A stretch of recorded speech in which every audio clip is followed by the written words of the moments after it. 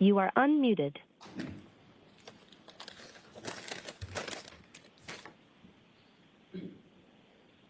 We're now open and may be seated.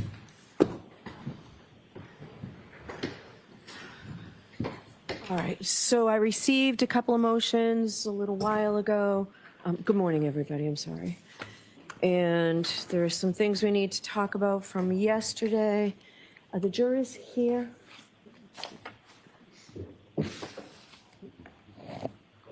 Okay, good. All right, so the order I'd like to do is, Mr. Jackson, yesterday you were going to take a look at any photographs you intend to put in with Dr. Lapatada? Yes, those have been presented to the Commonwealth. All right, can I just, are you all in agreement, or are you just looking at them now, Mr. Brennan? I haven't heard specifically from Mr. Brennan, but the issues that he had, obviously, we're not, at this juncture, until we're heard further, we're not going to bring in anything having to do with dog bites, Yep. claws, dog dentition, any of that information, but we are going to bring in exactly what we indicated yesterday.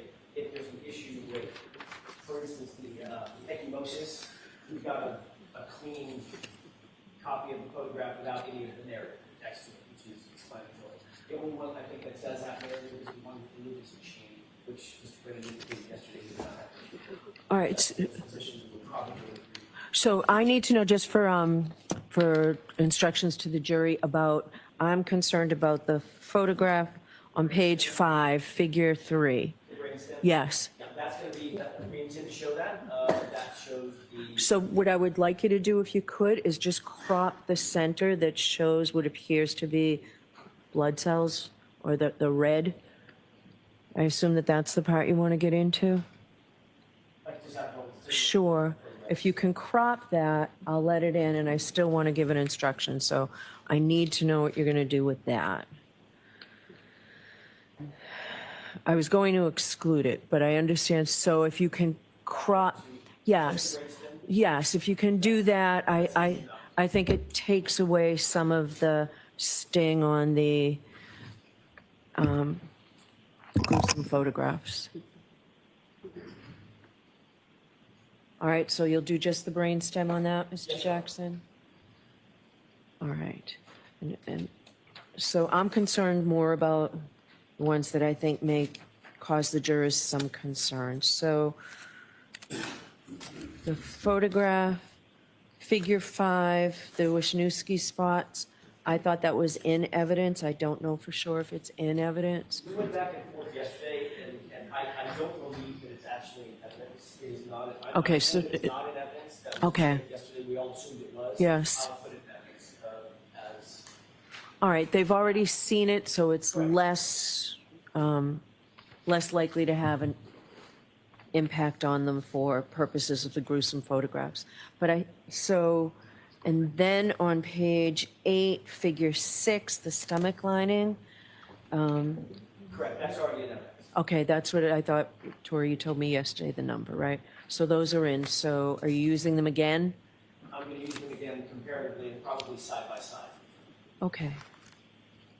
All right, I don't have a problem with that. Does the Commonwealth? I don't. Okay. All right. Those are the ones I was concerned about for purposes of an instruction. If there's objections to hearsay or something, I'll give Mr. Brennan an opportunity to take a look at whatever he's got. Understood. Okay. All right. So with that, that's helpful. Thank you. So there is a new motion this morning suggesting that the Commonwealth open the door with their questioning of Dr. Russell to allow Dr. Lapatada to talk about bite wounds. So I've read that. Correct, I'd like to be heard on that briefly. Okay, sure. Thank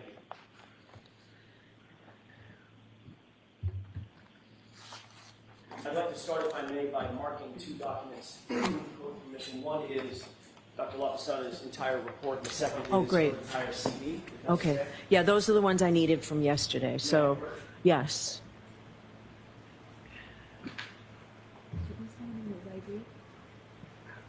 Yes.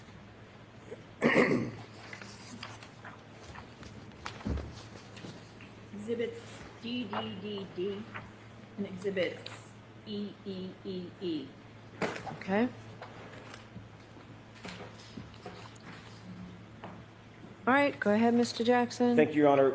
We are asking the court to reconsider the court's ruling yesterday concerning Dr. Lapatada and her ability to opine on the issue of dog bites, dog bite and claw mark wounds and pattern recognition. We had some concerns yesterday and previous to yesterday about an issue that has been ongoing with the Commonwealth, and we've brought this to the court's attention. The Commonwealth has been using a tactic to shift the burden to the defense with cross-examination that's laced with indications or implications about witnesses that may or may not be called by the defense.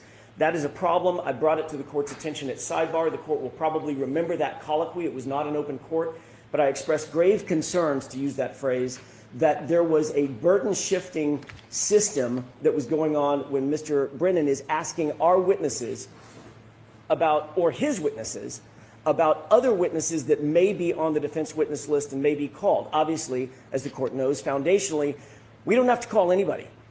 We don't intend to call anybody. We don't have to call anybody, but we can call whoever we feel like. But we shouldn't be put in a position where our hand is forced to call witnesses because of questioning by the Commonwealth, which is improper. After I brought it to the court's attention, Mr. Brennan has continued along that same line. The Commonwealth has continued along that same line, and I want to bring something to the court's attention specifically. Last night, we pulled the tape.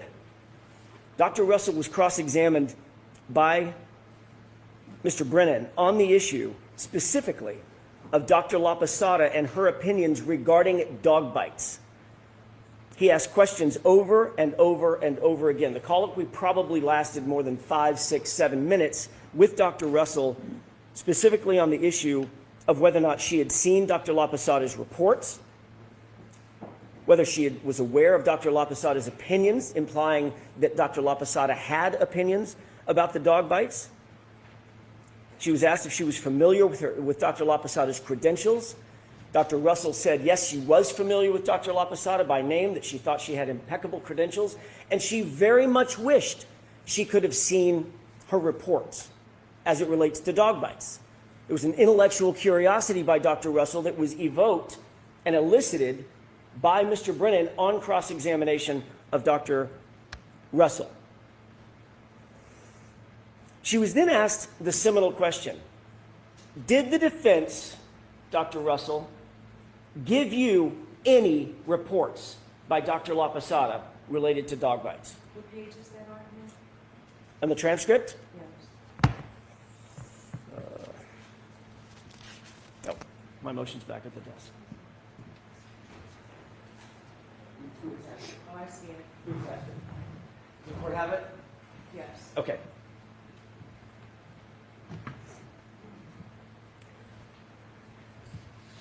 I'll just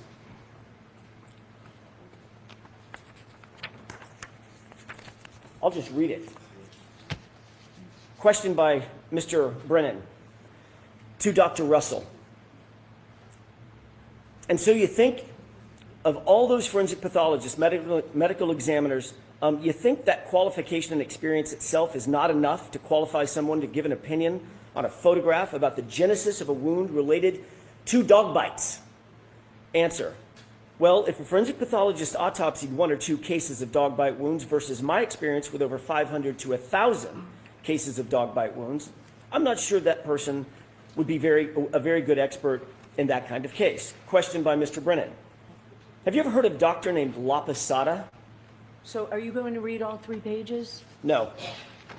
So I've read it, Mr. Jackson. I'd like to read it into the record, Your Honor. It's in the record. I will put this transcript into the record. I'm not going to let you read 3 pages here. It's not 3 pages, Your Honor. It's about another 5 lines. The It just part goes to that the you top of the brought next to page. my attention is on page 15, not where you're reading. The colloquy between between Dr.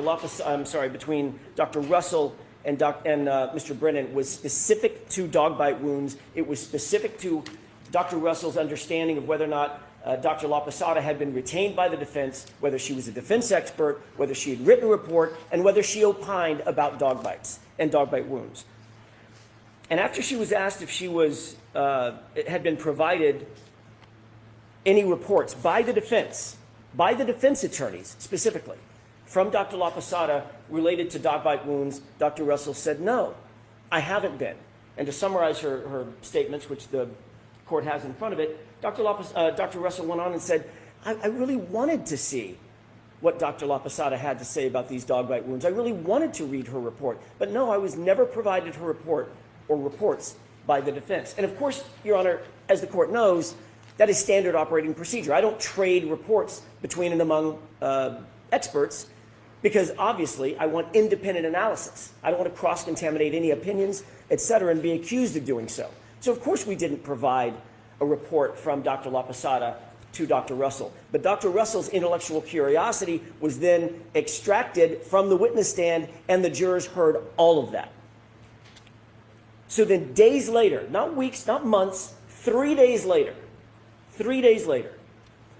after eliciting testimony from Dr. Russell about Dr. Lapatada having a report, being hired by the defense on the issue of dog bites and not providing that report to Dr. Russell, the Commonwealth then moves to exclude the very testimony that he was eliciting from Dr. Russell, leaving the jurors with a very, very deep and irremediable misimpression.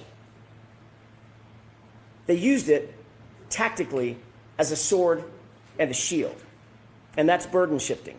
That leaves the jury with the impression that Dr. Lapatada was consulted by the defense, number one, that she wrote a report, number two, that the report was about dog bites, number three, that she didn't provide that report to other experts, number four, and the reason she didn't, obviously, is because her opinion, Dr. Lapasada's opinion, would be harmful to the defense. That's the only reasonable interpretation of those facts. And the Commonwealth has taken advantage of that. The Commonwealth's questioning of Dr. Russell about Dr. Lapatada and her report and her opinions about dog bite wounds specifically was deliberate, and it left the jury with an open question. We know they consulted her. We know it was about dog bites. This is how the jurors are thinking about it now. We know they consulted her. We know it was about dog bites. They hid the report from Dr. Russell because they didn't want her to know about it. Ergo, must be harmful to defense. Now we've got Dr. Lapatada on the stand. Her credentials are peerless, absolutely peerless.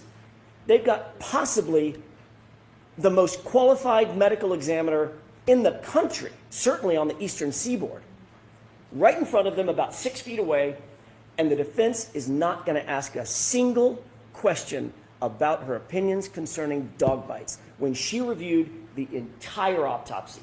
How is the jury going to conceive that? How is that going to land with them? The answer is they're going to think, they have no choice but to think, the only reasonable explanation is, if Dr. Lapasada's opinion helped the defense, they would ask her. If they don't ask her, it's because whatever Dr. Lapatada says about that right arm and those wounds, it's got to be harmful to the defense. They would absolutely ask the question. So the Commonwealth got to have it both ways. They got to ask Dr. Russell about Dr. Lapatada and imply that Dr. Lapatada had opinions about dog bite wounds, and then they have it the other way, which is, let's ask the court if she will exclude Dr. Lapatada from testifying about the very issue that they brought up in front of Dr. Russell. That cannot stand. That ensures, it reasonably ensures that the jury will misrepresent or misunderstand the import of why we're not asking Dr. Lapatada about her expert opinion, especially as it specifically pertains to dog bite wounds. I want to talk for just a second, and that has, by the way, that has constitutional implications. Ms. Reed is entitled to a fair trial, not a fair trial that the Commonwealth designs, not a fair trial that the Commonwealth curates, but a fair trial. Regarding Dr. Lapasada's credentials, we went back through, specific to the court's questions yesterday, her resume. There are no fewer than 13 classes, 13, that she has taught specific to wound pattern recognition that have included dog bite recognition. On page 7, She was the course director for medical legal death investigation. That was in 2013. She taught about dog bite recognition in that case, or in that course. She was a thesis advisor for Master of Science Graduate Medical School, Boston University School of Medicine. Taught about dog bites. Staying with page 7. Forensic pathology, course director in pathology. Course 205. Taught about dog bites. Member of Quality Assurance Committee, Training Division of Trauma and Surgical Critical Care, teaching on the issue of wound recognition, animal bites, and specific to dog bites. Pediatric Forensic Pathology, Texas Homicide Symposium. She was a presenter in 1989. She taught about the issue of dog bites as it relates to pediatrics, children, dog bites in children. Forensic aspects of physical child abuse as related to being left with dogs that can injure a child, dog bites, dog bite recognition.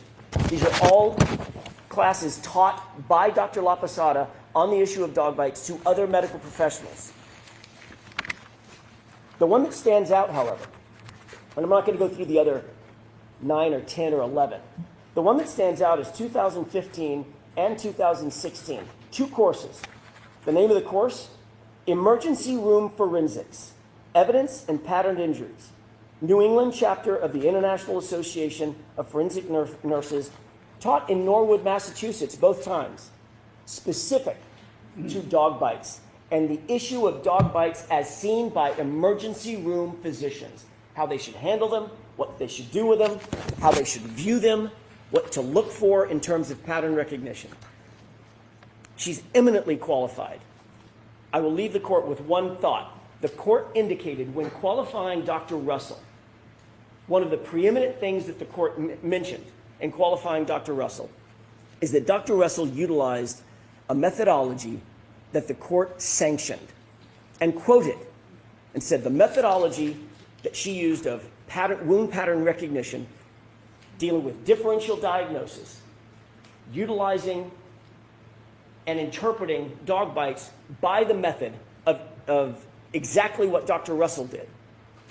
Differential diagnosis is something that the court said was exactly why the court sanctioned Dr. Russell and blessed Dr. Russell as a qualified expert, and that's exactly what Dr. Lapatada testified yesterday she utilized and utilizes in coming to her opinions and conclusions.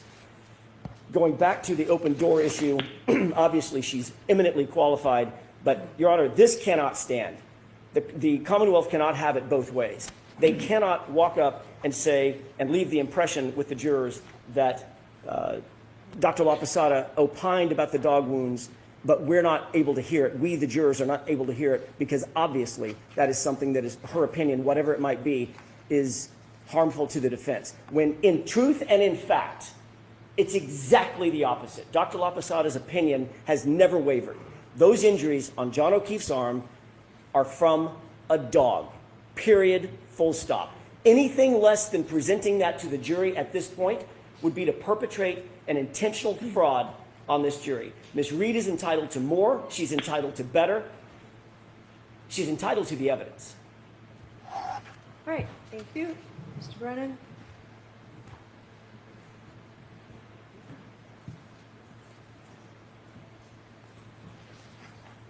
The pattern of conduct that stands out is persistent, repetitive, contrary to court rulings and court orders, and deliberate. And that is, the defense uses their witnesses to vouch for their own credibility. They use their witnesses to introduce information they know is not admissible, and they use their witnesses to introduce otherwise inadmissible hearsay. Dr. Russell took the stand, and she was led into answers where she was vouching for her own credibility.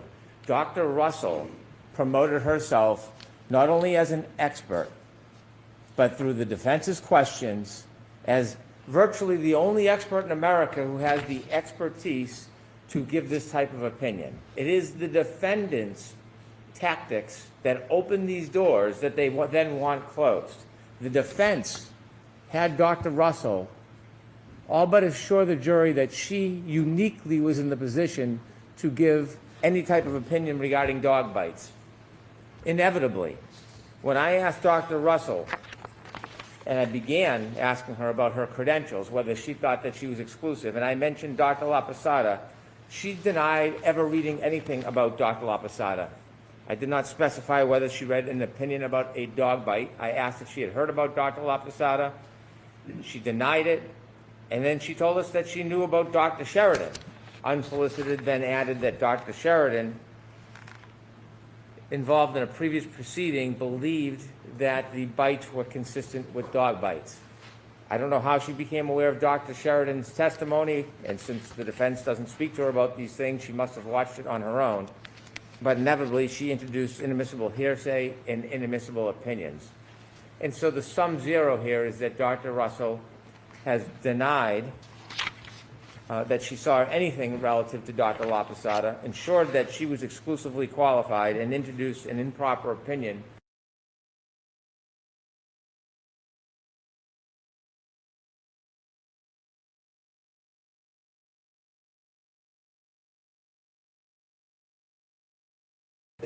as it pertains to dog bites.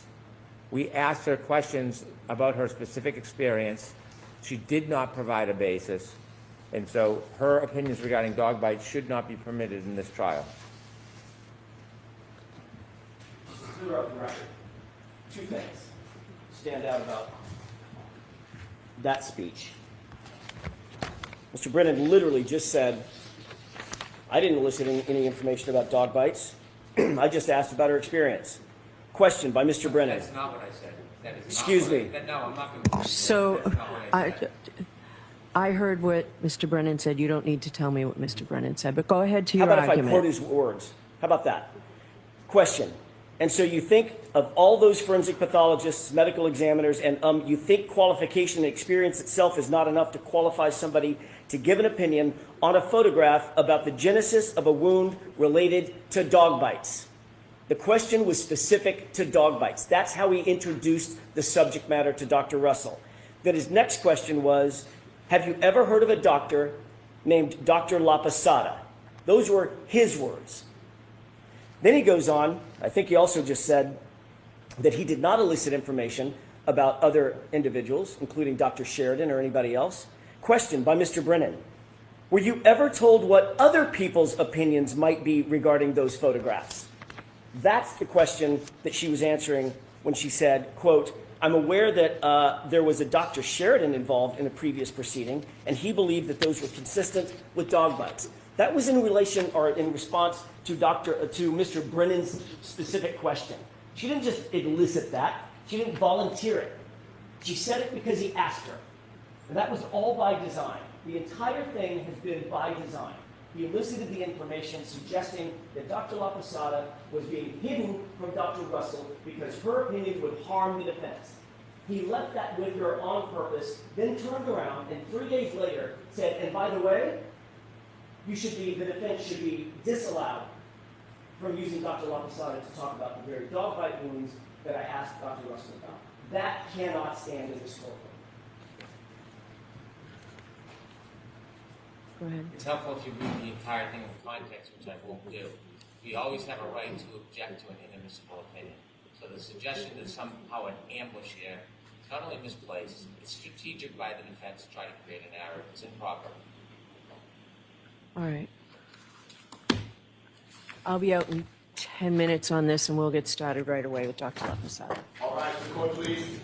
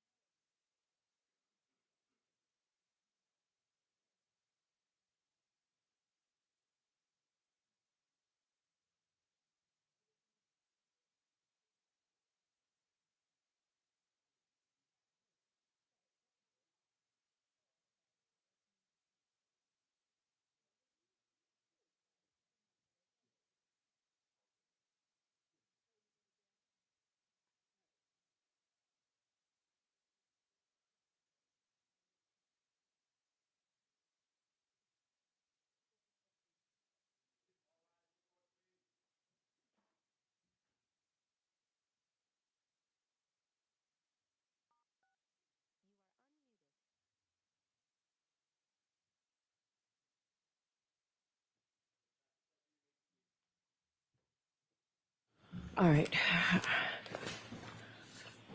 So I'm not going to allow Dr. Lapatada to testify regarding dog bites. Your rights are saved. I'm going to give an instruction regarding burden shifting. So, Your Honor, I just think it's outrageous. I think the conduct is outrageous. And I don't think that with a purity instruction can do anything except bring the point home again. okay. But if the court is not willing to allow her to testify to her full opinion to immediately be assigned to the service, can she at least testify that she reviewed the arm, looked at the arm, and it's consistent with an animal? Can we at least split the baby? I will do that. I'll allow that. Yes. Over the Commonwealth's objection. Then I look to have the cross-examiner, because if you're going to allow a consistent opinion with a dog, No, Mr. Jackson said animal. I'll leave it at animal if that's what I can get. I'll take what I can get. In her experience, Mr. Jackson, you have to lay a foundation. In her experience, seeing animal bites, this is consistent with what she has seen in an animal bite. And that will include, I'll come to sidebar before I display anything, that will include a representation of what an animal jaw looks like. No. No, it will not. Why is that? That's my ruling, Mr. Jackson. So no visuals. No visuals, just that one sentence that's consistent with what she has seen is an animal bite. A brief foundation, because I'm letting that statement in as long as she has said, as long as she testifies that she has seen animal bites over the years. That's it, Mr. Brennan. That's what I'm doing. So you don't want an instruction, Mr. Jackson? Okay. All right. So there are two other quick matters, but the jury's been here, and I don't think we'll get past the break without this anyway. I may have left it in the... I left it in my office anyway. So let's just bring the jurors in and move forward with this. All right, Paul, I'm just going to take... All rise, please.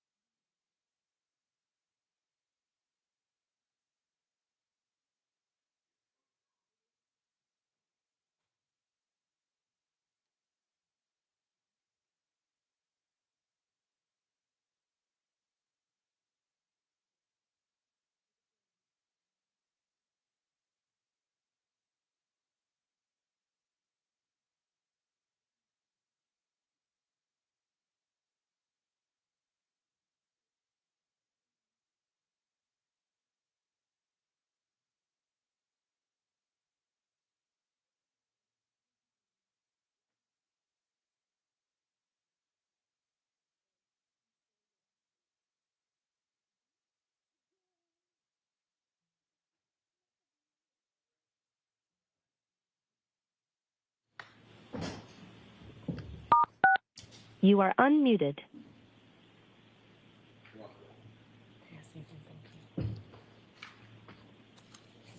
Rise for the jury.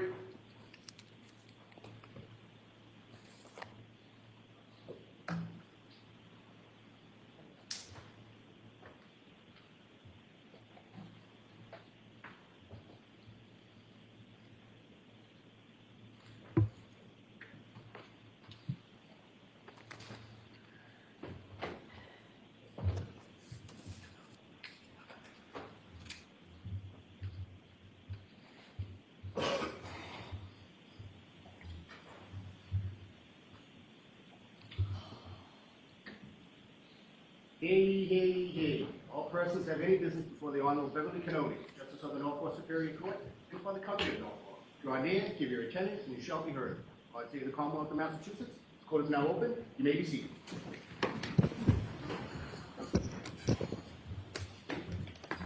Good morning, jurors. Thank you for your patience this morning. I know we brought you in late, maybe should have brought you in a little bit later, but we've been working in an effort to sort of streamline things for you. So I do have those questions I have to ask you. Is everyone able to follow my instructions and refrain from discussing this case with anyone since we left yesterday? Everyone said yes or nodded affirmatively. Were you also able to follow the instructions and refrain from doing any independent research or investigation into this case? Everyone said yes or nodded affirmatively. Did anyone happen to see, hear, or read anything about this case since we left yesterday? Everyone said no or should. All right, can we have Dr. Lapatada back, please?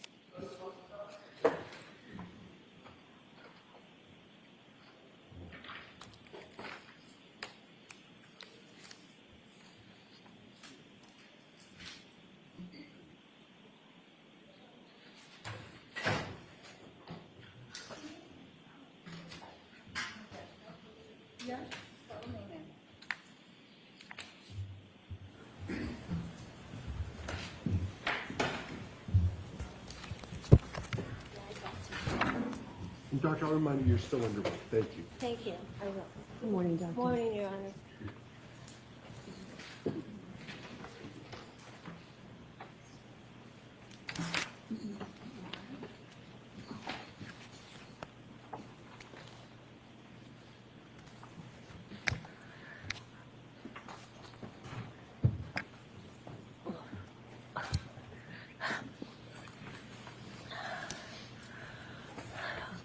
All right, Mr. Jackson, go right ahead. Thank you, Your Honor. Good morning, Dr. Lapatada. Nice to see you again. Good morning. Glad to be here. Yesterday, when we last left off, we were talking about a small injury to the upper eyelid of Mr. O'Keefe. Do you recall that? I do. Could we have Exhibit 165 with the court's permission, please? Okay. I'd like you to take a look at a specific area. I could. There we go. Right here on this exhibit. Do you see that area? Yes, I do. Is that, tell us what that is. And that is a horizontal splitting of the skin, which was caused by application of force that overcame the tissue's resistance, so the tissue split. And behind that, we see the raccoon-eye discoloration of the eyelid from the basilar skull fractures. Can we have Exhibit 13, please?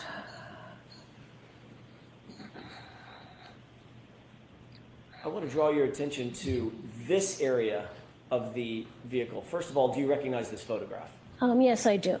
How do you recognize that photograph? I recognize it from looking at it in my materials reviewed, that it's the rear of Miss Reed's SUV. Taking a look at the area that I'm highlighting, right about there. Yes. Could we zoom in on that area? Do you see that overhang over the window? Yes, I do. If I use the word spoiler, would you understand what I'm talking about? If we call that a Yes, spoiler? yes, I do. Okay.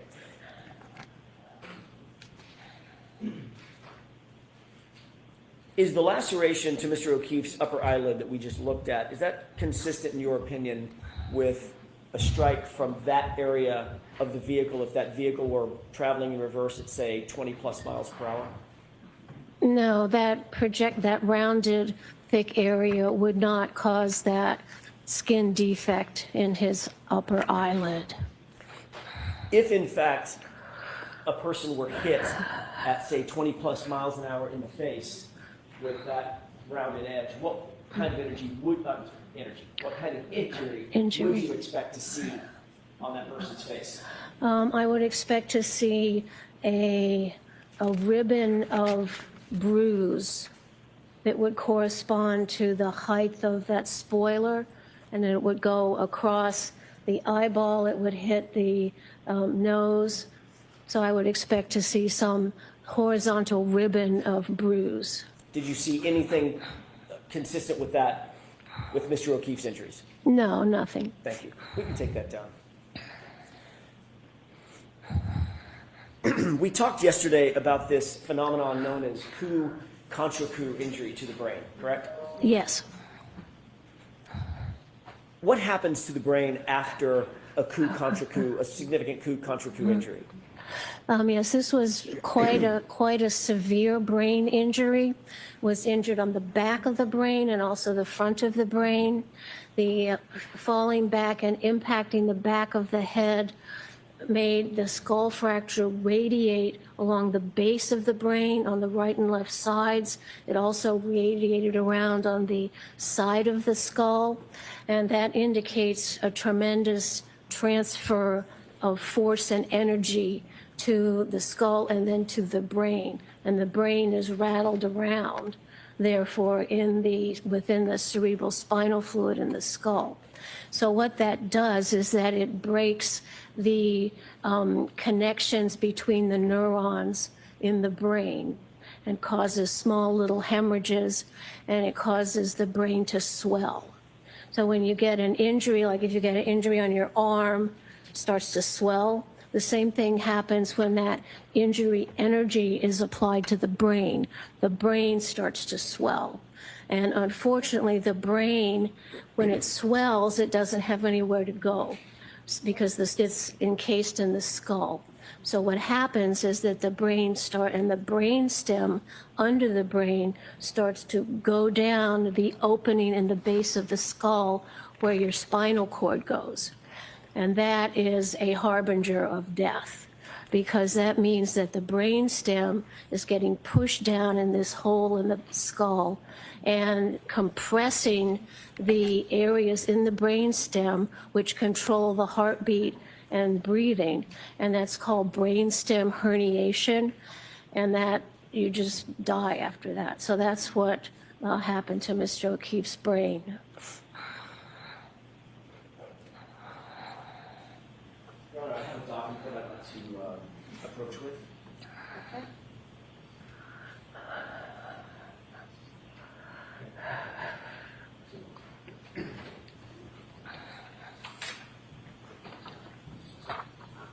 Yes. Doctor, can you take a look at that document that I just handed you and tell me if you recognize it? Yes, I recognize this. How do you recognize that document? From looking at the autopsy photos of Mr. O'Keefe's brain. And what portion of the brain are you looking at? This shows a photograph looking up under the brain, and it shows a cross section of the brainstem that went down in the hole in the base of the skull, and we see there's hemorrhage in it, and those have a special name. They're called Duret hemorrhages. How do you spell that? D-U-R-E-T with there's a little accent somewhere there. Caret over the E? Yes. And this shows that the brainstem is going down into the hole where the spinal cord goes. It's stretching the blood vessels and causes little hemorrhage and compresses the neurons in the brainstem which control your heart rate and your respiration. It's called brainstem herniation, and that's a harbinger of immediate death. Your Honor, with that, I would ask for the admission of that document is next in order, subject to the appropriate actions. Okay, so we'll take that into evidence. Yes.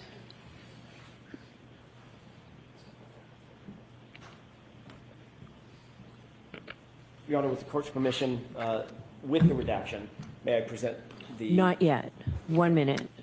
Jurors, I told you before that there were photographs that have been introduced into evidence that aren't pleasant. And you may find that these photographs are graphic, and I'm instructing you again that your verdict must not in any way be influenced by the fact that these photographs, you'll see some more today, I believe, that have already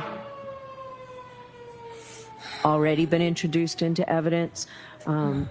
So you're not to, your verdict must not in any way be influenced by the fact that these photographs may be unpleasant or graphic. The defendant's entitled to a verdict based solely on the evidence and not one based on pity or sympathy for the deceased, which might be occasioned by the photographs.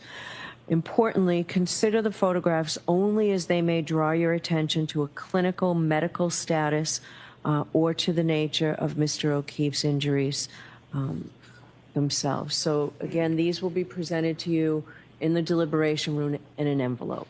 But today you'll see some on the screen, and I just wanted you to know that before you see it. So now you can display it. Your Honor, may I approach very briefly? Yes.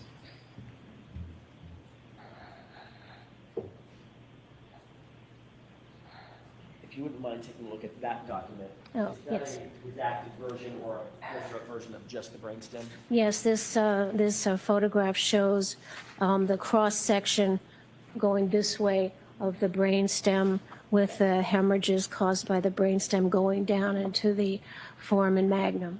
With that, Your Honor, actually, with the court's permission, I would trade that as the next in order rather than the unredacted version. All right, is there any objection to the, switching the exhibits like that? No. Okay. Thank you. Oh, and the arrows point to that on there. So this is going to be the next exhibit, That'll be it. exhibit 225, Mark. Thank you. This is- The other one will be for identification, the first one. Thank you, Your Honor. And that'll be FFF for ID. Number F.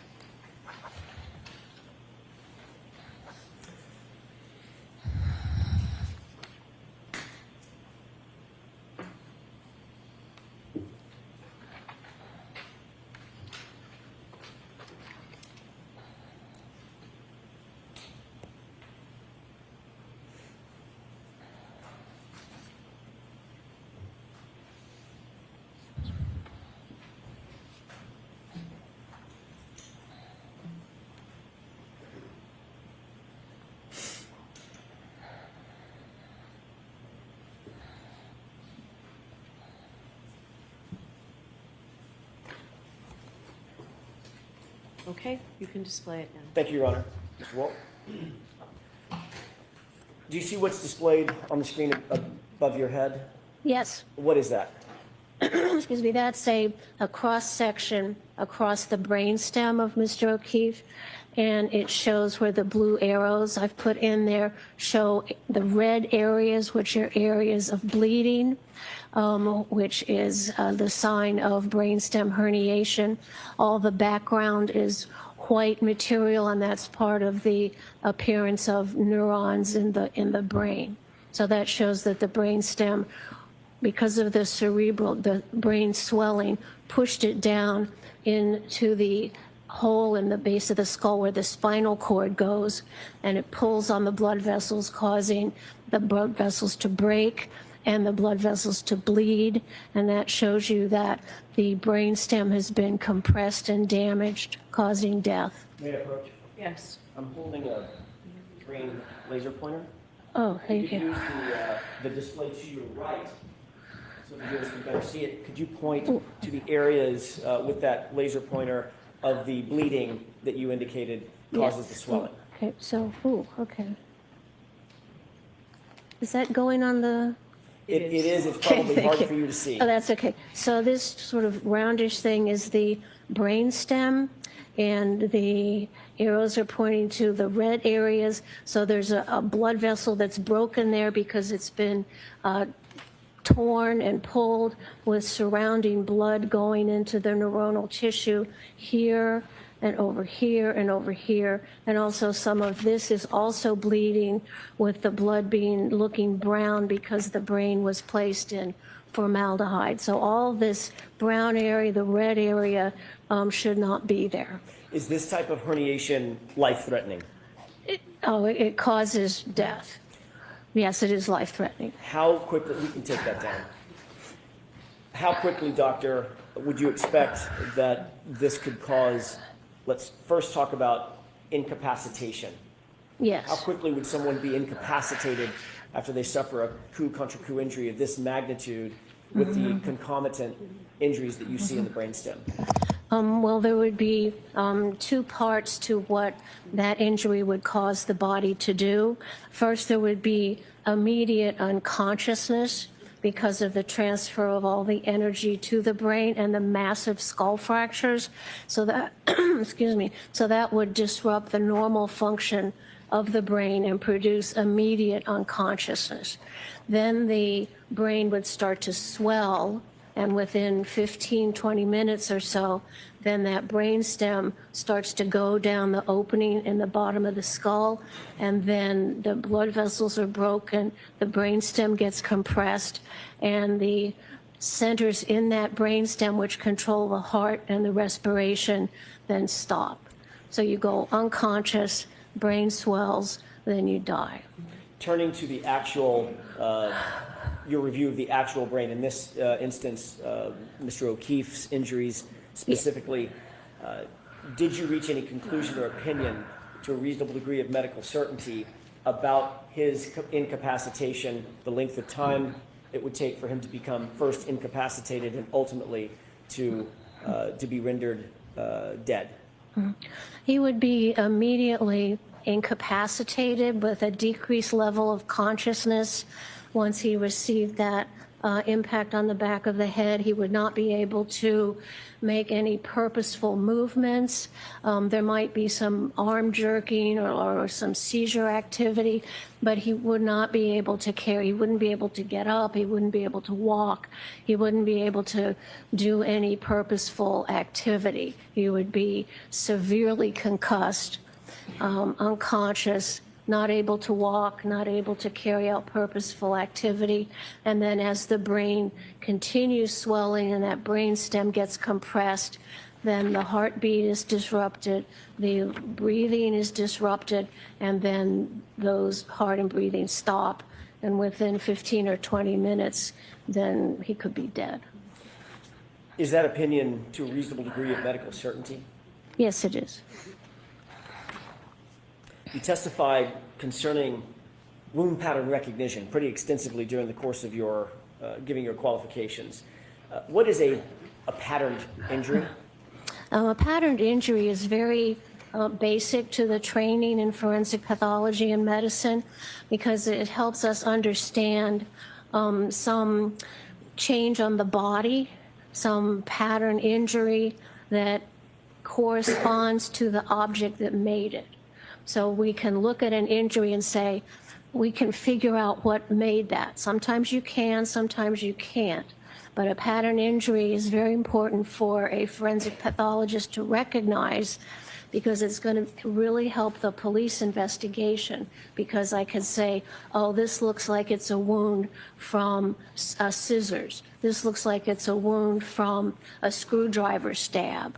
So by identifying the pattern that object makes on the body, I can help the death investigation by helping the police say, look for some screwdriver, look for some hammer. So looking at that, identifying a pattern injury is really important it's basic to the forensic pathologist's knowledge base, and then also very important to the investigation of the crime or incident. I'd like you to look at another photograph, an exhibit that's already been put into evidence. 160, please, with the court's permission. Yes, jurors, this may be one of the photographs as well. Right. Or there'll be a series. Dr. Lapatada, I want to draw your attention to the center of this photograph. Yes. First of all, do you recognize what's depicted here? Yes, I do. How do you recognize? I recognize it from reviewing the autopsy photographs of Mr. O'Keefe. You reviewed it in forming your opinions and conclusions? Yes. Can you describe what's depicted in this photograph? What are we looking at? Yes. So we're looking at the back of Mr. O'Keefe's head and an injury caused by the angular acceleration going down and hitting his head in the back. And then this is also a patterned injury.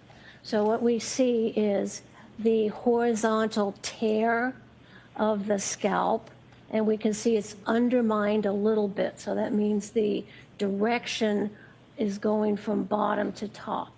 Also, we see these sort of vertical lines in here and down below. So what that tells me is that the back of his head hit something that had a fine granular pattern to it to cause those individual little marks, and then also something that had a linear or ridged pattern that he went back on that broke the scalp there. So we have two parts really to this pattern injury. We have the horizontal tear of the scalp made by impact with some sort of ridged surface. And then we have these vertical scraping of the skin above and also below. They're obscured a little bit by the ruler there, which says that whatever he hit had some little like granularity to it with each little sort of granule making those vertical marks, and then the ridged pattern having the major point of impact. What is the significance of the pattern when you say ridged pattern, and there's two things we're looking at, the laceration or the abrasion versus the defect above and below that laceration? Yeah, so what this injury tells me, and what I would tell the investigators, is that Mr. O'Keefe went back onto some object that had some sort of ridge to it to make that horizontal tear in the skin, but that ridge also had, it wasn't smooth. It had some little grainy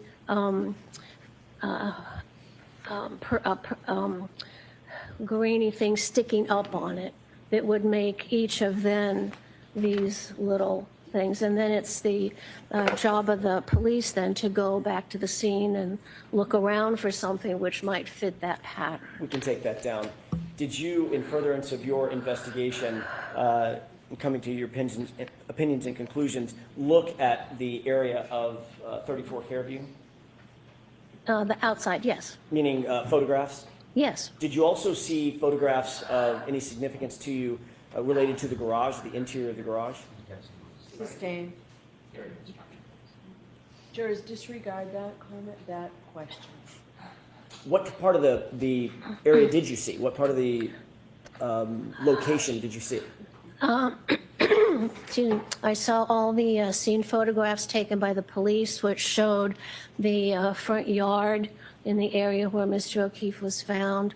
I also saw some photographs of the inside of the house and the inside of... So I'm going to stop you there, Dr. Lapatada. Jurors, I'm striking anything after what the pictures from outside, Mr. Jackson. Move on. Let's stay with the outside of the home. Did Yes. you see the front lawn area? Yes, I did. How did you, what did you note about the front lawn area? Well, I was looking at the area where Mr. O'Keefe's body was found, because we know once he came back and slammed his head, he's not going to get up and move around. So, yes, I'm going to strike the second part of that. Just answer the question specifically. Okay, I'll try, Your Honor. Thank you. Why were you interested in the outside area where his body was found?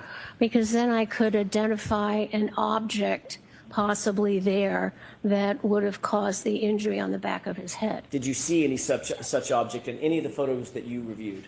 No, there was nothing there. It was a flat grass surface. Would the flat grass, let's assume that the grass was very cold and very hard, the dirt was very cold and very hard. would falling backward onto that dirt, hard or not, would that cause the patterned injury that you see, that we just saw in Exhibit 160? No. Why do you say that? Because if you fall back on a flat surface, you get many times the tear you get in the scalp can be more like a star because you've just hit one part and then the tears go in kind of a star pattern. And also because you would not have those discrete vertical scraping of the skin. You would tend to, if you fell back on grass, you would tend to see, you might see grass in the wound, or you would tend to see an irregular kind of crisscross pattern of the flattened grass. And that's not what we have here on Mr. O'Keefe. Do you have any training or experience in diagnosing hypothermia in individuals? Oh, yes. Have you conducted autopsies of individuals who've suffered from or died from hypothermia? Yes, many. How many?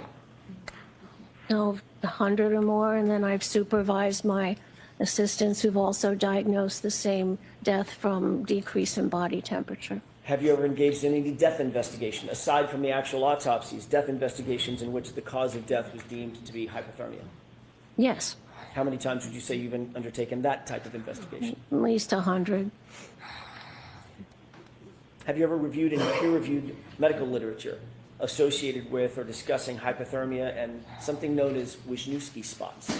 Yes, that's in the medical literature and also in our forensic textbooks.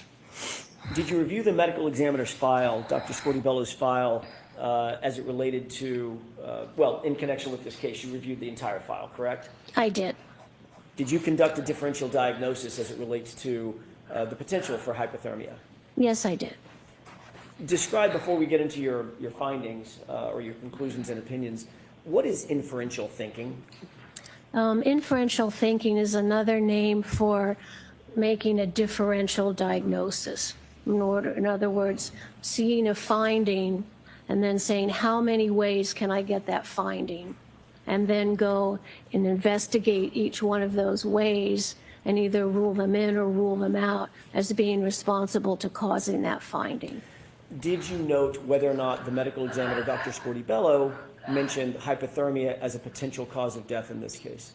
She did put that on the death certificate, Along with something else? along with the blunt force head injury. Do you agree with or concur with the blunt force head injury Yes, as a cause of death? Yes, Mr. O'Keefe died from the blunt force head injury. Do you concur with the diagnosis of hypothermia? No, the body did not have any hypothermia.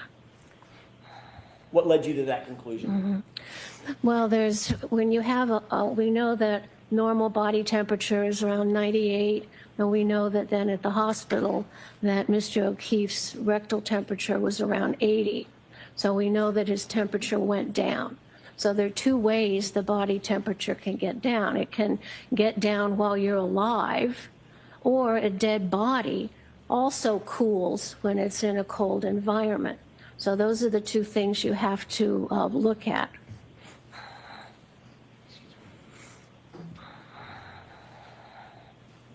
I'd like you to take a look. I'm Show sorry, Mr. Mayor Valenti. Coach. Yep, show Mr. Valenti. Thank you, I apologize. Yes. Do you recognize what's depicted in that photograph? Yes, I do. What is that? This is a photograph I took from our forensic medical literature, and it shows the lining of the stomach. So the stomach is opened up, and we look at the lining of the stomach, and it shows a characteristic pattern of small ulcerations throughout the stomach, which are called medically Wisniewski's ulcers. And that allows a forensic pathologist to diagnose death from being exposed to a cold environment or death due to hypothermia. And they're caused by, as the body gets colder and colder when it's alive, the small blood vessels in the lining of the stomach, they start to break, and then they're in the acidic environment of the stomach, and you get tiny little ulcers, which then look like small dots. And that is how at postmortem examination or autopsy, it's one of the findings I look for to see if a person died from hypothermia.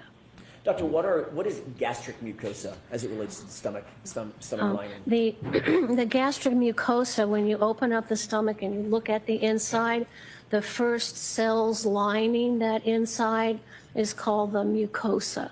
Is that what we're looking at in this photograph or no? Yes, we're looking at the mucosa with ulcerations, which are little craters that form in it due to hypothermia. Is that exemplar of what Wisniewski spots looks like as it relates to hypothermia from a book that is, or literature that is peer reviewed? Oh, yes. Is it widely accepted in the medical field? Yes, it is. And is it referenced by forensic pathologists and used in teaching? Yes. Your Honor, I would move for the admission of that photograph. Okay.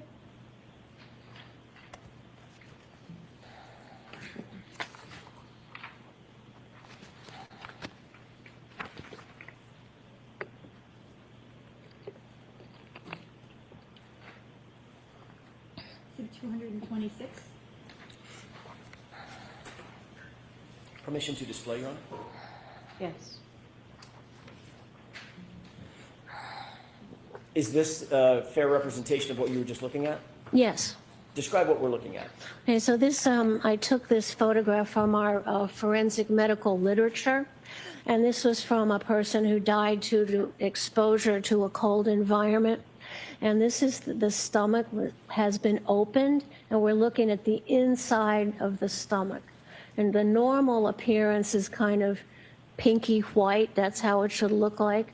And what's abnormal here is all these black dots, which are the Wisniewski's ulcers, which are diagnostic of death due to exposure to the cold. So these areas are little tiny craters, and they fill up with blood. And we see that in over 90% of the cases of people who die from exposure to the cold. Doctor, did you also look at Mr. O'Keefe's stomach lining? Yes, I did. If we could have, with the court's permission, Exhibit 164 put up as well. Okay.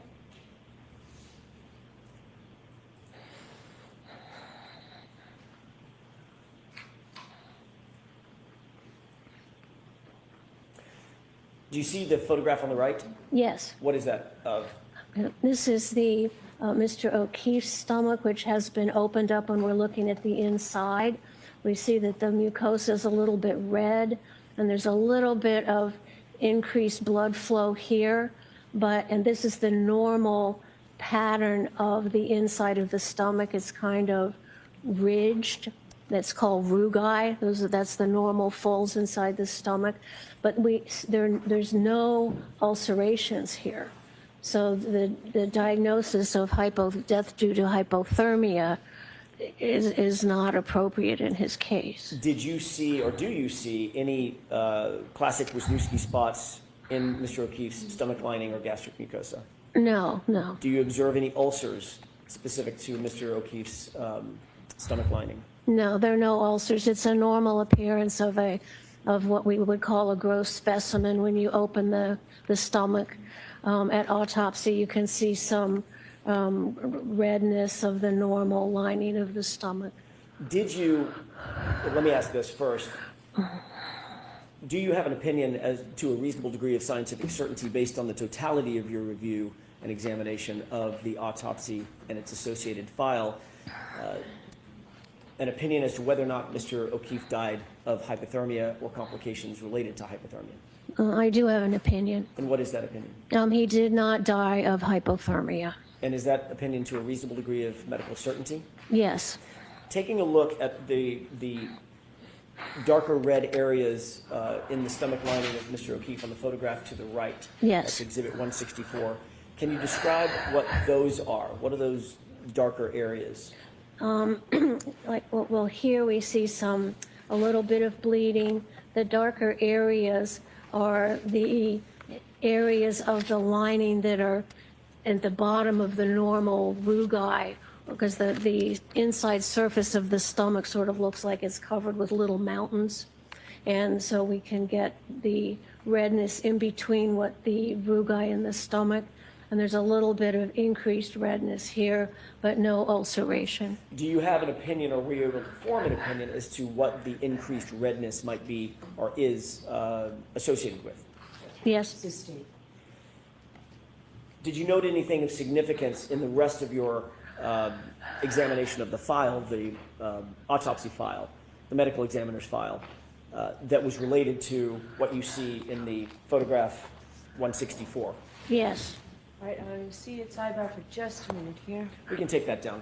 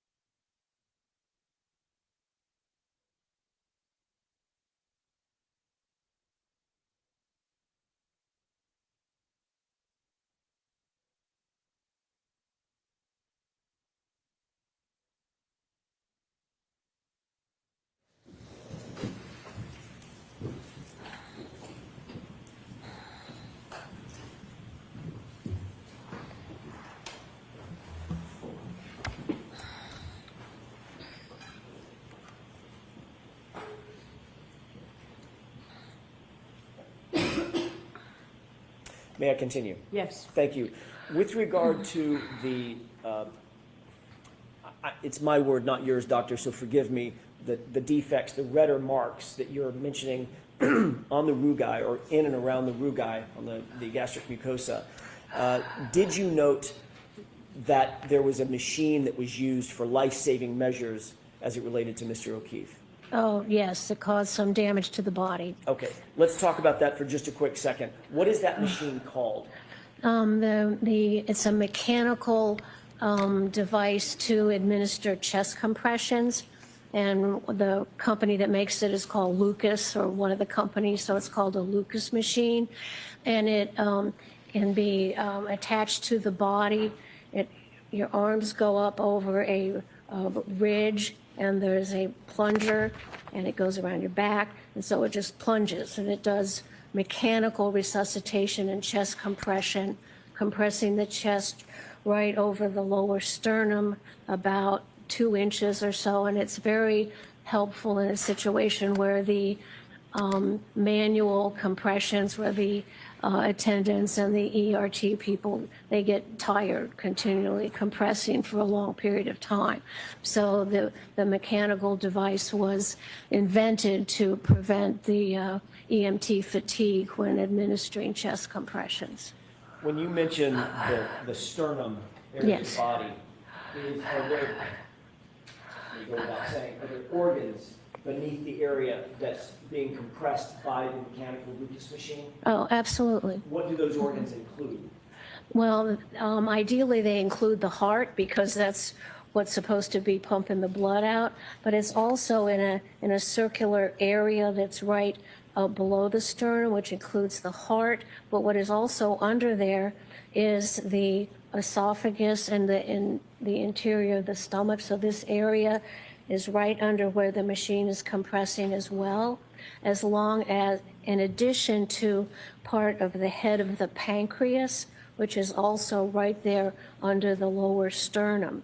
And what can happen with the Lucas machine pushing in for 100 times a minute for a depth of about 2 or 2.5 inches, that these organs right underneath of it get compressed between the Lucas pump and the bony vertebral bodies that's along your back.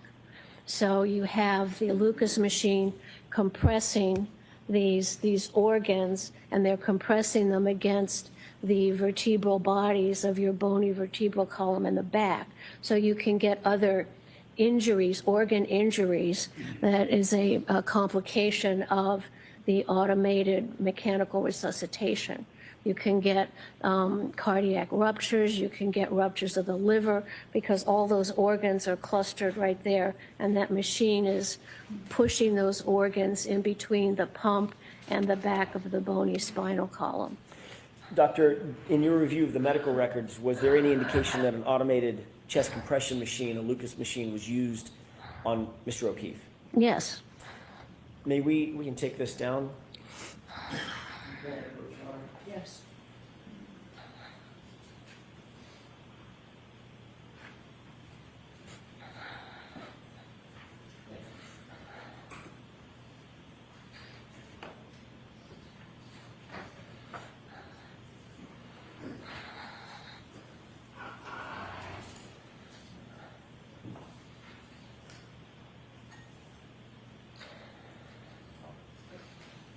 There are two documents that I'd like to show you. First, Yes. that document, and then after you're finished, familiarizing yourself. First one and then the second one.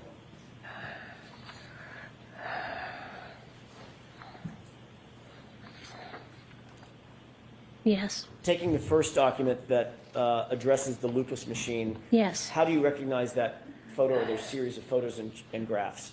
These are illustrations I put in my report, and one shows a generic patient with the Lucas machine in place around him to do the chest compressions. Then I have a photograph of the actual apparatus of the Lucas machine itself. Then I show what's recognized as medical complications and injury from that machine.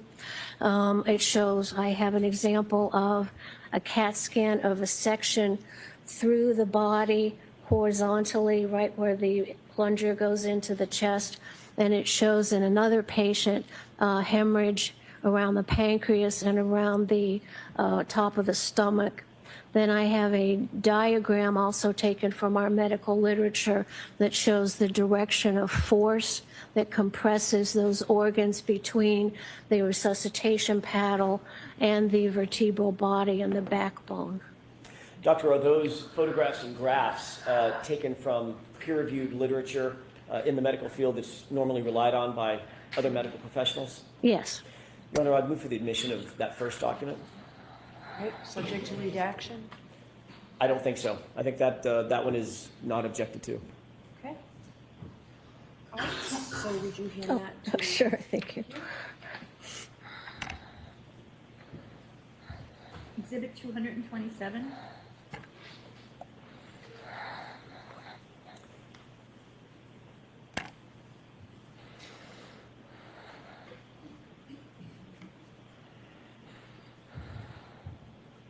Permission to display, Your Honor? Yes.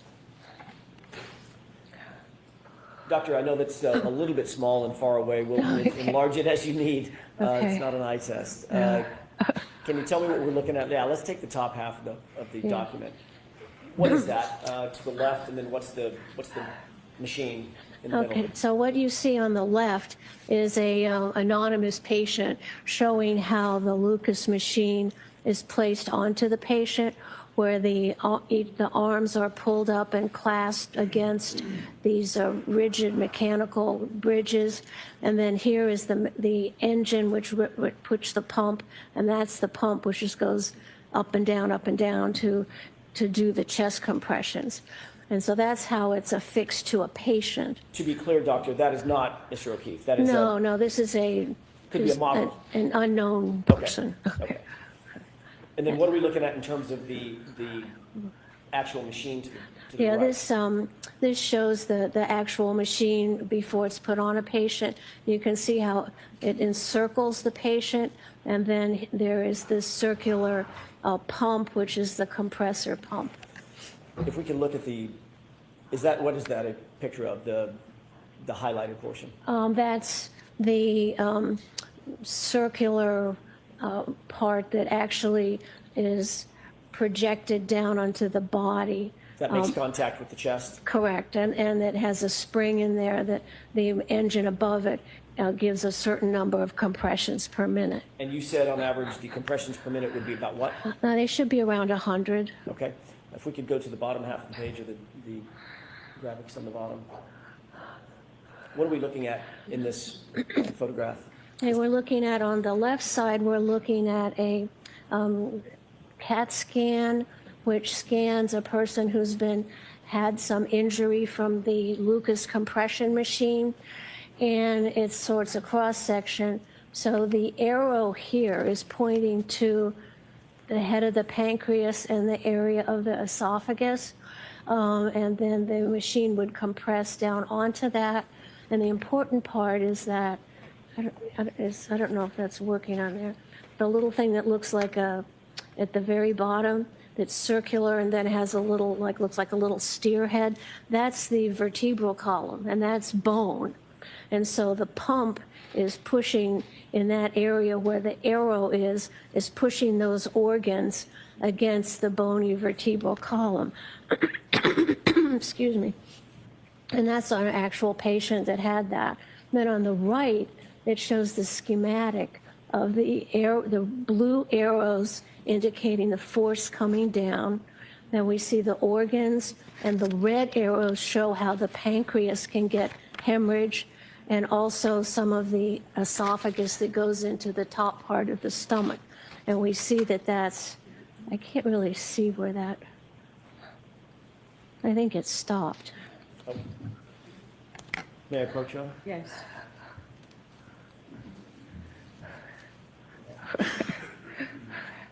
Oh, no, you've got it. Okay. Okay. And then we see at the bottom with those three little things projecting from it, that is the vertebral body, which is made up of bone. So you can see how the chest compressions, not only, hoping to save the life by keeping the heart blood functioning, can also cause some injuries and damage, not life-threatening usually, to the other organs there. We can take that down. Doctor, taking a look at the second document that's in front of you, do you recognize what's depicted in that document? Yes. What is that? This is a picture of Mr. O'Keefe, his chest, while he's at the hospital, which shows a lot of the resuscitation equipment. Is that a true and accurate depiction of the of Mr. O'Keefe at the hospital based on your review of the medical file? Yes. I'll move for the admission of that. Oh. Exhibit 228.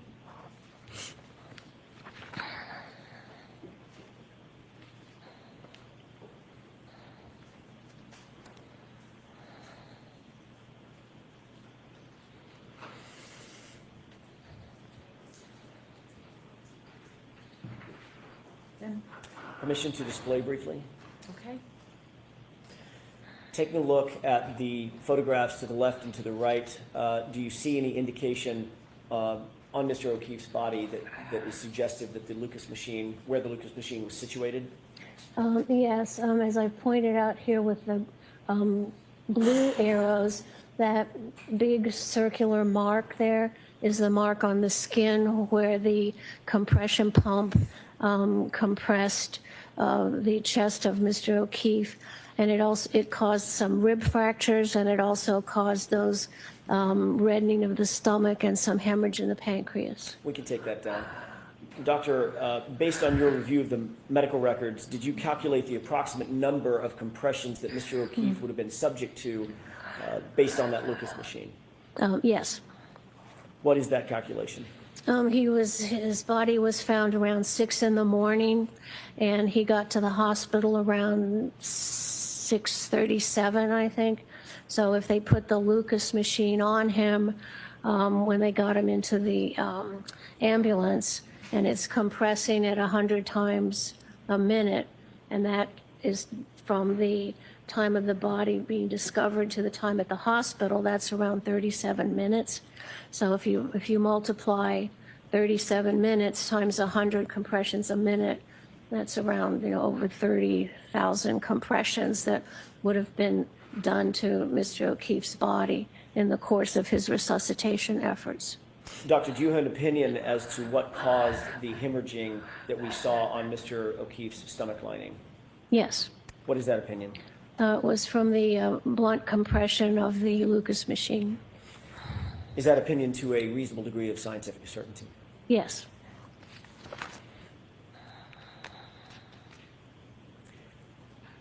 You indicated earlier that there is a difference between someone dying of hypothermia, or complications associated with hypothermia, and a body that's already passed away just cooling, correct?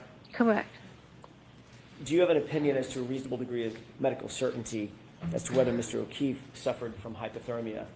I do have an opinion. What is that opinion? He did not experience hypothermia. Did you observe any signs of frostbite? No. Did that have any weight concerning your opinion, overall opinion, as to whether or not Mr. O'Keefe died with complications associated with hypothermia? Well, if someone dies due to exposure to low temperatures, you expect to see not only the Wisniewski's ulcers, but you expect to see some frostbite changes in the extremities. Based on your overall review of the medical records associated with Mr. O'Keefe, were you able to reach an opinion and conclusion as to the cause of death of Mr. O'Keefe? Yes, What is that opinion? he died of brain injuries and skull fractures due to blunt force trauma of the head. Do you hold that opinion for Mr. O'Keefe's cause of death to a reasonable degree of medical certainty? Yes. I want to shift gears for a minute, Dr. Lapatada, and talk about patterned injuries elsewhere on Mr. O'Keefe's body. You've obviously talked about your training and experience as it relates to recognition of patterned wounds, correct? Correct. That's something that you were trained in when you were training, correct? Yes, it's very basic to the discipline of forensic pathology. And have you also trained others during the course of your 40-year career on the issue of wound pattern recognition? Yes. You've taught courses and given lectures, is that right? Yes, I have.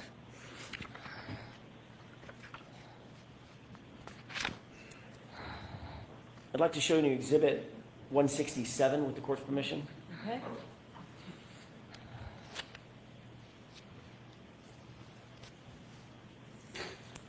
Do you recognize what's depicted in this photograph? Yes. How do you recognize it? Is a photograph of the right arm of Mr. O'Keefe.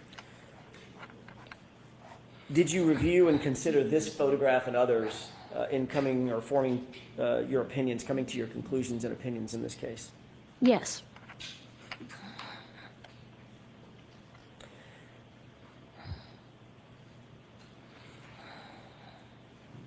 In order to come to your ultimate opinion and conclusion, or opinions and conclusions in this case, is it important to take all of the injuries that a decedent may have suffered into account rather than one or two piecemeal?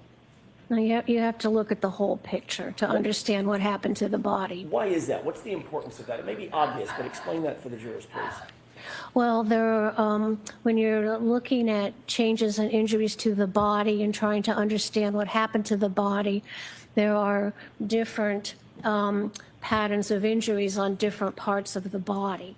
And by trying to separate those and understand what patterns were caused by certain things, then you're able to put together a sequence of events that happened to the body prior to death. What role do photographs play in a forensic medical examiner reviewing the medical evidence and coming to opinions and conclusions? How important are photographs? Oh, those are huge. It's standard practice to always document at the postmortem examination important findings with photography. Were the photos in Mr. O'Keefe's case useful in coming to opinions and conclusions concerning his injuries altogether? Yes. What about the injuries to his right arm? Yes, those photographs are very important to understand those injuries. Do you believe that there is a patterned injury on Mr. O'Keefe's right arm? Yes, there is a pattern injury there.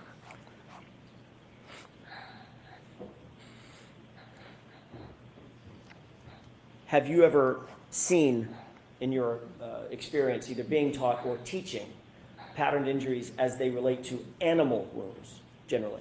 Oh, absolutely. Very common. Do animal wounds include both claws and teeth, dentin? Yes. So bite marks and claw marks might be two different types of patterned wounds that you may see in your evaluation, just in Correct. general? Correct, because when an animal approaches the body, there may be damage from the claws and also from the mouth. Do you expect to see punctate wounds as well as linear abrasions? Yes, Do you expect to see certain bite patterns as well? yes.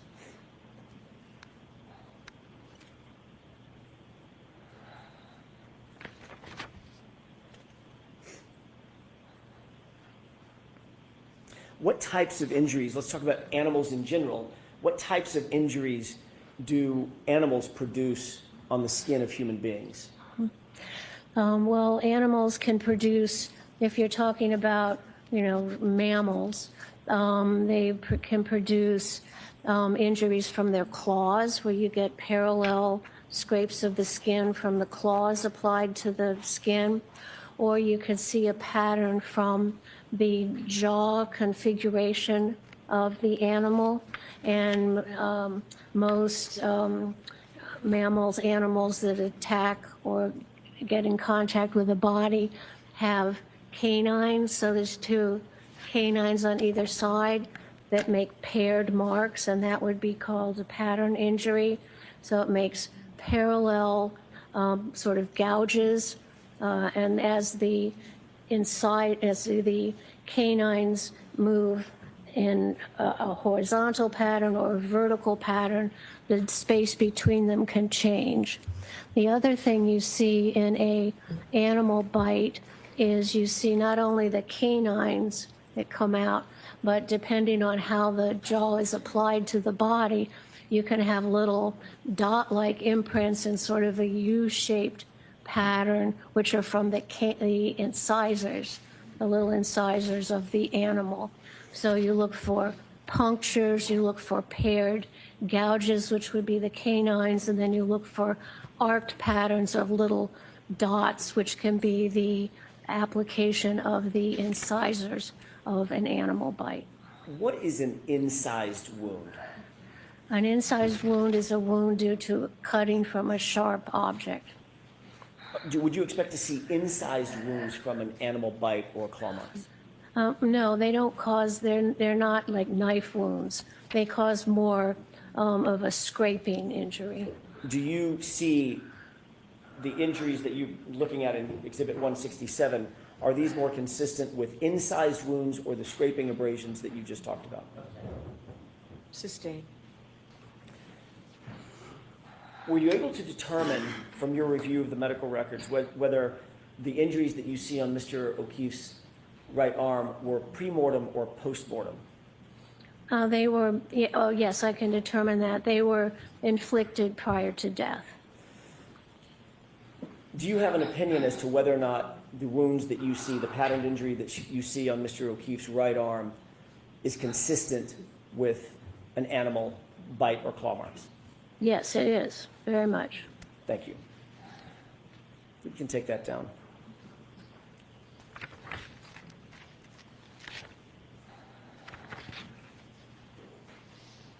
May I have just a moment, Your Honor? Actually, Your Honor, may we approach very briefly? Okay.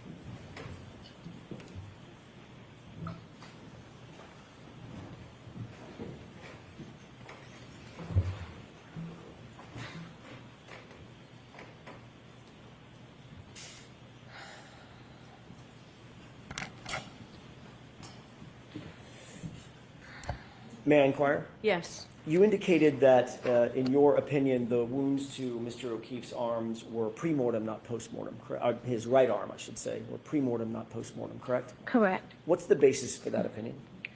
Well, a forensic pathologist has to be able to differentiate changes that happen to the body while the person is alive versus things that happen after the person is dead. For instance, there is something called post-mortem predation, where if the body is out in the woods and dead, then wolves and such can come and make, quote, injuries to the body. But we're able to tell from our training and experience that those were made after death.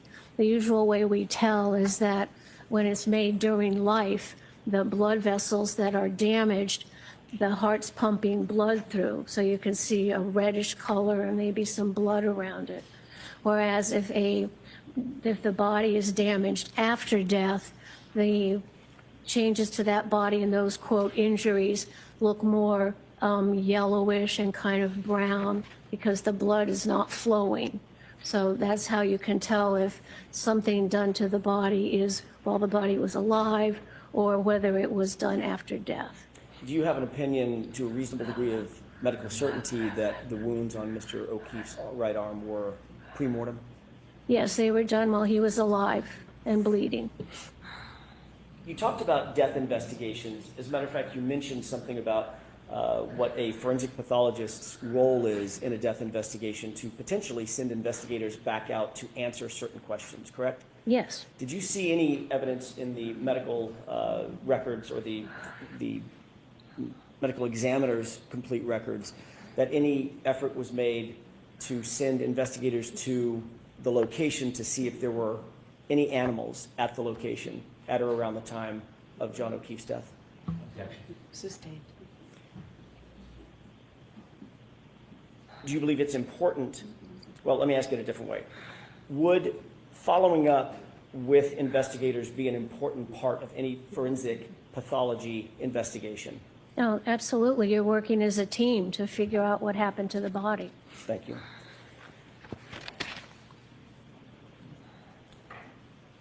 We talked about the theme and theory of differential diagnosis, correct? Yes. How does engaging in the process of differential diagnoses avoid bias in an investigation? By after you have your findings and you sit back and think, well, how many ways could I get this finding? And so bias sometimes means, oh, well, I think it's this, and then you just stop. So that's a sort of a bias where you make a decision too quickly and you don't then stop to consider what other things could cause this same finding. So you have to consider not only what immediately comes to mind, but then you think, how else could we get this pattern of injuries? Did you engage in a differential diagnosis as it relates to this case? Yes. Did you consider whether the injuries could have been caused by a motor vehicle accident? I did consider that. Did you consider whether Mr. O'Keefe's right arm injuries specifically could have been caused by being hit by a motor vehicle? Yes, I did think about that. Were you able to rule that out? Absolutely. So the objection sustained, jurors strike that answer. Tell me about, well, let me ask it this way. Did you come to an opinion or conclusion as to whether or not Mr. O'Keefe's injuries as a whole were produced by a motor vehicle pedestrian incident? Sustained. You indicated that you've done thousands of autopsies yourself, correct? Yes, And you've supervised many times more than that. correct. How many of those autopsies that you've performed or supervised have involved motor vehicle incidents? Now, hundreds. How many of those hundreds have involved motor vehicle pedestrian incidents? Almost as many. Have you performed autopsies specifically on individuals known to be hit by vehicles? Yes, Have you performed autopsies on individuals believed to be hit by vehicles? yes, Have you engaged in differential diagnosis and inferential thinking in terms of developing an opinion or conclusion to a medical certainty about whether or not the injuries that you see on a decedent are consistent or inconsistent with a motor vehicle pedestrian incident? yes, that's part of what we figure out as a forensic pathologist. Did you do that in this case? Yes, I, Sustained. What are some of the injuries that you would expect generally to exist if a pedestrian is hit by a motor vehicle at speed, not 1-2 miles an hour, let's say 20 plus miles an hour? yes, one of the things you see is a pedestrian is, standing upright and is impacted by this blunt object of a automobile or a van or a SUV. And what you see first most is the tissue is crushed where the projections of the vehicle impact the tissue. And when you crush the tissue, that gives you a bruise. So that's the first part of the pattern of impact. It crushes the tissue, it gives you a bruise because it breaks the blood vessels underneath the skin. And then depending on how much more force is applied, the skin can break. So I'm going to strike that. Next question, Mr. Jackson. In addition to bruising, what else might you expect to find in an individual who's been struck by a vehicle at speed? So let's come over to sidebar.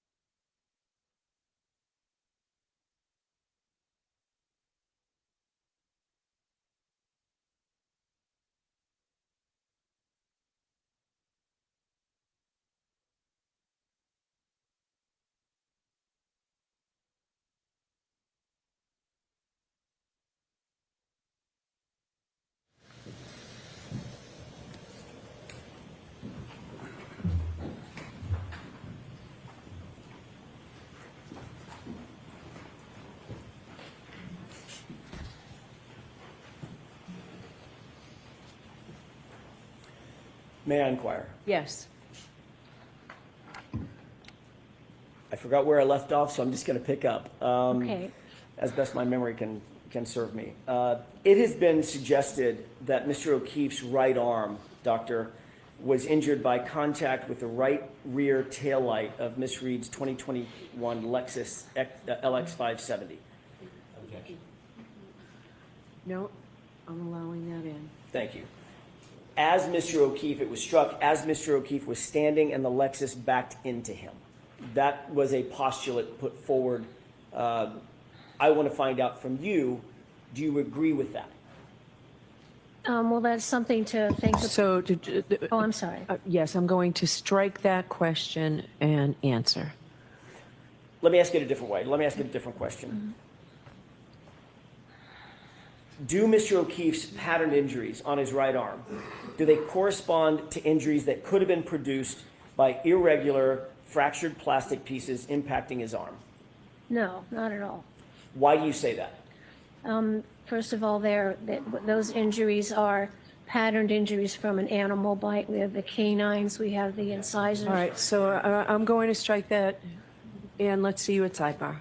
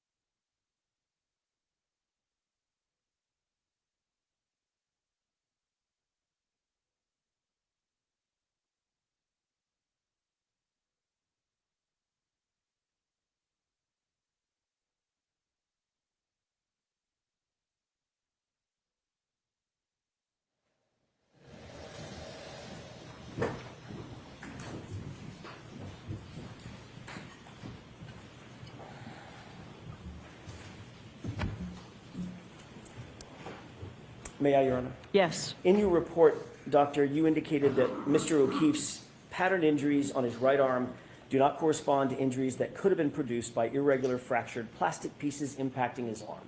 Do you recall putting that in your report? Yes, I And wrote that. Do you That's my- stand by that? Yes, that's my conclusion. And you also wrote his arm had no tissue bruising from impact injury. Do you remember writing that? Yes, Do you stand by that? I do. You also wrote, neither did his skin show any array of irregular, unpredictable, randomly scattered cuts and scrapes at various angles and depths.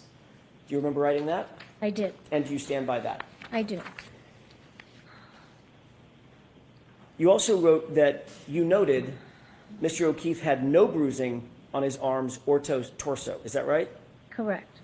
And you also wrote, in particular, Mr. O'Keefe did not have bruises on his legs, correct? Yes, correct. And you indicated that that was shown by dissection of the leg tissue and muscle at autopsy. Is that right? Yes, there was a special leg dissection done to look for bumper impacts.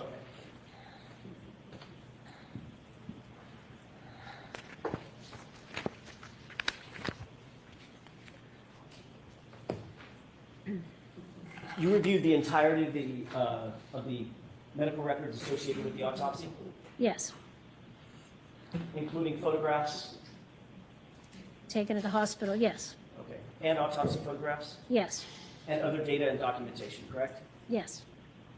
Are x-rays an important part of an autopsy generally? Oh, yes, usually there are x-rays taken of the body prior to the examination. What do x-rays show? Why are those important? They're important because they show foreign material in the body, like a bullet. They also image the skeleton, so we can look for fractures of the bones.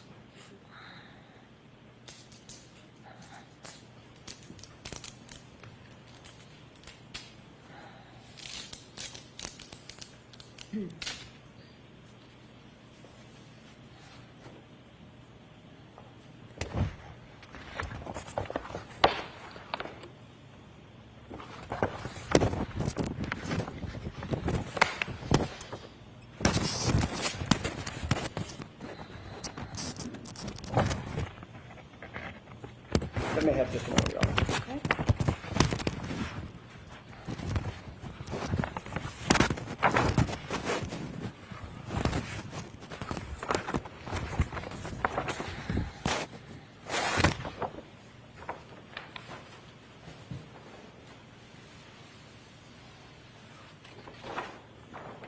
May I approach?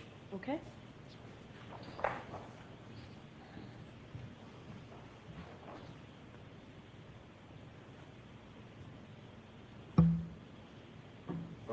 Yes.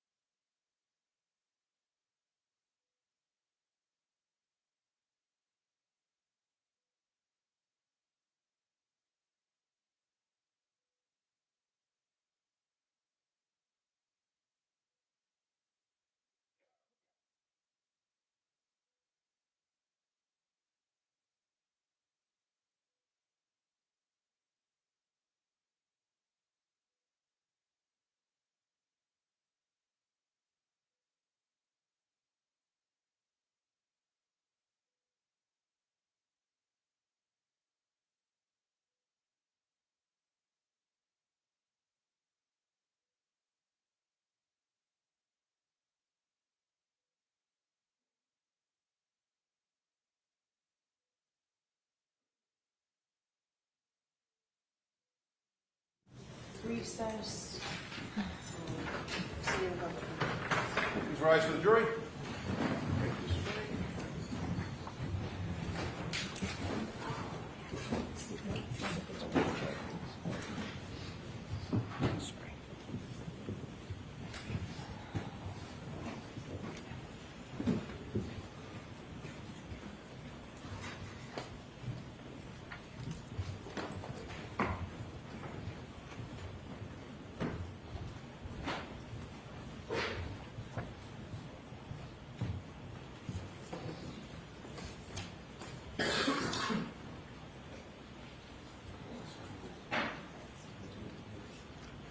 You may be seated. Dr. Lapatada, you can step out, okay? All right, I did receive another motion this morning for a curative instruction. I'm not going to even consider this today. We can consider this at the charge conference. So that's where we're at with that. All right, work it out. If you can't work it out, let me know. I'll come out before the jury. All rise for the court, please.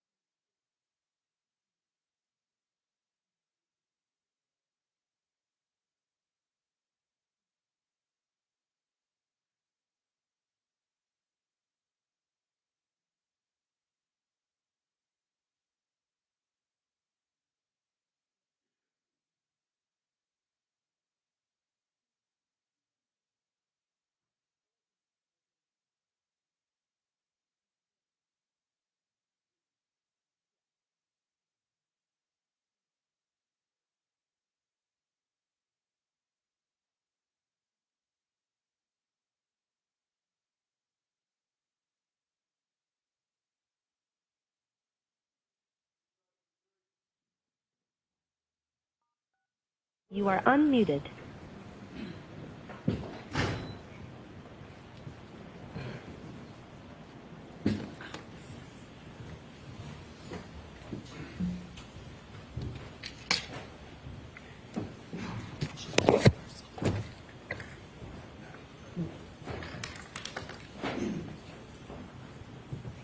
Counsel, why don't I see you while the jury's coming in?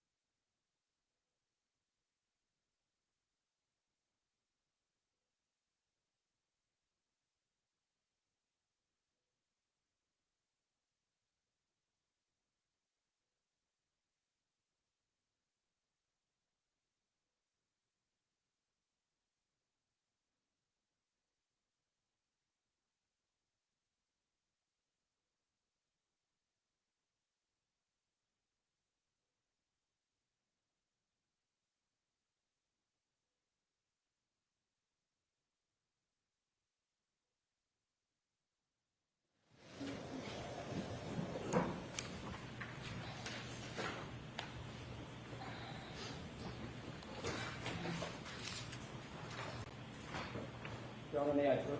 Yes. On the court's bench, or is it item that I'd retreat back? Miss, we need that marked for identification. I need all three of them marked for identification. Okay, and we'll do that afterwards. Just please go ahead. Do you see any x-rays? I did. What were the x-rays of? The x-rays were taken of Mr. O'Keefe at the medical examiner's office, and they were x-rays of his chest, his arms, and his legs. Did you specifically review x-rays of his right appendage? Hand, forearm, arm. Yes, they were included in the x-rays. Have you seen x-rays before? Oh, many times. How many times? Thousands, probably. Is part of your job to review x-rays? Oh, To make a absolutely. determination of whether or not they indicate broken bones, fractures, hairline fractures, things of that nature? Yes, it's part of the medical legal autopsy to study the x-rays of the deceased. That's done in the ordinary course of being a forensic pathologist, is that right? Yes, Are you trained on how to read x-rays? yes, You have to be a radiologist to read an x-ray as a medical doctor? no, Medical doctors do that all the time, correct? yes, it's part of general medical training. And is it also part of specialized training for forensic pathologists? It falls under the rubric of general radiology that a doctor knows. There are some specialized areas in forensic where you have to understand like decompositional changes that you can see on an x-ray that aren't something that you would see in a clinical setting. Taking the appendage one item at a time, did you look at Mr. O'Keefe's x-rays of Mr. O'Keefe's right hand? Yes, Did you see any defect in the bones of the right hand? no bony defects, and the tissue was normal. Did you take a look at the x-ray of Mr. O'Keefe's right arm? Yes, Did you notice any defects at all in the bones in the right arm? no, the bones in the right arm were intact. No breaks, Correct, no breaks. fractures, hairline fractures? No, Did you look at the upper arm x-ray of Mr. O'Keefe? yes, Did you note any defects in the bone structure of Mr. O'Keefe's upper arm? no, the bones were 100% intact. No breaks, fractures, hairline fractures? Correct, none of those. Was there any indication in your mind, based on your review of those three x-rays, the hand, forearm, the arm, that that arm had suffered any kind of bone trauma at all? Sustained. Was there any indication, based on your review and your expert opinion, that his arm had been broken, fractured? No, the bones were intact, no breakage, no fractures. Thank you. That's all I have. Okay, thank you. Examination.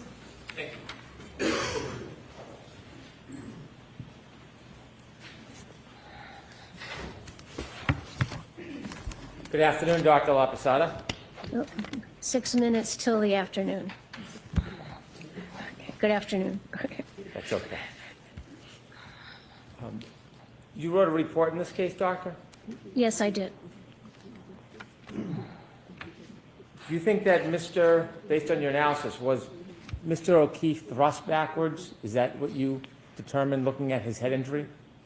That he was, I didn't understand, you had your hand in front of your Sure, mouth. I'm sorry. Yeah, You talked about a head injury that Mr. O'Keefe had, that he Yes. suffered from, yes, that caused his death.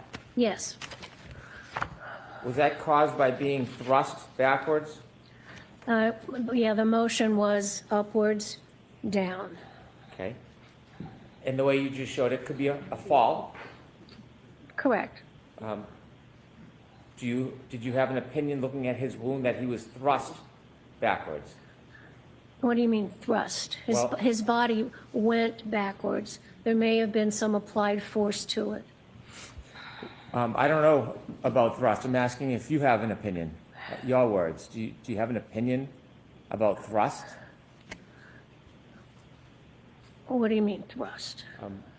Did the forensic pathology diagnosis mean Mr. O'Keefe's body was thrust backward? If you want to say thrust as indicating movement, that it went backwards, then you could say it was thrust. Okay, may I approach? Yes.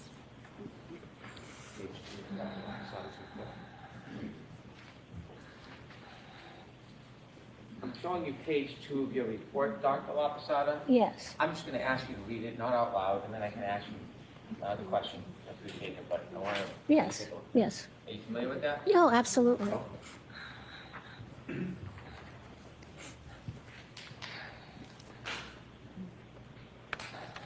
So, Dr. Lapatada, what did you mean when you described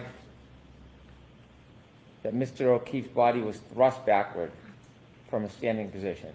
I mean that he was standing upright and his body had momentum and went down and hit at the back of his head. So it was thrust backwards. You cannot tell forensically how much momentum he had, can you? No, we don't do those analysis. If you can't tell if anything caused that momentum, based on the head injury, can you? What do you mean causative? It was caused by his body went backwards. Yes. And so the amount of force causing him to go backwards, that's not something you can determine from the head wound, is it? No, I can't tell you the amount of force. It was significant because he had the massive skull fractures. Did you say it would be significant? Yes, significant force.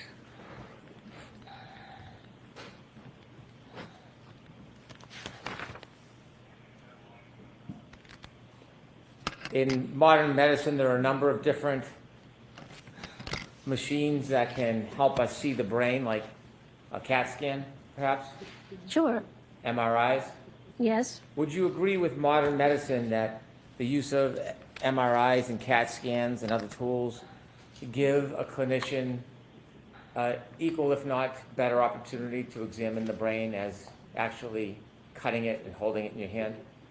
No, the actual gold standard is the pathology, to be able to have the brain in your hand, look at it with your naked eye.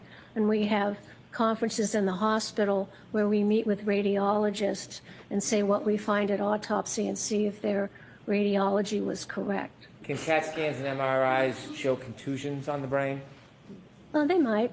subdermal hemorrhages, Subdural hemorrhages. Yes, they can. herniations? They can.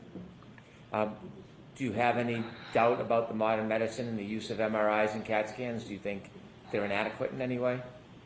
Well, I'm not a clinician, so I don't use those to diagnose diseases in living patients. Dr. Lapatada, have you ever had any experience studying the brain in real time, clinically, going and opening somebody's skull and treating the injury before the person dies? No, I'm not a neurosurgeon. You don't have any neurological expertise, do you? I'm not a neurologist. I'm not a neurosurgeon. I'm a forensic pathologist. Do you have any clinical experience at all where there's an acute head injury and you're making an effort to observe it and analyze the injury as it progresses in an attempt to save the person's life? I don't treat or diagnose living patients. I understand, but as far as your background, have you ever had any experience, clinical experience, showing the progress of an actual brain injury and trying to treat it? I understand the physiology of what happens to the brain when it is impacted by something, whether it be a bullet, a boulder, a fall. So I know what happens to the body to cause the changes from that trauma. I don't treat people for those injuries. In observing a brain that's in trauma and making determinations of how long it's viable or whether the person will expire, do you know the process that a neurosurgeon would go through in order to fight to preserve the person or save the person? Do you know the step-by-step process that they would undertake To do what? to try to operate or save somebody from a head injury, from a brain injury? Objection. I'm going to allow it because of prior testimony. Well, it depends on what the brain injury is. If you have head injury and you have bleeding on the brain that's pushing the brain one way or the other, it would be a subdural. Then a neurosurgeon would come in and try to take that blood away so it doesn't compress the brain. So that's something that neurosurgeons do to treat head trauma. They can also put in drains into the ventricle of the brain, and that can relieve pressure in the brain because that brain swelling is a bad thing. So those are some of the things neurosurgeons do to treat brain injuries. And can they remove part of the skull to relieve pressure? Oh, yes, they can do that. It's called a craniotomy. They can take out part of the skull if they need to. So there are a number of different steps that a neurosurgeon can take when someone suffers acute brain trauma to try to save the person, isn't there? Well, the job of any doctor is to try to save a human life if you treat living patients. So certainly, a neurosurgeon would evaluate the patient and decide if there's any treatment needed that could improve the patient. When you've had cases in the past as a medical examiner where there have been issues regarding brain injury, wouldn't you agree that you have sought outside consultation with people who have a higher degree of specialty in brain injury than you? Sometimes what we do is when we're examining the brain, we can call in for a conference and have a neuropathologist come in and review the brain with us. And back when you were a medical examiner, you did that on a number of occasions, didn't you? Yes, that's routine. The reason why is because there are different specialties in medicine, and some are different and separate than your specialty, correct? Of course. And a neurosurgeon or a brain surgeon, it would be a different specialty than yours. Yes. And they're focused on the brain, yes? A neurosurgeon does brain surgery. And so, how many times in your career do you think that you've assisted the help of neurosurgeons to take a look at brain study to help you? I've never needed to speak with a neurosurgeon to look at a brain. Sometimes we call in neuropathologists and we have a forensic neuropathology conference where we look at brains with the interns and residents. How often would you call a neuropathologist? Maybe once a month we would have a routine conference. And again, the neuropathologist, that's dealing with a person's brain after they're already died. Correct. So it's not a clinical setting or a clinical experience of actually watching the brain at work and seeing the injury as it progresses. We don't do neuropathology like that on living people. The person is deceased. You had an opinion to the jury today, and you said that you believe that Mr. O'Keefe died within 15 minutes. Yes, I think that process would start within 15 or 20 minutes. Is that to a reasonable degree of medical certainty, that opinion? Yes, based on the severity of the injury and the brain swelling. You're aware that there are numerous level 1 trauma centers around the country that deal with brain injury, right? Sure. And the idea is that people suffer all types of brain injury, and if they are given medical attention in a reasonable amount of time, there's a chance they can be saved, yes? Well, it's possible, but many are so severe that they cause death no matter how fast they can get medical attention. In fact, every day when people get the right attention or proper attention, they're brought to level 1 trauma centers around this country to try to help them or save them. Isn't that fair to say? I would hope so. Do you think? Sure. When you looked at Mr. O'Keefe's brain, obviously it's after he already expired, correct? Obviously, And yes. so you didn't have any clinical observation of the progress of his injury that night, did you? I was not observing him. I did not observe how he got his injury. When you gave an estimate or you give an opinion about how long he was alive for, are you aware that there's certain tests that are done by neurosurgeons when people are suffering brain injuries but there's an attempt to save them? Sure. Have you ever heard of a Guzman coma score? Glasgow, you mean? You know, but there's Glasgow, but you've heard of Guzman? It's called Glasgow coma score. Have you ever seen the assessment that a level 1 trauma center goes through when they're trying to save somebody with a brain injury? I'm generally familiar with the emergency procedures to save somebody's life. Have you ever read any statistical studies attempting to correlate the brain injury with the time somebody would live for? I am aware of that, and I see that in my practice of people who have survived brain injuries and die of something else. Then I can look at the brain and understand how the brain can heal or react to injuries. And many people who suffer coup will go into a brain surgeon center, and many of them pass after time, don't they? Now, and every case is different. Right. Some might live for an hour, hours, weeks, months, or survive the injury. It Isn't that fair to say? it depends on the case. In this case, you don't have any objective criteria to identify the amount of time Mr. O'Keefe would have lived if he had the appropriate help. Isn't that fair to say? I don't think it would have been effective because there were massive skull fractures to the base of the skull, and there are cases where the amount of force and energy applied to the head, causing skull fractures, breaking the neurons, causing the brain swelling, despite rapid medical treatment, those people cannot be saved. They can't effectively stop the brain swelling. Many people can't be saved. Did you know that about 1/3 of them do get saved? I don't know what you're talking about. 1/3 of everybody has different sorts of injuries. 1/3 of what? With a clivus fracture, coup counter coup. Are you aware that 1/3 of those patients survive if they get the proper treatment? It depends on the amount of force. Okay. Are you aware that a study would show, have you ever read a study by Isaac Wolf on clivus fractures? No. Have you read any studies on clivus fractures?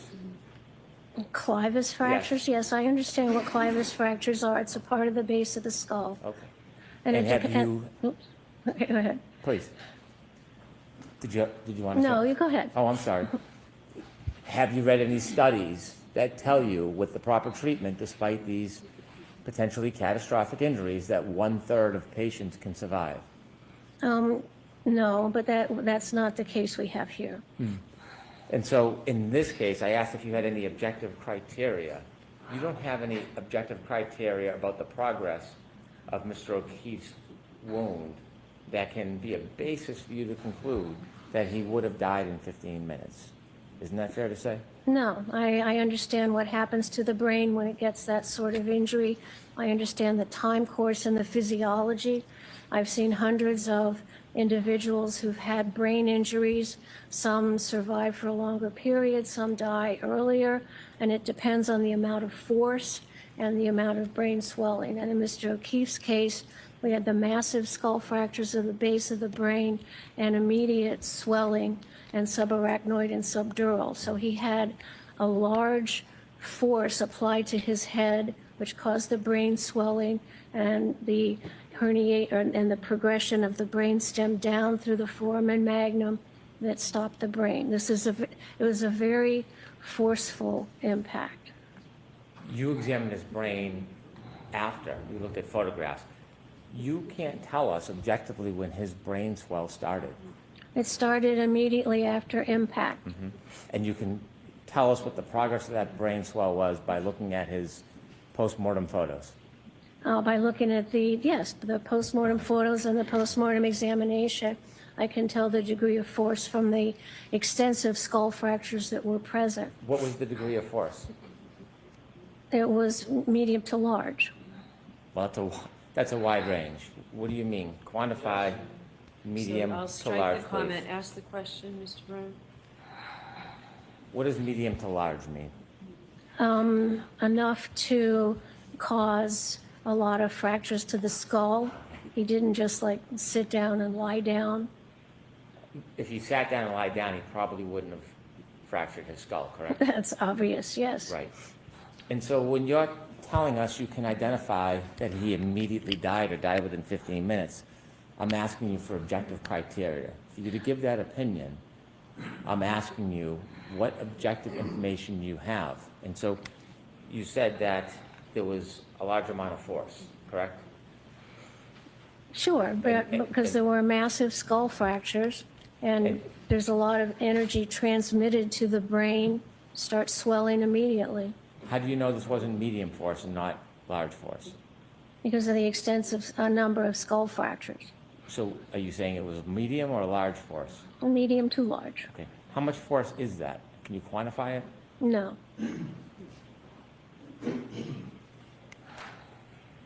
what other objective criteria do you have to support your opinion that Mr. O'Keefe died within 15 minutes? My training and experience of seeing thousands of deceased people from head injuries and knowing some of their clinical course when they get immediate medical treatment, they don't survive. But you would agree many do. Depends on the case. And in this case, you didn't have any opportunity to observe the progress of Mr. O'Keefe's injury that night, correct? Objection, Your Honor. I'm going to allow that. I wasn't there. You had- The body told me what happened to it. You have no assessment of the development of his brain injury and how much time it took that night, do you? I do, from understanding the significant skull fractures and the swelling of the brain and the compression of the brainstem that all happened very rapidly because of the amount of force that caused all those skull fractures on the base of the skull that actually then hemorrhaged into his upper eyelids. That's a large amount of force. Was gross edema found on his brain? I think it was swollen, yes. But was that a finding? Yes. Where did you see that finding? Well, in order to have the herniation of the brainstem, the brain swells.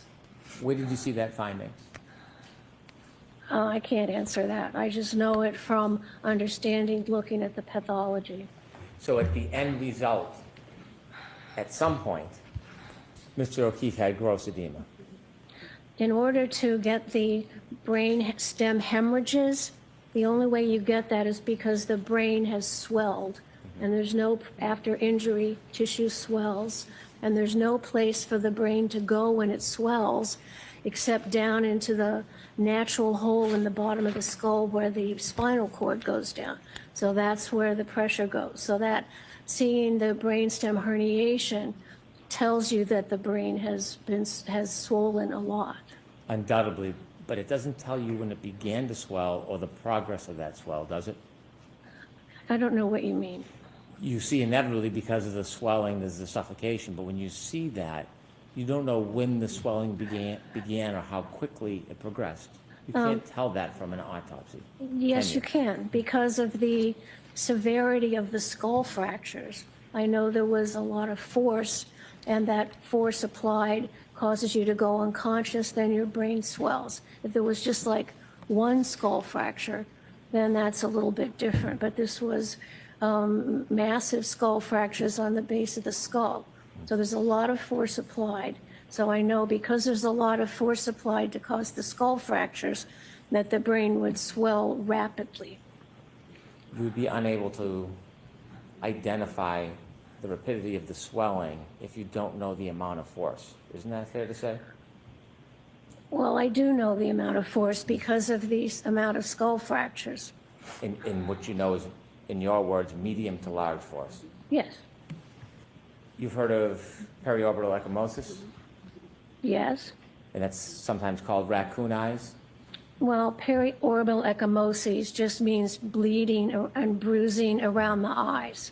And you saw the bruising around Mr. O'Keefe's eyes, didn't you, in the photographs? Well, it wasn't bruising caused by blunt force trauma to the eye. It was bleeding in the upper eyelid because the plates above the eye and the base of the skull were fractured by the brain hitting it.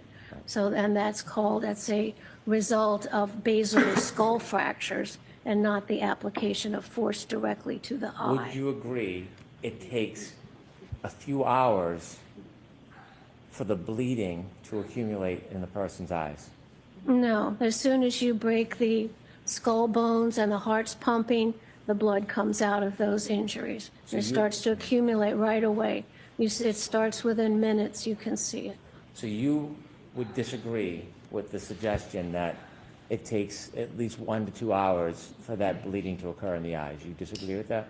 I do disagree with that. It starts immediately. Do you have any studies that you've relied on or literature or support for that? I understand the physiology of what happens when you get those skull fractures and the density of the blood vessels. And if your heart is pumping, you pump the blood out those broken blood vessels into this small area above the eye. And Do you it have any- happens it can happen within minutes. Do you have any studies or literature to support that? That's my training experience. I can't cite you a particular article at this time. I could certainly go look it up and bring it to you. Okay. Let me ask you questions about the wounds to the back of Mr. O'Keefe's head. Yes, You see a linear abrasion? yes, vertical lines, yes.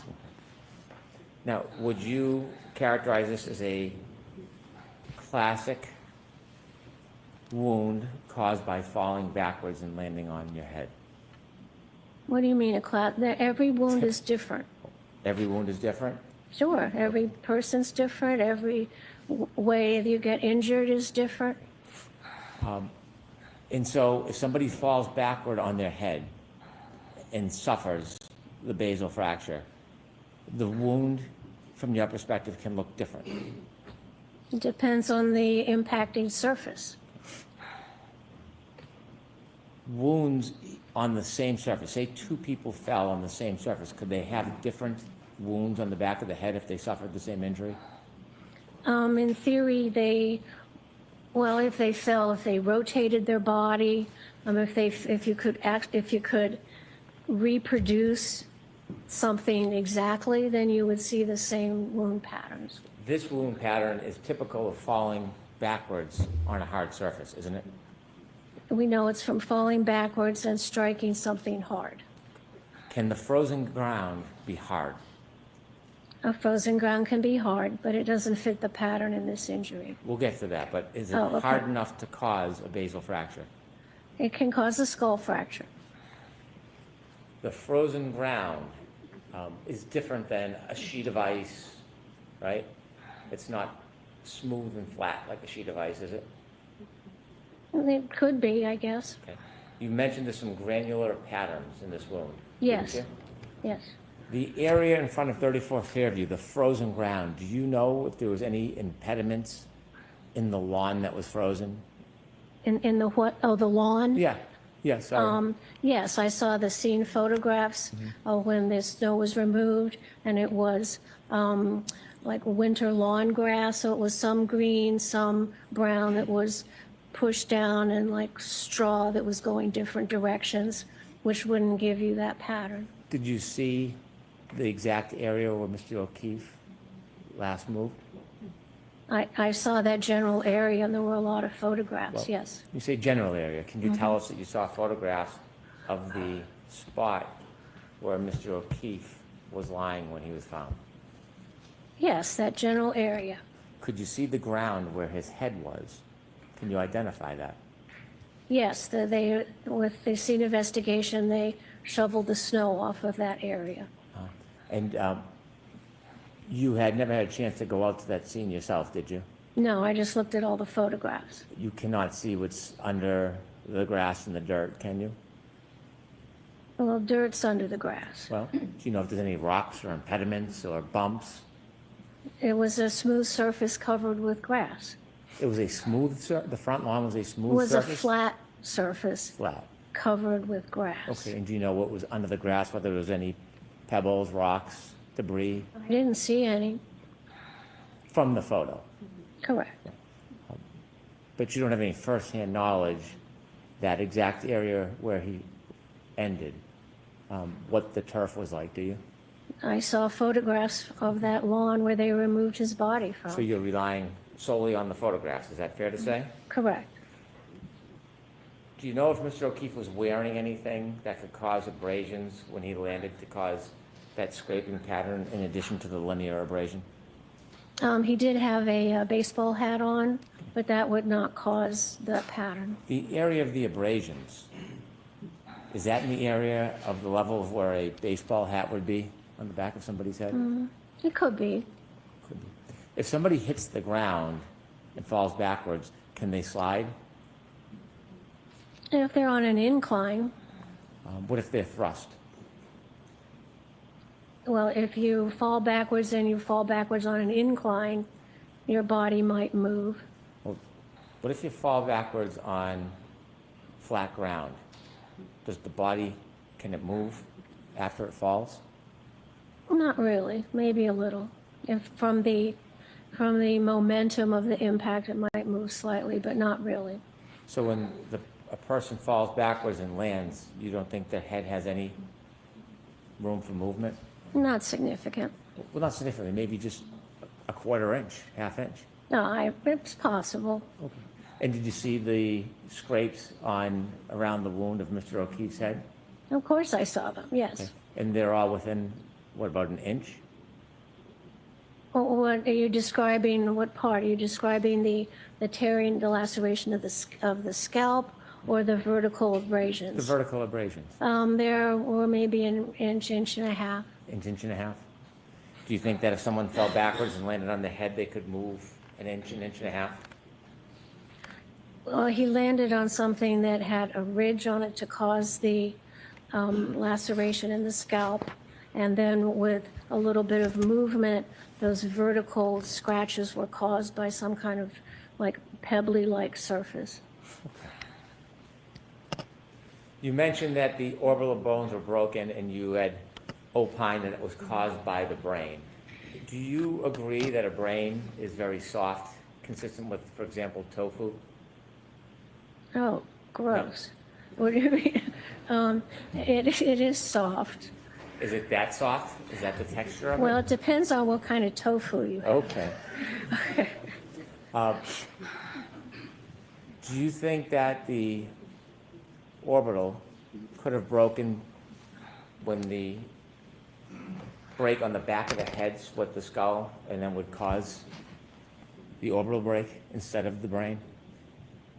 The orbital plate fractures, if you look at the base of the skull after you take the brain out, you can see the fractures go up from the back to the front into the orbital plate. Sometimes when you fall backwards, the brain can also slap those orbital plates and cause some damage, but I could trace the fractures from the point of impact along the base of the skull to the part of the skull over the eyes. Do you think the base of the skull break, when it separates, could have caused those orbital fractures?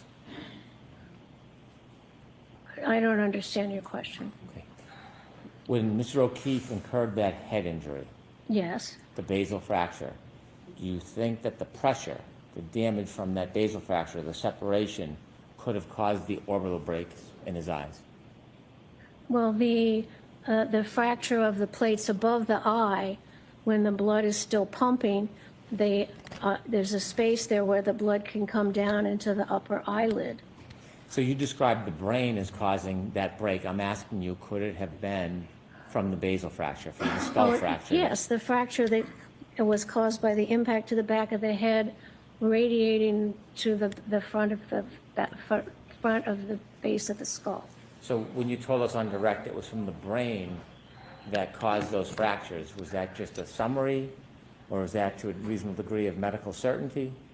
Well, sometimes the brain can also, in a fall, flap and hit those, but in this case, I could also see that the skull fracture started at the back and came to the front, but it could also be contributed to by the brain hitting those delicate bones. I guess my question is, when you've provided the opinions generally of what you believe and what you've seen, are these general opinions, or are they actually specific opinions based on the facts of this case?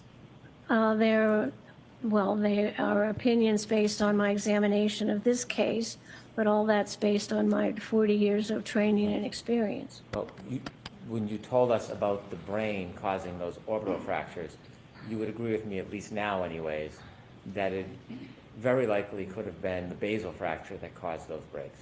Yeah, both. It could have been both? Sure, Okay, could have it been just the basal fracture?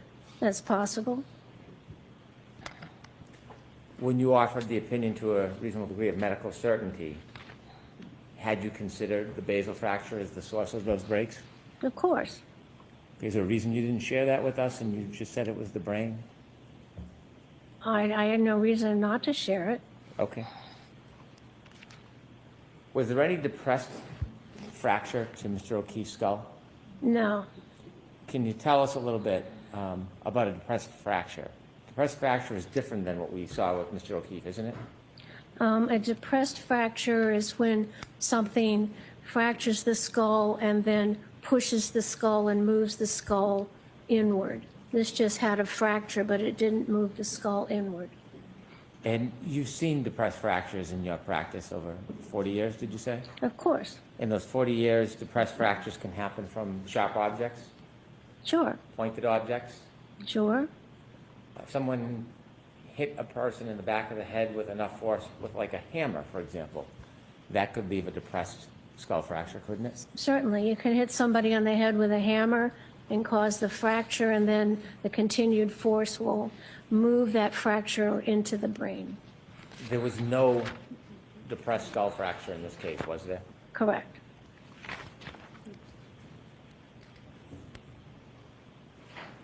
You gave some opinions today about you gave some opinions about wounds on Mr. O'Keefe's arm. I'd like to talk to you a little bit about that. Sure. Could we have that photo brought up, please?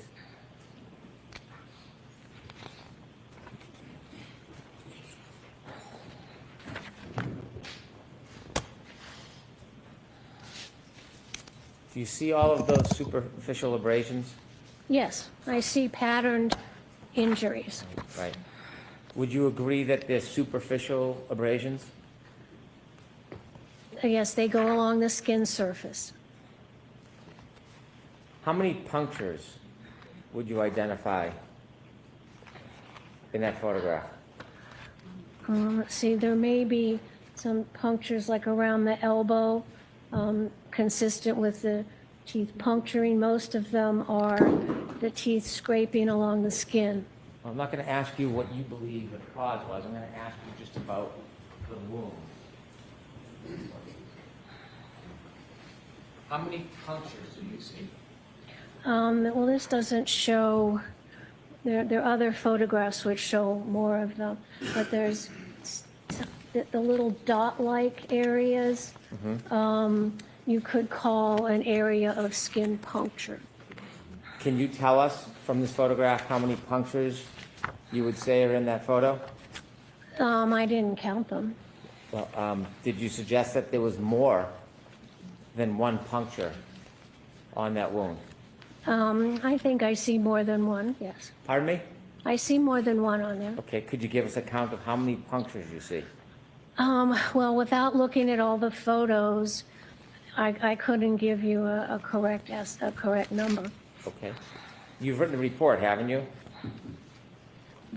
What? You wrote a report, I did. and in your report, you describe many of those abrasions as punctures, don't you? Yes. And a puncture isn't just a scratch. A puncture is a penetration of the skin, isn't it? Yeah, a point-like penetration. A puncture has a very specific medical meaning, doesn't it? Yes, it's a point-like penetration of the skin. And according to you, there are many punctures in that wound. Yes, I can see 1, 2, 3, 4, 6 or 7. Can medical professionals disagree on opinions about wounds and causes? I suppose they can. You also gave some opinions that you did not believe that Mr. O'Keefe's scratches were caused by having some impact with broken pieces of plastic or glass, correct? Correct, they weren't caused by that. Broken plastic or glass can cause a number of different angled wounds, can it? It causes an array of irregular, random injuries. It can have infinite different patterns, couldn't it? Could. There's nothing to hold a wound from a broken shard to be north or south or east and west. It all depends on how the force is impacted on the body, true? I'm not quite clear on your Okay, question. I'll try to do better. When you're talking about shards of broken glass or broken plastic, there is no set direction that they may cut somebody, is there? Well, it would depend on the case and how those occurred. Right. They can happen in many different forms as far as depth, yes? Well, anything's possible. Right. How about length? What about length? Wouldn't that couldn't that change depending on how the injury occurred, the length of the wound? Sure. And in this case, you talked about your opinions of injury relative to a motor vehicle, didn't you? That was something I considered. It's something you considered. Did you know much about the details of the motor vehicle in this case? Yes. Okay. When you considered your differential diagnosis, did you consider whether there was any DNA on the vehicle? I didn't look at any of that. I'm sorry? I did not look at any DNA. Did you know if there was any hair on the vehicle? I don't know. Did you consider the scene itself where there may have been a debris field? Did you take a look at the debris field in this case? I know there were photographs of various pieces of plastic around the area where the body was found. And do you remember where those pieces were found? Somewhat, yes. Did you have an opportunity to consider other evidence like a shoe in the area near where Mr. O'Keefe was found? I know one shoe was on his foot at the hospital, the other was at the scene. Do you know if his hat stayed with him after he landed on the ground? The hat was in the area where his body was found. Did you take a look at his pants, the back of his pants? I looked at that, yes. Okay, what did you see when you saw the back of his pants? Well, because he had bled from the back of his injury and he was on a hospital gurney, some of that blood came down, so some of the blood was on the back of his pants. Did you see anything else other than blood on the back of his pants? I don't remember. I'm sorry? I don't remember if I saw anything else. Did you look, when you were doing your differential diagnosis, did you look at any evidence other than physical evidence? Did you look at any data evidence? I don't know what you mean, data. Like data you would find on a cell phone? No, Did you look at any of the data evidence from the defendant's Lexus? no, other than looking at the contours of the back to see if it had impacted Mr. O'Keefe. When you were doing differential diagnosis, did you look at any information that would tell you what the speed of that impact may have been or allegedly was? Well, it didn't hit him, so it doesn't matter. Okay. So you didn't care to know anything about the car or the data in the car because you had already formed your opinion? It did not hit him, so it was not relevant to my opinion. Is that a different way? By looking at the body, I could tell that there was no evidence of impact with a vehicle. Is that So a- whether the vehicle was going slow or fast is not relevant. And so you didn't try to get any information about the speed of the vehicle? It was totally irrelevant to you? Correct. And did you also disregard, well, let me ask you, do you ever look at statements? I look at witness statements if they're available to me. Were any of the defendants' statements made available to you? I did hear some of them. Did you consider the ones that you heard? Of course. Which ones did you hear? I really can't answer that. I don't know what you'd have to give me an example. You said that when Mr. O'Keefe was first incurred his injury, you think that he was unconscious? Yes, I think that the severity of the impact made him immediately unconscious. So if hypothetically Mr. O'Keefe incurred his injury sometime around 12:32, is it your opinion that he never moved again until he was moved physically by somebody else? Well, I don't know the exact time that he got the injury on the back of the head, but after that time, he could not carry out any purposeful activity.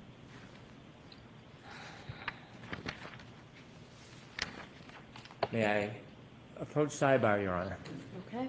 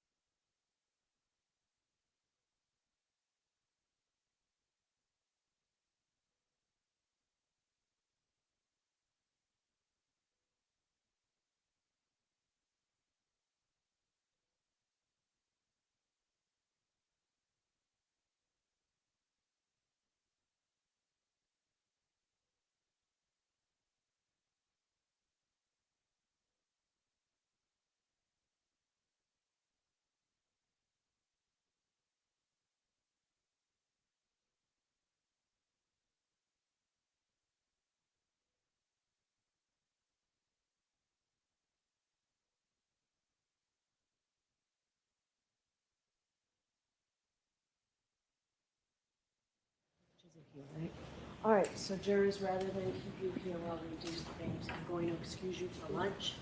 Lunch will be about 50 minutes or an hour, and when you come back, we will go straight through the afternoon. We're going to do everything we need to do now. Jurors, please follow me. Close your notebooks, please. Okay, thank you.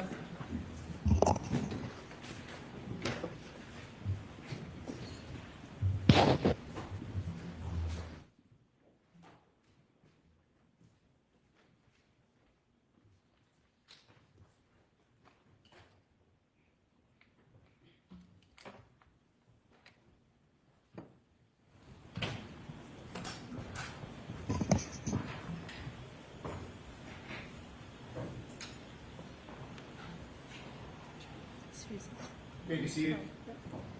All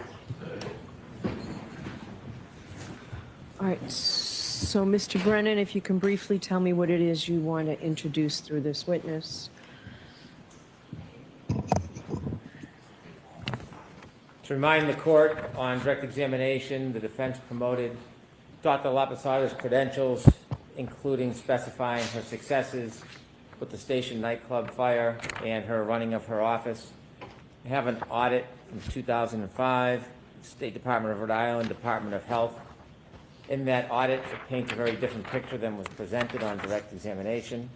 In that audit, they investigated the chief medical examiner, and they compiled the history of statistics for the medical examiner, which was Dr. Lapatada. There were no reports, incomplete reports, and unsigned reports of over 1,500 individuals between June 30th, 2000 to June 30th, 2005. So in that 5-year period, there was an extraordinary number of individuals that weren't properly attended to, showing negligence, if not malfeasance.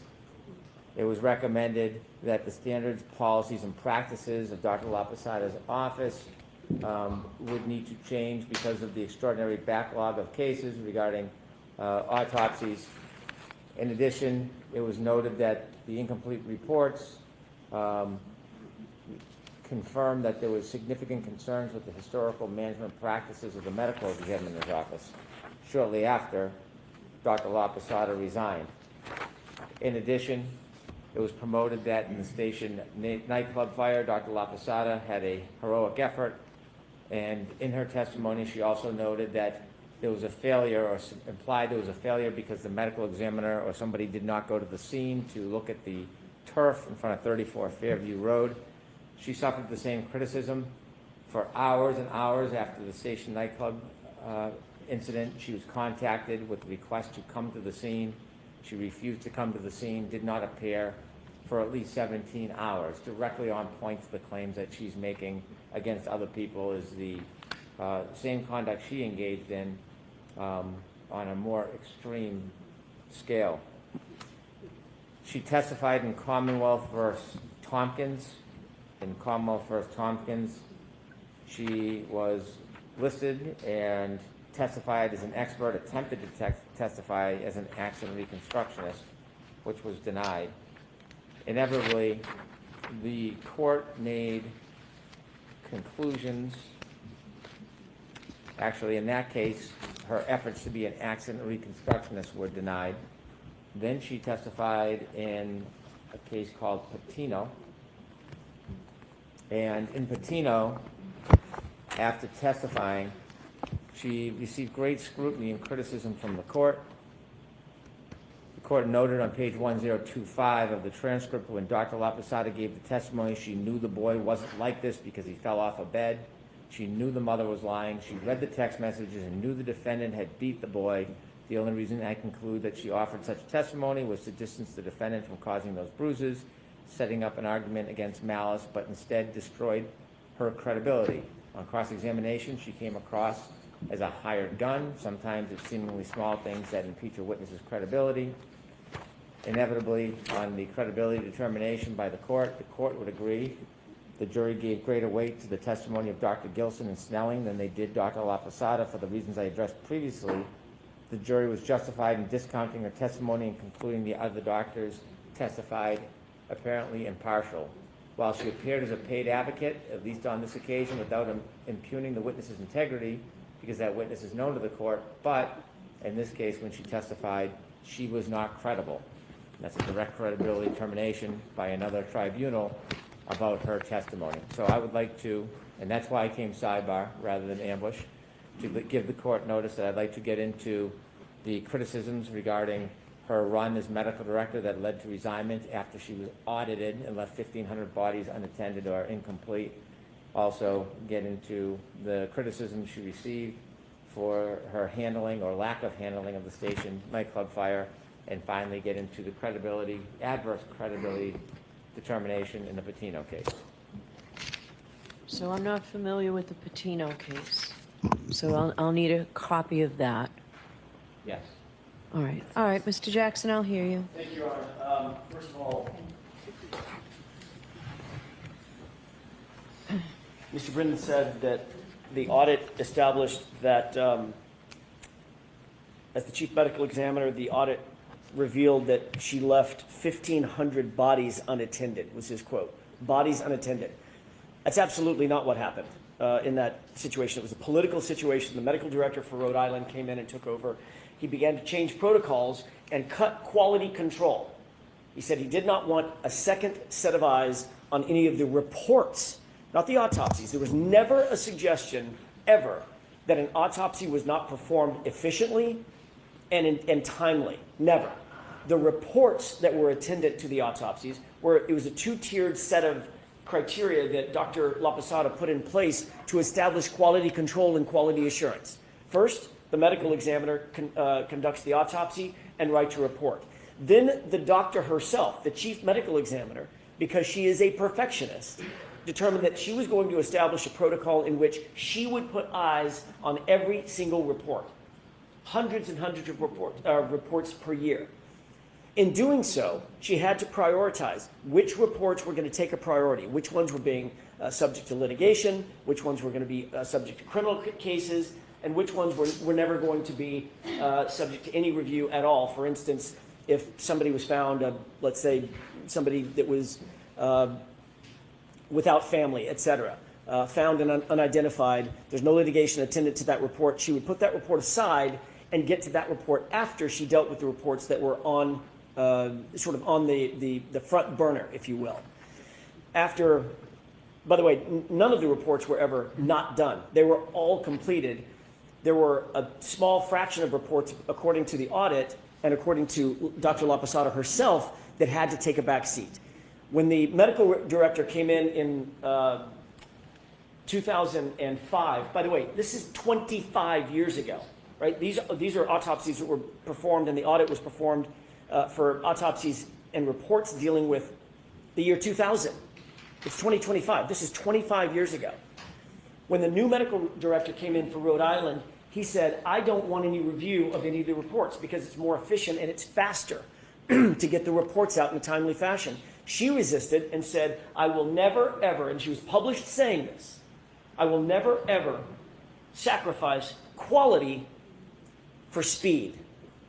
I want the highest quality coming out of this office. They had a difference of opinion. She walked away because he was asking her, the new medical director was asking her to sacrifice quality of the conduct that she was undertaking as the chief medical examiner for the state of Rhode Island. So it's a very different circumstance than was just suggested.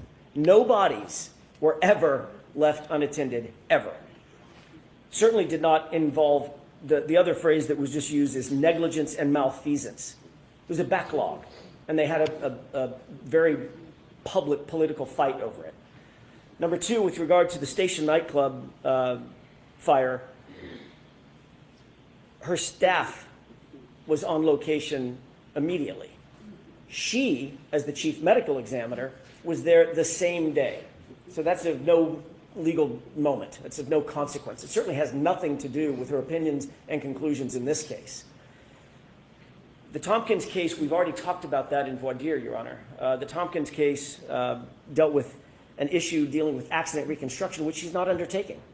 I'm not asking her, and she ain't saying it. I've excluded that part of it, based partially on the Tompkins case. Right, and I don't know anything about the Patino case, and what I would say is, given the fact, look, we don't know what the facts of that case were, we don't know what the trial was about, we don't know what the cross-examination was about, we don't know why she was called, we don't know what she looked at, we don't know why she was looking at what she did look at, we don't know why she didn't look at things that she might not have looked at, we don't know why her opinions and conclusions were ultimately rendered. We would have to have a trial within a trial, which I would be happy to undertake if someone gives me a file.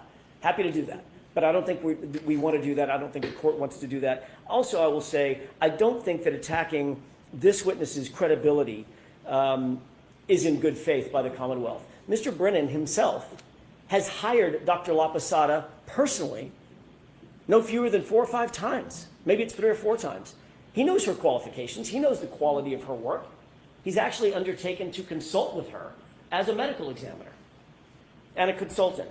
So I don't believe that these last 2 issues are in good faith. I don't believe the station fire has anything to do with anything because she was late, according to Mr. Brennan, in coming to the actual location. She was there the same day, and she had an entire staff that was there immediately. And in terms of the audit, it's a 25-year-old political fight that isn't quite what Mr. Brennan made it out to be. So I don't think any of these things are relevant for cross-examination. I'll submit.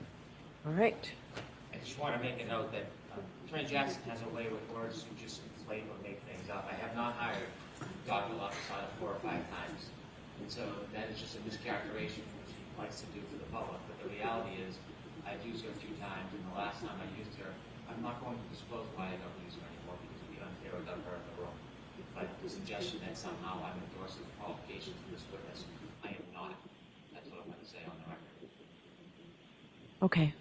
So the first 2, the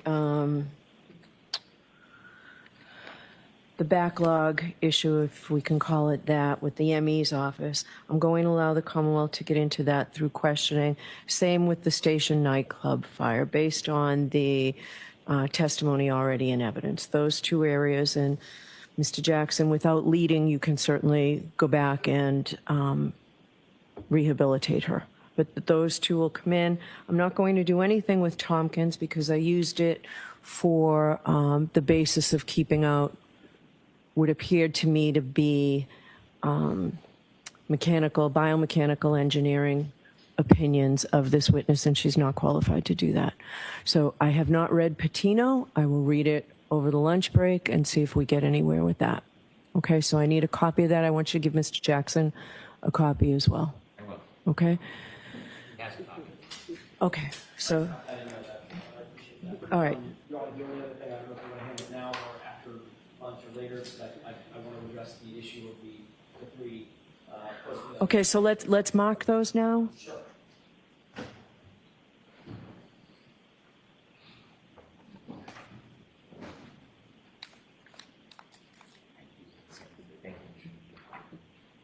Can we mark them all as 1 A, B, C? I have no preference one way or the other. It's just 3. They're all Mr. Jackson, if you can I just see it? Of course.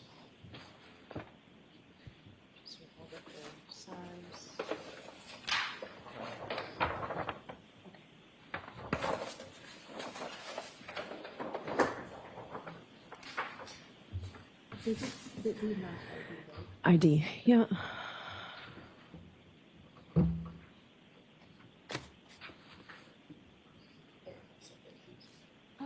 Yeah, it would be, yeah. It's tomorrow.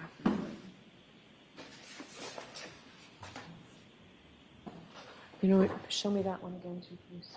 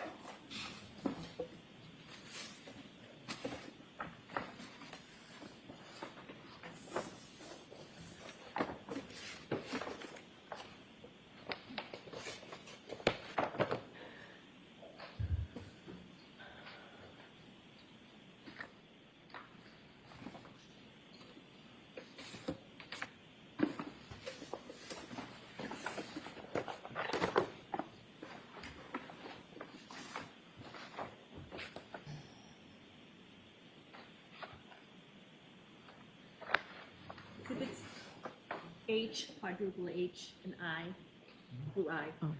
All right. All right. Mr. Brennan, there's no objection to these coming in through another witness, so you agree that they'll be coming into evidence?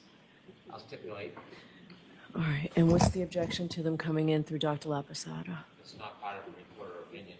She's gone beyond her report, talking about the fact that she's studied x-rays and given an opinion. I think that suffices. It really, I think, is beyond the scope of her testimony to begin with. I'd be gracious with it. Stipulate to these, I'm sure Dr. Rentz will utilize them if stipulated. So you'll stipulate to them prior to Dr. Rentschler? I will. So you can use them with Dr. Rentschler? I expected that I could, because he certainly used them in his analysis and opinion. But I should be subject to the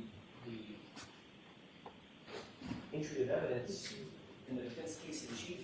I understand I can use them in Dr. Rachler's testimony, but I want to use them with Dr. Lapatada. She's a medical doctor. Would you- Consider them for purposes of her opinion. I cannot understand. So what do you want to ask her about them? Are these the x-rays that you reviewed? Yes, that's it. That's Okay. it. Okay. So go ahead. If that's all he's going to ask, I won't have a problem. Okay. Yeah, I have no problem with that in that form. That's it. Literally, you see the x-rays that we talked about a little bit earlier? Yes. This is the right hand? Yes. That's the arm? Forearm? Yes. That's the upper arm. All right. So they're cumulative, but if they're coming in anyway, I will let you put them in. Thank you. All right. So the last thing is Dr. Rentschler.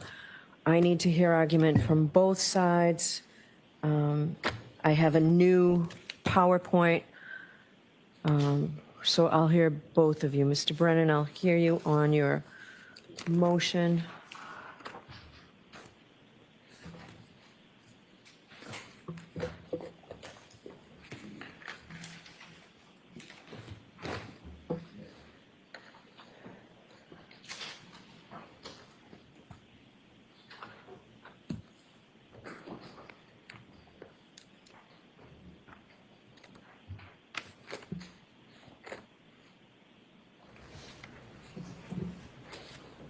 We've received the most recent update to Dr. Rentschler's PowerPoint. There are some additions, different analysis in that PowerPoint. This is within 24 hours of him testifying. There are opinions on page 6 and 8 of his May 7, 2025 report. And there are a number of numbers that we have objections to. Dr. Rentschler just generally shouldn't be allowed to express opinions and conclusions about what he thinks about the case or about other All right, witnesses. so I'm looking, I think, at the new, Do you have a copy of the new one? from today, page 6.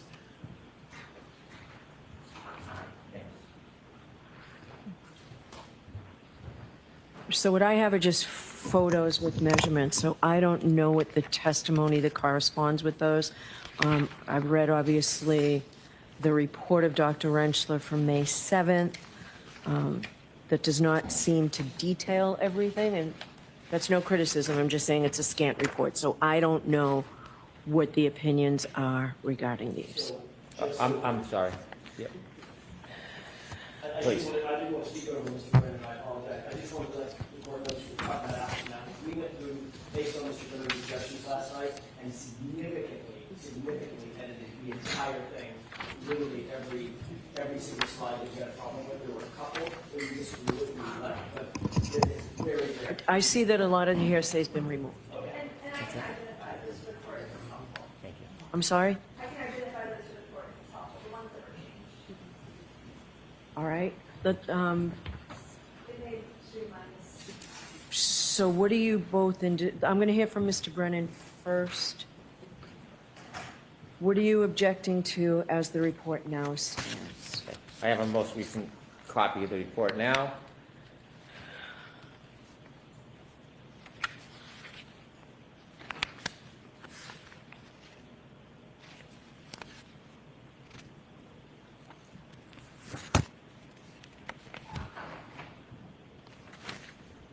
So 9 through 27 Slides 9 through 27 or pages? Slides 9 through 27 now have Dr. Rentschler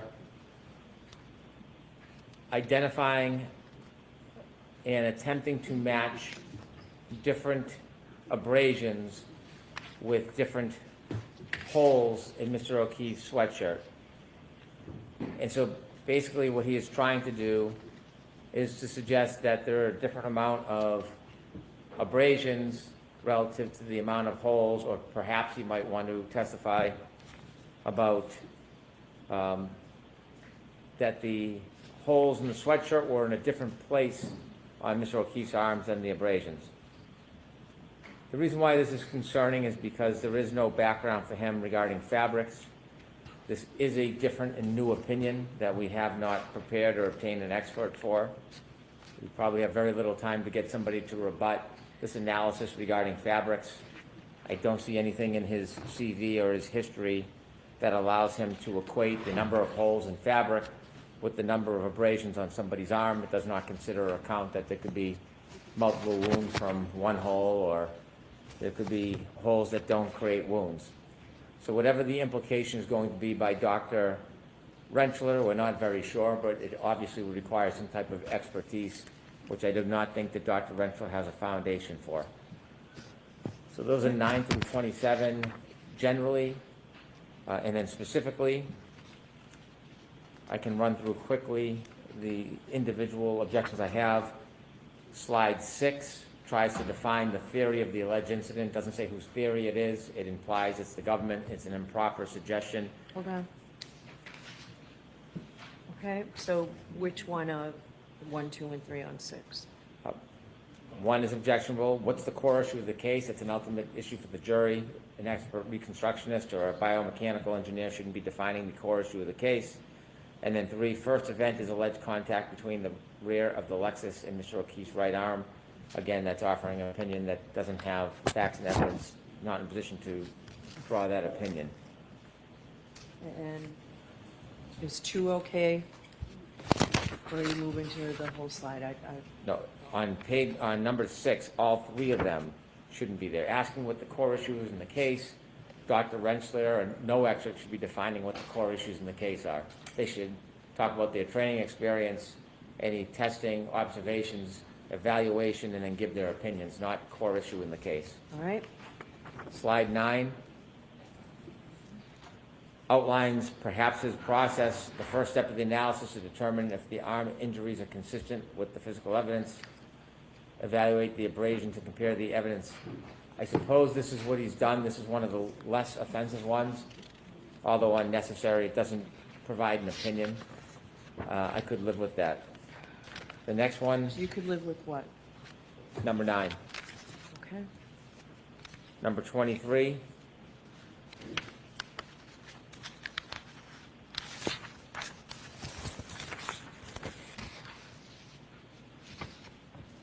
Again, this gets into that new core opinion about trying to identify or, I think, compare the abrasions to the different wounds. I think the part that's objectionable is the words measurements, question mark. I'm not sure if it's implying failure of somebody else. It seems to be an opinion, and I'm not sure of the context of it. 24.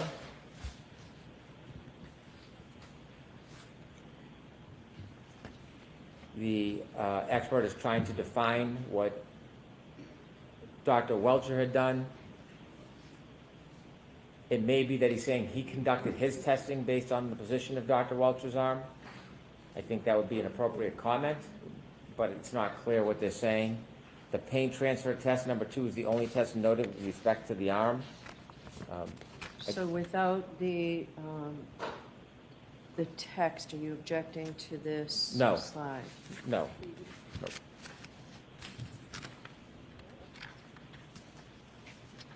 Okay,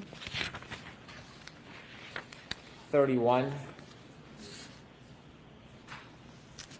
posits questions regarding ultimate opinions. I think it's inappropriate.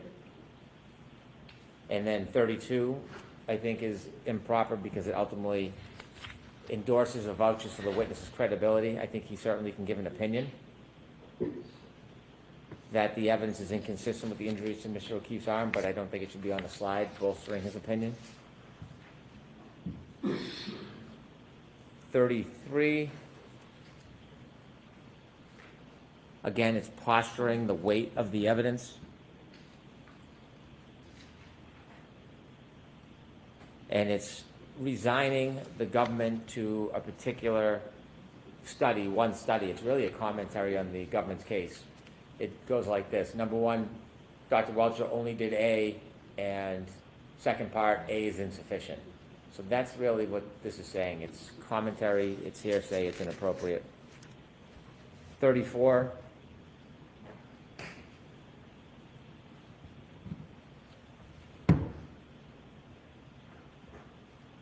I think if one said that that's what he did, I, Dr. Rentschler, took a step to determine the kinematics of Mr. O'Keefe's arm during the alleged incident and asked how would this arm move, I think that would be appropriate. But he shouldn't be giving an opinion on what steps should have been taken by Dr. Welcher. Number 2 on slide 34.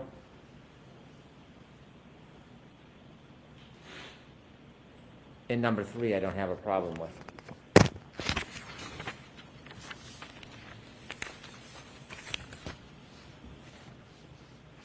The next one is 46.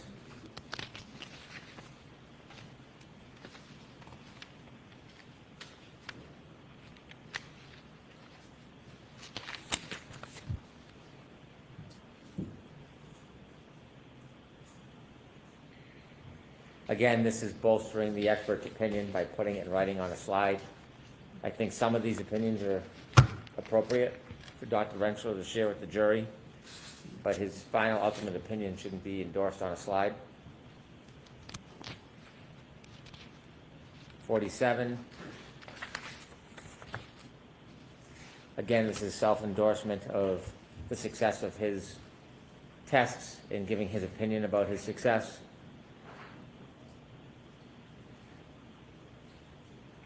Number 1 and 2, I think they're inappropriate. Number 3 has really no context standing alone.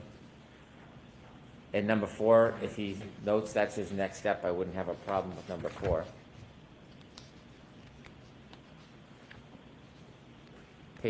Slide 54.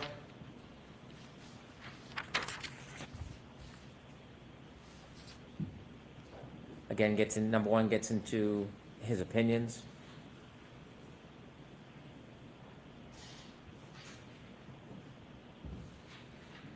Number 2, he gives an opinion about a different expert, a medical opinion.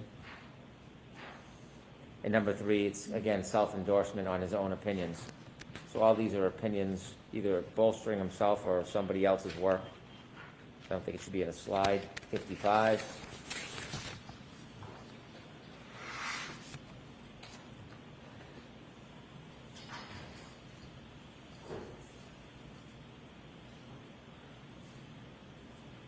I think it's accurate. I think it's proper testimony. I don't think it's proper for a slide. Same with 56.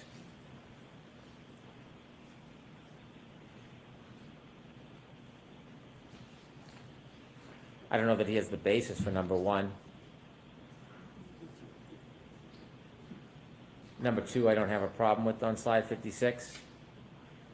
And number 3, again, it's bolstering his opinion. So I think 1 and 3 are improper, 2 not. Slide 58. I don't know what the basis for number 1 is. I suppose we'll have to see.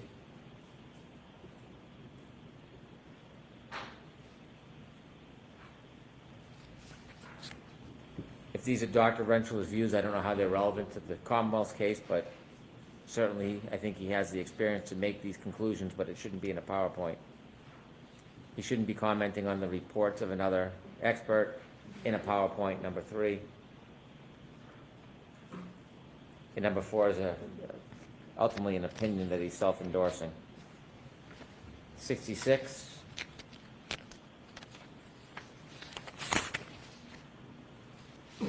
Again, it is an opinion.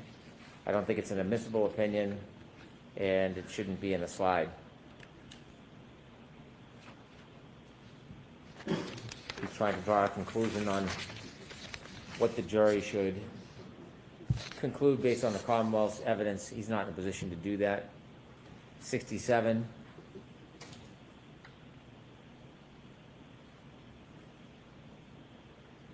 Parts of this are objectionable. I think that he certainly could testify. He hasn't seen any simulation by Dr. Welcher, but posturing it about in a manner that suggests there should be doubt in some way is inappropriate. 68, I don't think Dr. Welcher's report was introduced, and putting in a fraction of a report, I can't appreciate the significance of it.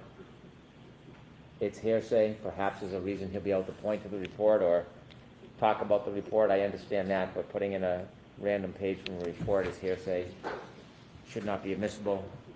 I don't know if there's going to be a conversation about trying to introduce the entire report, but one page will take it out of context. 72.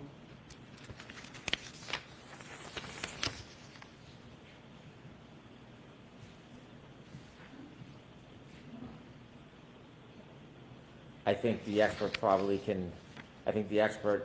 has a basis for the opinion. I don't think ultimate opinion should be in PowerPoint because it's self-endorsing. 74, again, it's a conclusory opinion, it's bolstering. Some of these can be said but shouldn't be in PowerPoints. Same thing with 75 and 76. They're ultimate conclusions. And so I'm not in agreement with all of the conclusions that the expert may try to introduce, but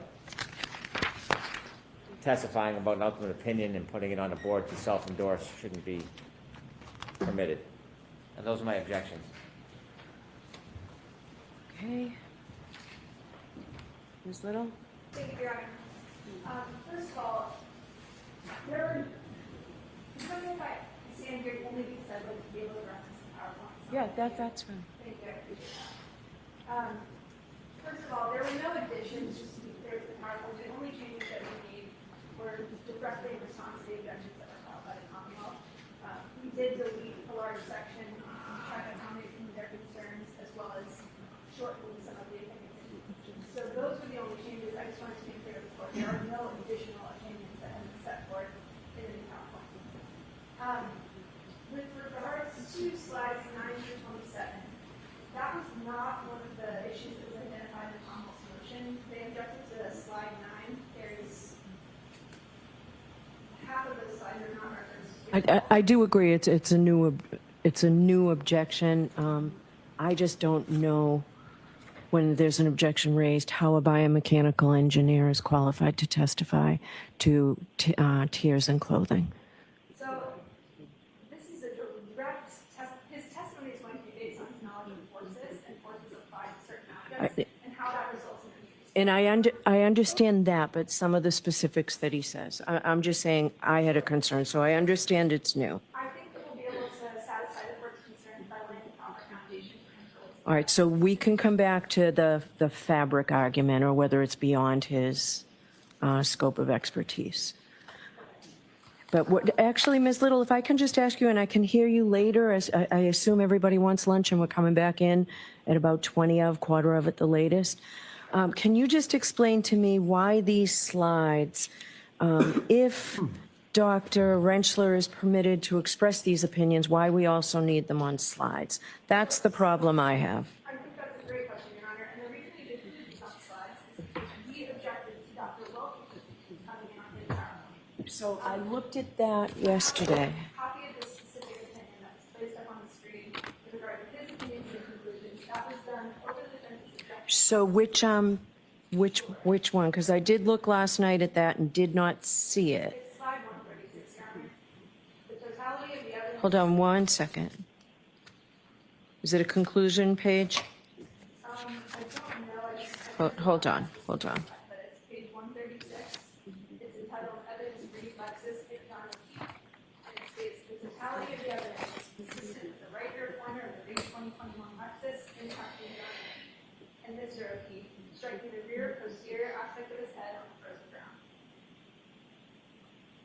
Okay. So if he's allowed to do that, he That, so that is different than what I said he could be asked on his ultimate question, right? But it still came in? Was there, I'm sorry? yes, that came in over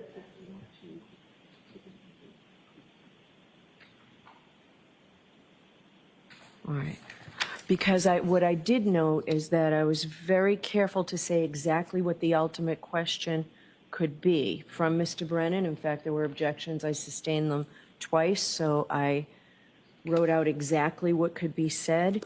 And Mr. Brennan asked a variation of the first one, and there was no objection. So I didn't remember that this came in. All right, so I will take a look at that.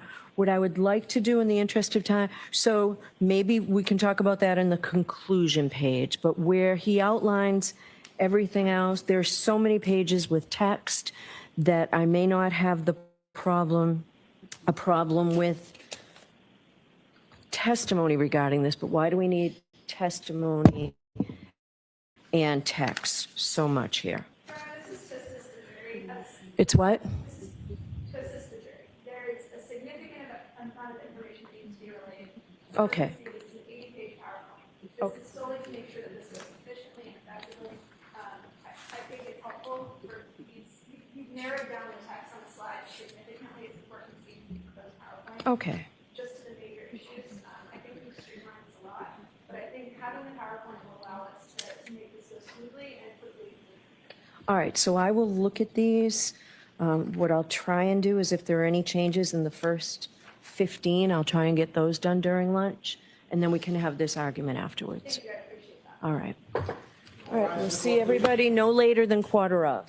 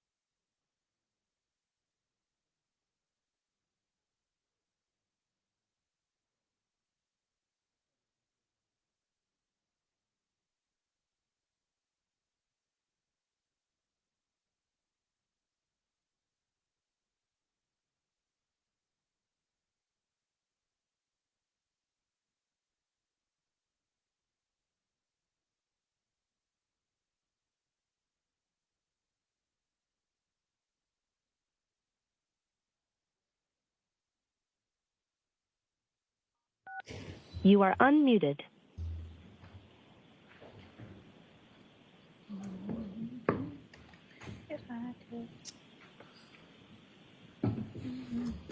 Back to session, you may be seated. All right, the jury is coming over. I just wanted to tell you what I was able to do during the lunch break. So, Mr. Brennan, you argued for 4 points of admission regarding this witness. I'll allow in 1 and 2. I've had a chance to look at 4. I think I already told you I would not allow in 3 because I've already considered it. I've now looked at the 4th one, the case. I'm not going to let you get into that during cross-examination. If the door is open and you think you can get into it after redirect, please come to sidebar. All right, and also I had a chance to look at the actual exhibit regarding what came into evidence from Dr. Welcher and Ms. Little. Contrary to what you said and what Mr. Alessi was nodding to, page 136 did not come into evidence. It's a blank page. So that PowerPoint did not come in. I had a chance to look at Dr. Rentschler's PowerPoint, and at least for now, maybe you can persuade me otherwise, any text that has hearsay on it that you say will help assist the jury, what I want to say is I think we have to give the jury some credit here, okay? They have been listening to this case intently for weeks. I don't find that anything that you've recommended here comes in to assist the jury is necessary to assist the jury. So before Dr. Rentschler testifies, those slides that were objected to that have text are out. Can I have a moment just to examine the Dr. Welcher PowerPoint? No, not right now. You can look at it, yes. You can look at it while we're bringing the jury in. Okay, because we have 4 copies of the PowerPoint, and I know that I'd like to be able to. 137 is the report. Mr. Alessi, please.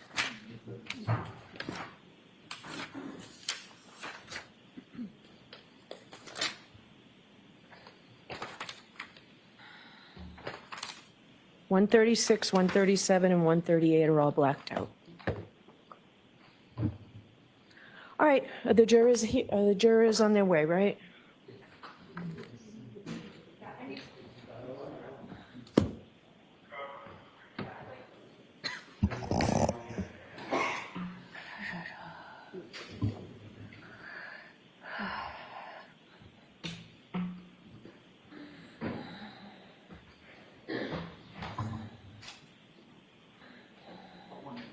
Okay.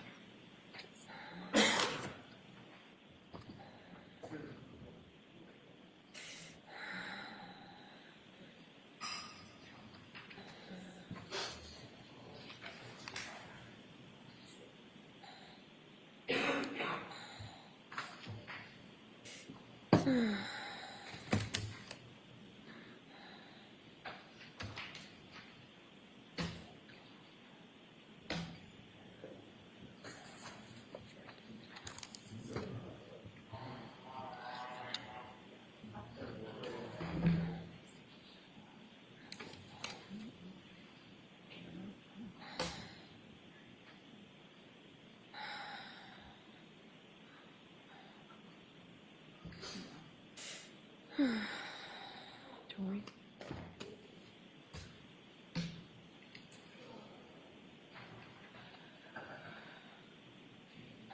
Please rise for the jury.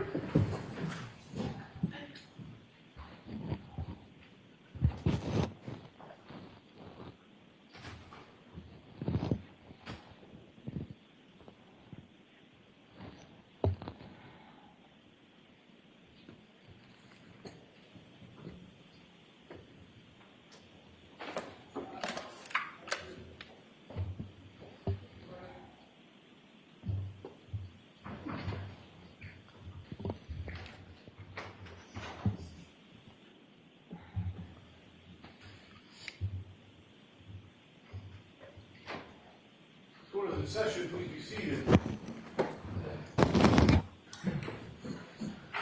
All right, Mr. Brennan, whenever, I'm sorry. Thank you.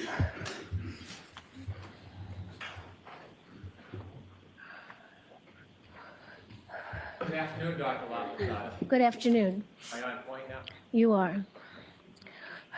You were asked on direct examination about your qualifications. You were a medical examiner for the state of Rhode Island, is that fair to say? Yes, I was the chief medical examiner. For 20 years? 12 years. I'm sorry, 12 years. When's the last time you worked as a medical examiner? In 2005. When's the last time that you conducted an autopsy? I've done probably a handful of autopsies, private autopsies in my consulting practice. Since 2005? Correct. When do you think the last time you did one is? Maybe 4 years ago, four or 5 years ago. 4 or 5 years ago? Yes. Okay. Since you left the medical examiner's office, have you had any specialized training in brain injuries? It's all part of keeping up with the medical literature and knowing the forensic pathology literature, reading medical literature. So it's a continuing endeavor to keep yourself educated with medical updates. Since you left the medical examiner's office, have you had any specialized training in brain injuries? I've not gone to a course on brain injuries. Since you left the medical examiner's office, have you taught any students on brain injuries? Yes. Have you given any classes or seminars on brain injuries? Yes, I have. And coup counter coup, how many times have you experienced that as a medical examiner, that condition? Well, I myself haven't experienced it, which was good, but in cases, hundreds of cases, it's a common injury. You said you did differential diagnosis. That is to exhaust any potential bias you have, correct? Well, a differential diagnosis is to think, how many ways can you get this finding? And it does help prevent bias. Did you say on direct examination part of the benefit of differential diagnosis is to make sure that you don't have a bias? Yes, yes. In order to eliminate bias, you're supposed to look at all reasonable alternatives, correct? Yes, that's part of it, making a differential diagnosis. So you don't just look at a person's body, come to a conclusion, and ignore other evidence. That would kind of defeat the purpose of differential diagnosis, wouldn't it? Well, you always have to look at all the evidence. And so if you didn't look at all the evidence and you disregarded some of the evidence because you had already made up your mind, that really wouldn't be the proper study of differential diagnosis, would it? Right, I don't do that. I'm sorry, ma'am. I don't do that. I always look at all the evidence.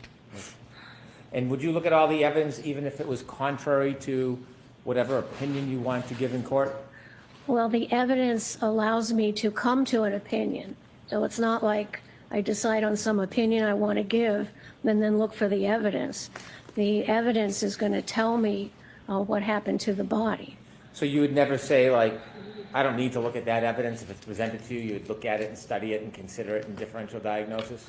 Sure, it may or may not apply, but I look at it. Because if you did that and said, well, I don't need to look at this, and it was relevant evidence, that would defeat the whole idea of differential diagnosis, correct? Well, you always want to look at all the evidence that's going to help you decide what happened to the body. If you were to ignore relevant evidence because you already made your mind up, that could create some type of bias, even if well- you're not recognizing it, correct? Well, I don't make my mind up. I make it up on all the evidence I have. Then if something else other evidence comes up later, I have to reevaluate everything and consider that new evidence. When you were talking about car collisions, I don't want to belabor the point, but you didn't major in physics, did you? In what? You didn't major in physics, did you? No, I took physics, but no, didn't major in it. Okay. And the last time you took physics was probably, what, undergrad? Correct. Thank goodness. You have no study in biomechanical engineering. No, I'm not a biomechanical engineer. Understood. You never taught courses in accident reconstruction, have you? only in terms of looking at the injuries on the body and showing how that they could or could not have occurred from impact with a motor vehicle. Have you taught classes in accident reconstruction? Only as far as it would affect the findings on the body. Do you know what I mean by when I say accident reconstruction? Well, accident reconstruction meaning, and I'm telling you that my expertise in accident reconstruction is restricted to looking at the body and then understanding how impacts may or may not have occurred to the body. I don't take a car and look at mileage and such like that. You don't do any studies of the actual vehicles, you're focused on the body? I'm focused on the body, but I also look at the vehicles to look at the points of impact that might be possible. You do not have any advanced study in biomechanics, do you? No. Now, you had mentioned that when you were in the medical examiner's office, you had a number of higher profile cases. Well, every case is important because somebody's dead. You pointed out some pretty specific ones on direct examination. Were those more important, the ones that were highlighted, or is that the same as every other case? I don't know what you're talking about. Well, you had mentioned the Egypt airline crash, station yeah. nightclub fire. Those were highlighted or pronounced on direct examination. Are they equally important as every other case? Oh, absolutely. Every person is my patient. You talked about some of your commendations. The station nightclub fire, you received quite a bit of criticism on that, didn't you? Well, there was a flurry of negative press without any basis. You had mentioned that a doctor, a medical examiner, should have gone out to the scene to look at the area where John O'Keefe was found to make observations. Did you suggest that in any way on direct examination? You have to know what the scene looks like, and usually that is documented in police reports and in police photographs who document the scene. The station nightclub fire, that had numerous victims, didn't it? Yes, 100. And you received criticism because you were repeatedly requested by emergency responders and police officials to come to the scene, and you refused? That's incorrect. First of Okay. all, nobody called me to come to the scene, and medical examiners are not first responders. As soon as I got a call that there was that fire in the nightclub, my investigator went right to the scene, and I was in constant communication with him throughout the early morning hours of that horrible accident. And I went into the medical examiner's office because I had to start getting ready to run our office 24 hours a day to not only take care of the poor individuals who expired in the nightclub fire, but also the regular work of the medical examiners. So there was no need for me to go to the scene because I had my investigator there, and my job would be at the office to get things all set up to handle the influx of deceased. Did you receive criticism that over 17 hours there was an effort to have you come to the scene, but you refused? There was, I'm going to allow it in a different form. yeah, that's incorrect. Hold on, Oh, I'm sorry. Oh, no, I didn't mean to scare you. Just Oh. Okay. hold on for a second. Okay. Ask him differently, Mr. Brennan, please. Did you receive criticism that officials? I'm going to allow it based on the ending, pursuant to the ending. Let's hear it. Did you receive criticism that for over 17 hours officials were asking you to come to the scene and you refused? It was untrue. It was printed in the newspaper. We looked up all the phone records and provided it to the newspapers and showed that nobody called me to go. I would have gone if I needed to. I had my investigator there. It was just bullshit. No, it was erroneous stuff. Was there other criticisms in 2005 before you left the office? No, there was a flurry of stuff in the papers. There were union issues, new director of health, new governor. So yeah, there was a little flurry of stuff, which was not substantive. So you inevitably did resign in 2005. Yes, because my budget was going to be cut, and I knew that if I had to get rid of a medical examiner, we couldn't do a good job for the state, and I'd done it. I'd been chief for 12 years. I'd been on call 24 hours a day for 12 years, which was an honor, really. But then if I couldn't do a good job, if we cut the budget, I had to get rid of a medical examiner. I couldn't serve the people of Rhode Island well, so I resigned. Did you resign shortly after the audits and criticism? No. Same year? Oh, I don't even remember. Okay. After you resigned, you opened your own company? Yes, I started an independent consulting practice. How much of your business is consulting? It's a consulting practice. Yep. How much of your business, how much of your income is consulting? 100%. It's consulting. Do you consult in both criminal and civil cases? Yes, I do. What percentage of cases are criminal cases? It's maybe half and half. Half criminal, half civil? I don't keep track of it in that way, but that would be a guess. I'm sorry, I'm sorry, I didn't hear you. I don't keep track of numbers of civil or criminal cases that I'm consulted in. If I had to give an estimate, it would be half and half. I've worked on over 1,000 cases in my private company. And fair to say you get compensated for your time? Yes, I get paid for my time. Dr. Lapatada, you had mentioned that there were some scratches that you had taken a look at on Mr. O'Keefe's body. If we could have Exhibit 165, please.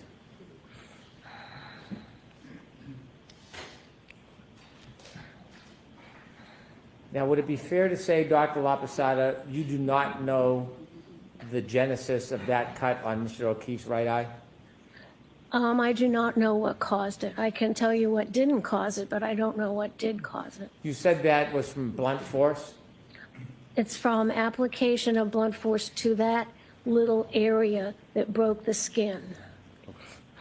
When you were asked a question about whether that was consistent with a punch, you opined that it was consistent with a punch, yes? It could be consistent with a punch. You weren't saying it was consistent with a punch to a reasonable degree of medical certainty, were you? That would be within my differential diagnosis. It could be consistent with all other types of blunt impact, or many other types of blunt impact, couldn't it? That's correct. Ground, perhaps? No. No, an object? If it was an object that could get into that area under the eyebrow, yes. You mentioned the spoiler on the back of Miss Reed's Lexus. Do you remember that? I remember that. Do you know how tall John O'Keefe was? He's around 7 foot, 5'11", I think, 7'2", something around in there. No, he's more closer to 6'1". Does that make sense? Sure. Okay. And that spoiler on the Lexus, do you know how high off the ground that is? No. Did you ever try to measure it or ask for photos or any information about that? I looked at the photos. Did you ever ask for any measurements or try to take any measurements? No. Could I have Exhibit 166, please? Did you see this cut on Mr. O'Keefe's nose? That's a scratch. It's not made by a sharp instrument. It's not a cut. It's a scratch. Is there any scratches on the left side? Do we have a photo of the left side? Please. And that, you say that's a scratch, not a cut? Correct, because a cut means it's made by a sharp thing, like a knife, and a scratch is made by something that's kind of rounded that has a little point on it, but it's not sharp. Okay. Do you have any information or basis to say where that scratch came from? No. Did you do any differential diagnosis on that scratch? I don't know what caused that. There could be a number of things that caused it. There was no scratch on the right side of Mr. O'Keefe's nose? I don't see it, no. Could you zoom in, Ms. Gilman? So the only scratch was on the left side? Looks to be, that's not a good photograph because there's some blood obscuring the skin. Yes. If my memory serves me, there is a scratch on the left side of the nose and maybe a small scrape on the tip of the nose. And we can go back to the left side?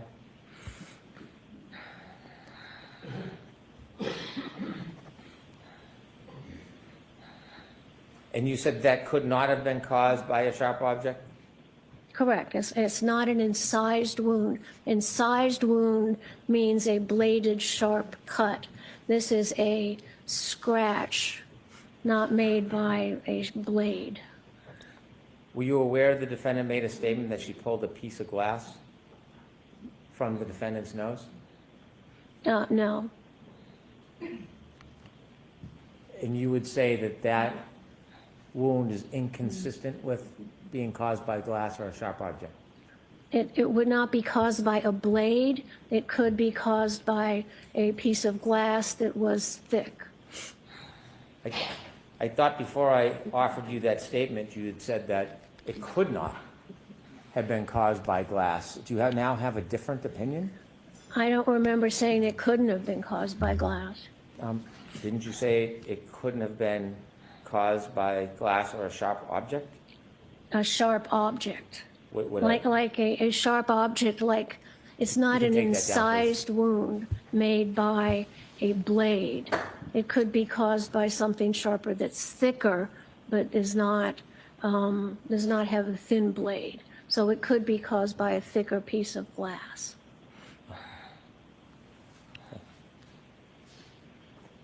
If somebody is deceased, does any blood pressure from their heart still move in their body? No, they're dead. If somebody removed a sharp object like glass from somebody's face, would they spurt blood if they've died? If you're dead, there's no blood pressure. So if you're dead and you remove something, there may be some superficial blood, but it's not going to have blood flow because your heart's not pumping blood out of the cut ends of the blood vessels. So it's not going to spurt if you pull something out of a person's skin if they've passed? You wouldn't get a spurt of blood from arterial pressure.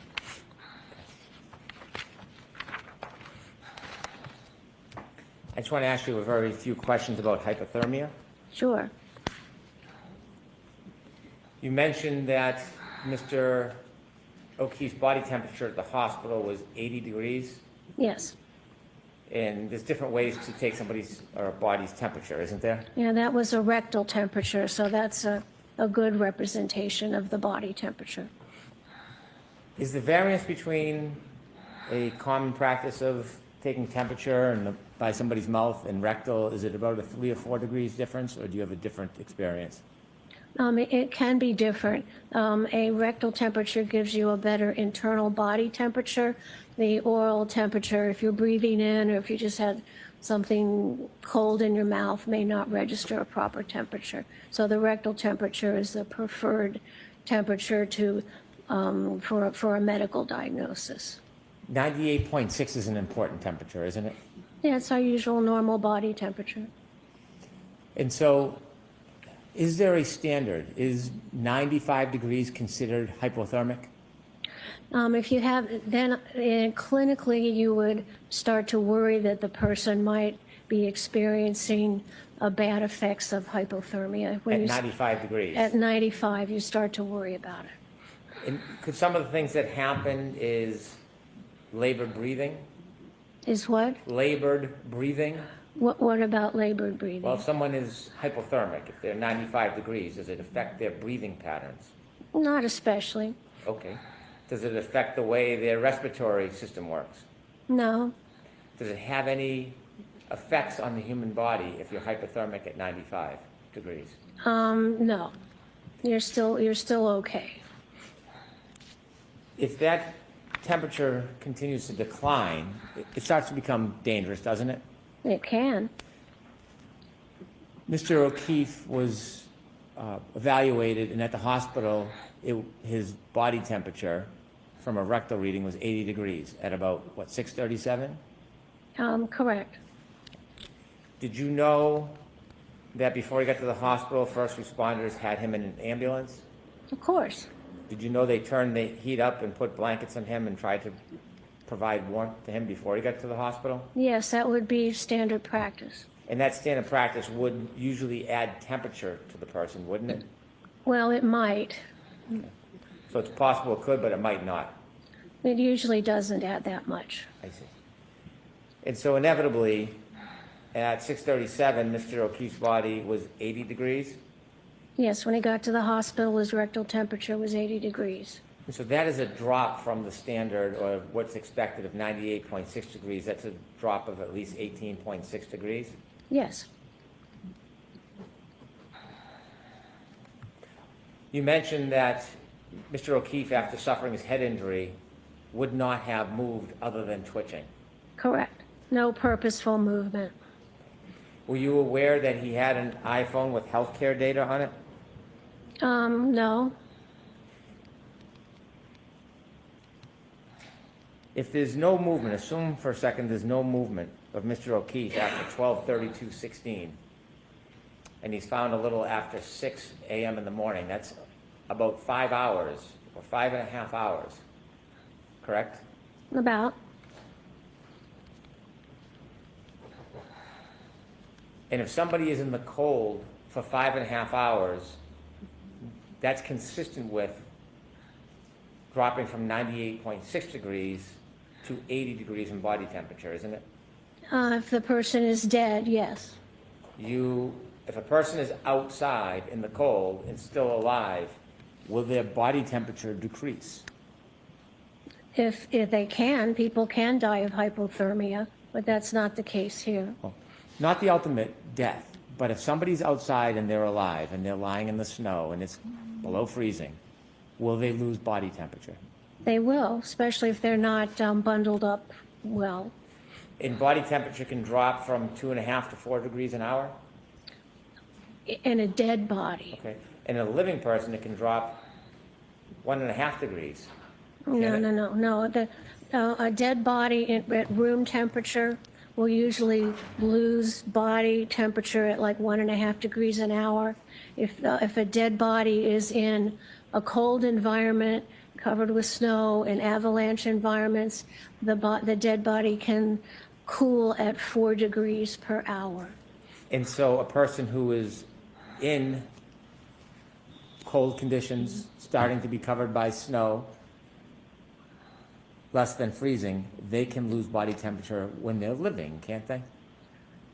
If you're sure, you can. People die of hypothermia, but that's not the case here. Well, someone could be alive, lose body temperature, and not die. That can happen, can't it? Yeah. Right. So if someone is in the cold, let's assume they're not dead for a second. They're in the right. snow, below freezing, not moving. Can that person lose body temperature if they're still alive? Sure. They just lie there. They can become hypothermic and die.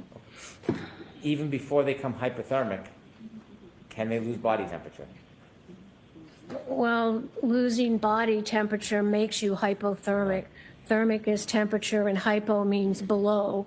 So your temperature goes down and you're hypothermic because it's going down. And people can survive from being hypothermic if they get the right care. Sure.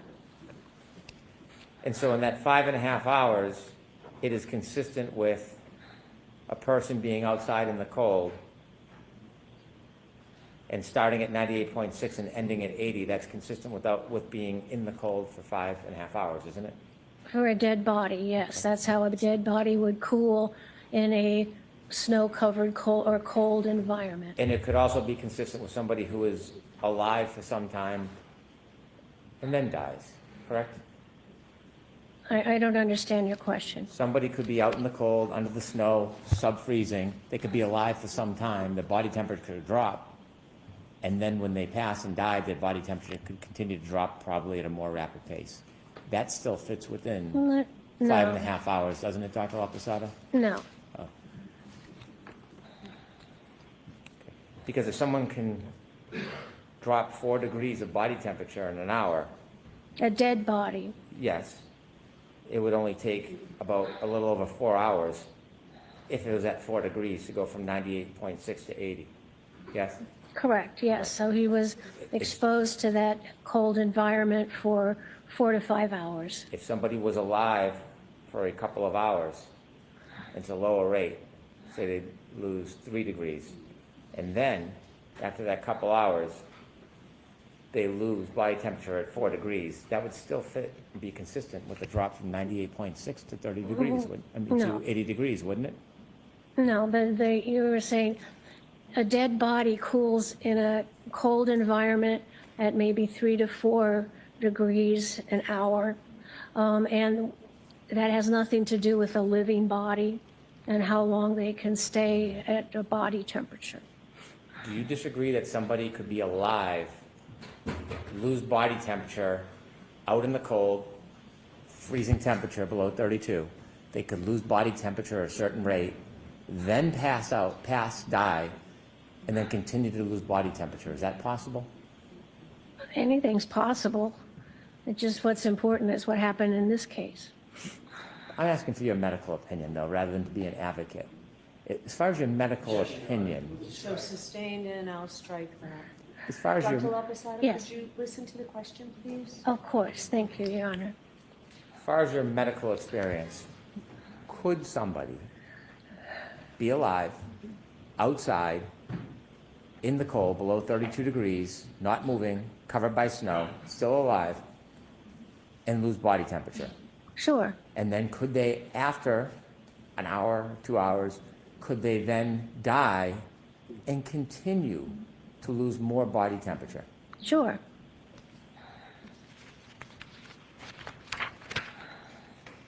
You mentioned your opinion about injury on Mr. O'Keefe. And at one point you said that his injury was inconsistent with a taillight, and you said because there was no damage from the bumper. Do you remember saying that? I don't think I said it quite that way. Okay. Do you remember how you said it? No, Do you remember discussing or raising the issue of a bumper as part of your equation, that the injury to Mr. O'Keefe was inconsistent with the injuries? he has no injuries on him that are consistent with being hit by the back of the SUV. That includes the spoiler, that includes the bumper. Okay, if we could play video E, please. I want to ask you, Dr. Lapatada, have you seen this video before?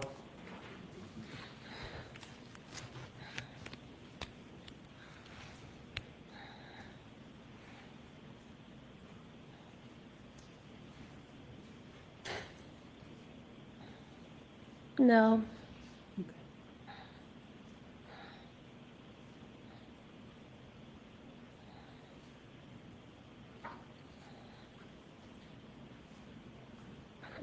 Thank you. You can take that down. Did you see anything in that video that would suggest any contact between that mannequin and the vehicle's bumper? Objection. I'm going to see you at sidebar on this for just a minute, please.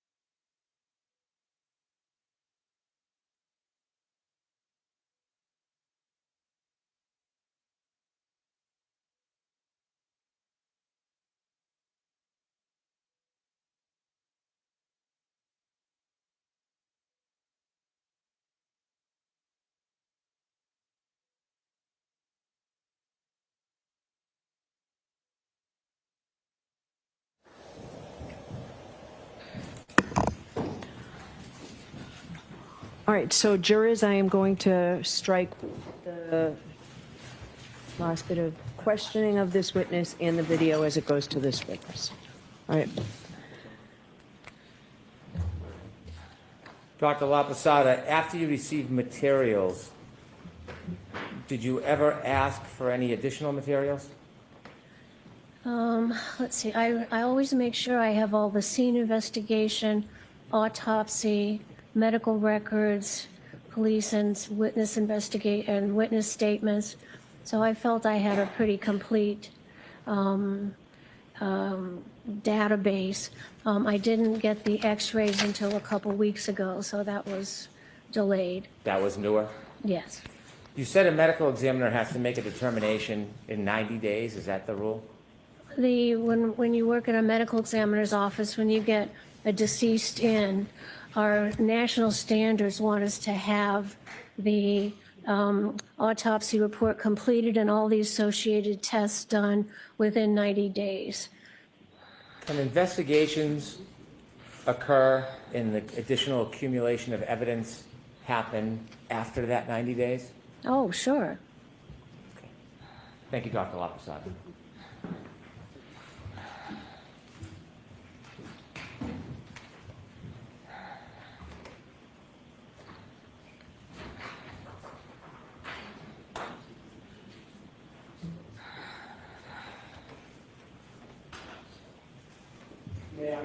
Yes.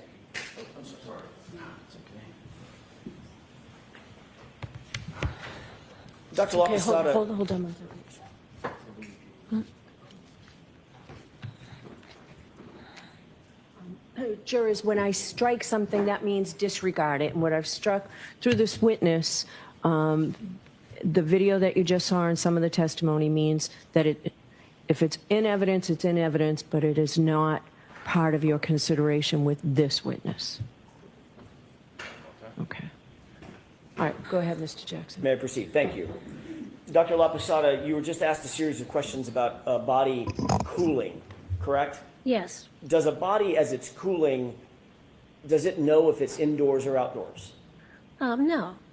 If there's a very cold environment, be it indoor or outdoor environment, would it still cool? Oh, absolutely. And it would cool would it cool at the rates that you earlier described? Yes, Even if indoors, if that indoors was cold? absolutely.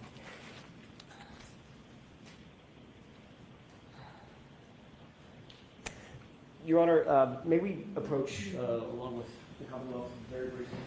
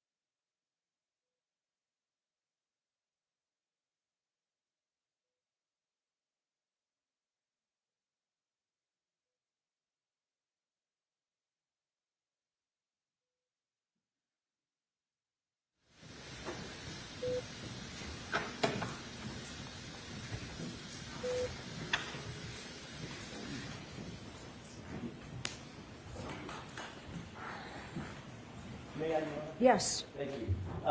Dr. Lapatada, stand back here for a quick second.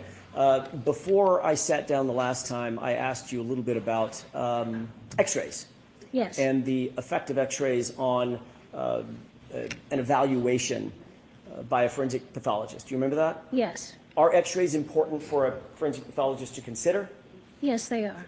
Did you find any, you reviewed the x-rays, correct? Absolutely. I'm going to relegate my question to just the right arm of John O'Keefe. Yes, Did you find any deformities, defects, breaks, fractures, or hairline fractures of that kind on any of the x-rays that you reviewed? none. May I approach you on? Yes, I have a question for you.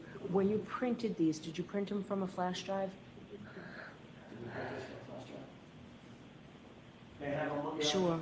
I have some assistance with this. Do you have them up on the, We do have electronic versions of this. why don't we do that instead of the big,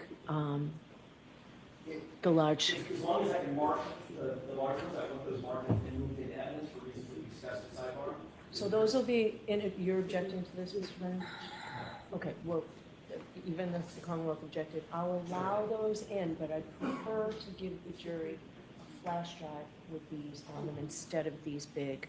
So we will mark your flash drive, and you can just go ahead, do it in evidence. We'll mark the flash drive. Flash drive will go in with the jury rather than these very cumbersome additional pieces of paper, and you can go ahead and show them. If I did, or I don't want to have a full discussion in open court, if it pleases the court. All right, jurors, we're going to make this one really quick.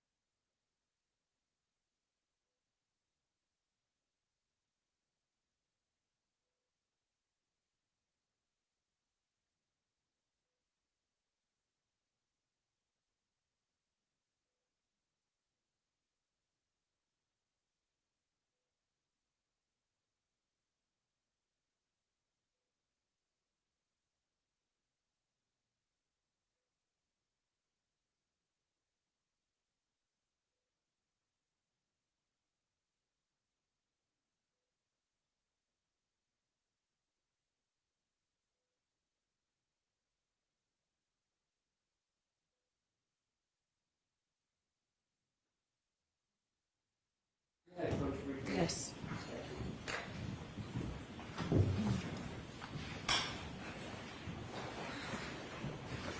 Thank you so much.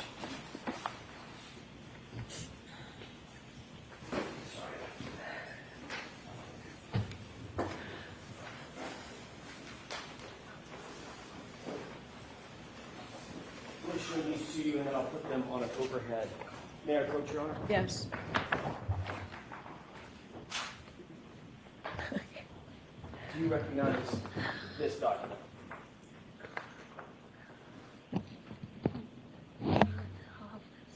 Yes, I do. How do you recognize it? I recognize it by the medical examiner identification of Mr. O'Keefe, and I recognize the x-ray of the right hand, the right wrist, the right femur, and I can also tell by the R designation here that that's the right side of the body. Is this what you reviewed in coming to your opinions and conclusions concerning injuries to his right hand? Yes, Thank you. So these now will mark whatever the next exhibit in A, B, and C. A, B, and C, yes, Your Honor.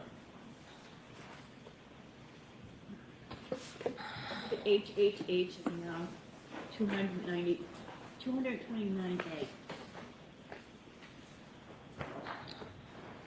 May I approach, Your Honor? Yes. I'm sorry, I need to wait.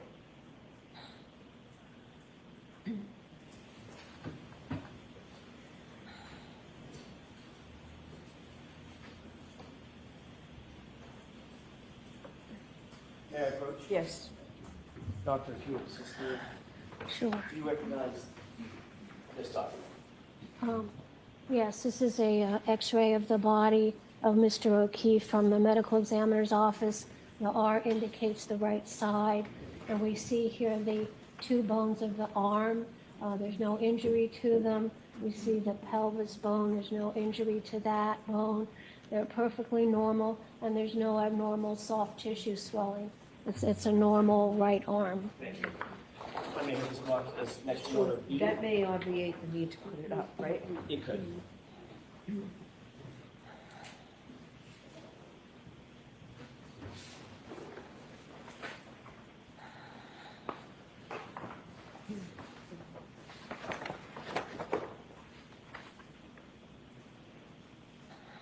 The 229B.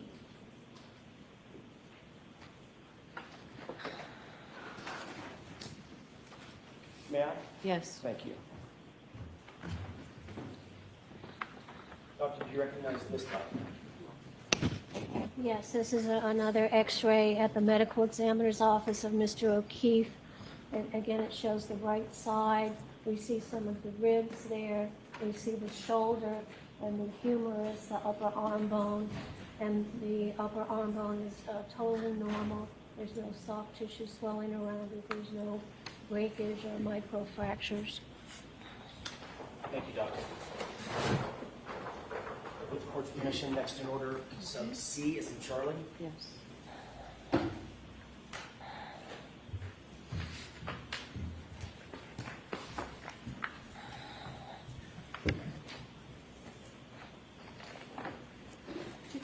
C. Dr. Lapatada, that's all I have for you. Thank you for coming. Anything, Mr. Brennan? No, thank you. All right, Dr. Lapatada, you are all set. Thank you, Your Honor.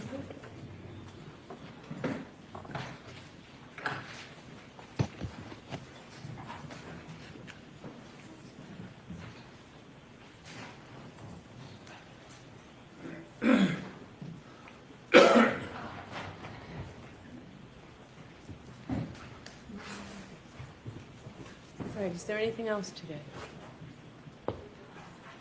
May I have a moment? Yes.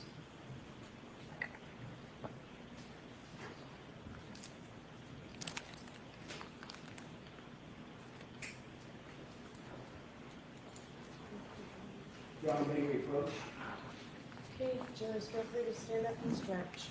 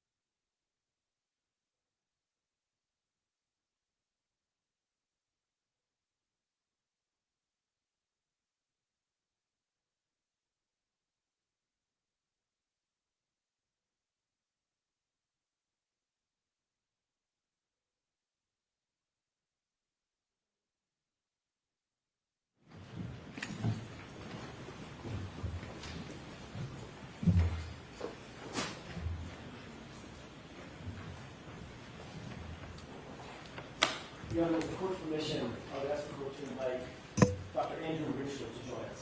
Okay.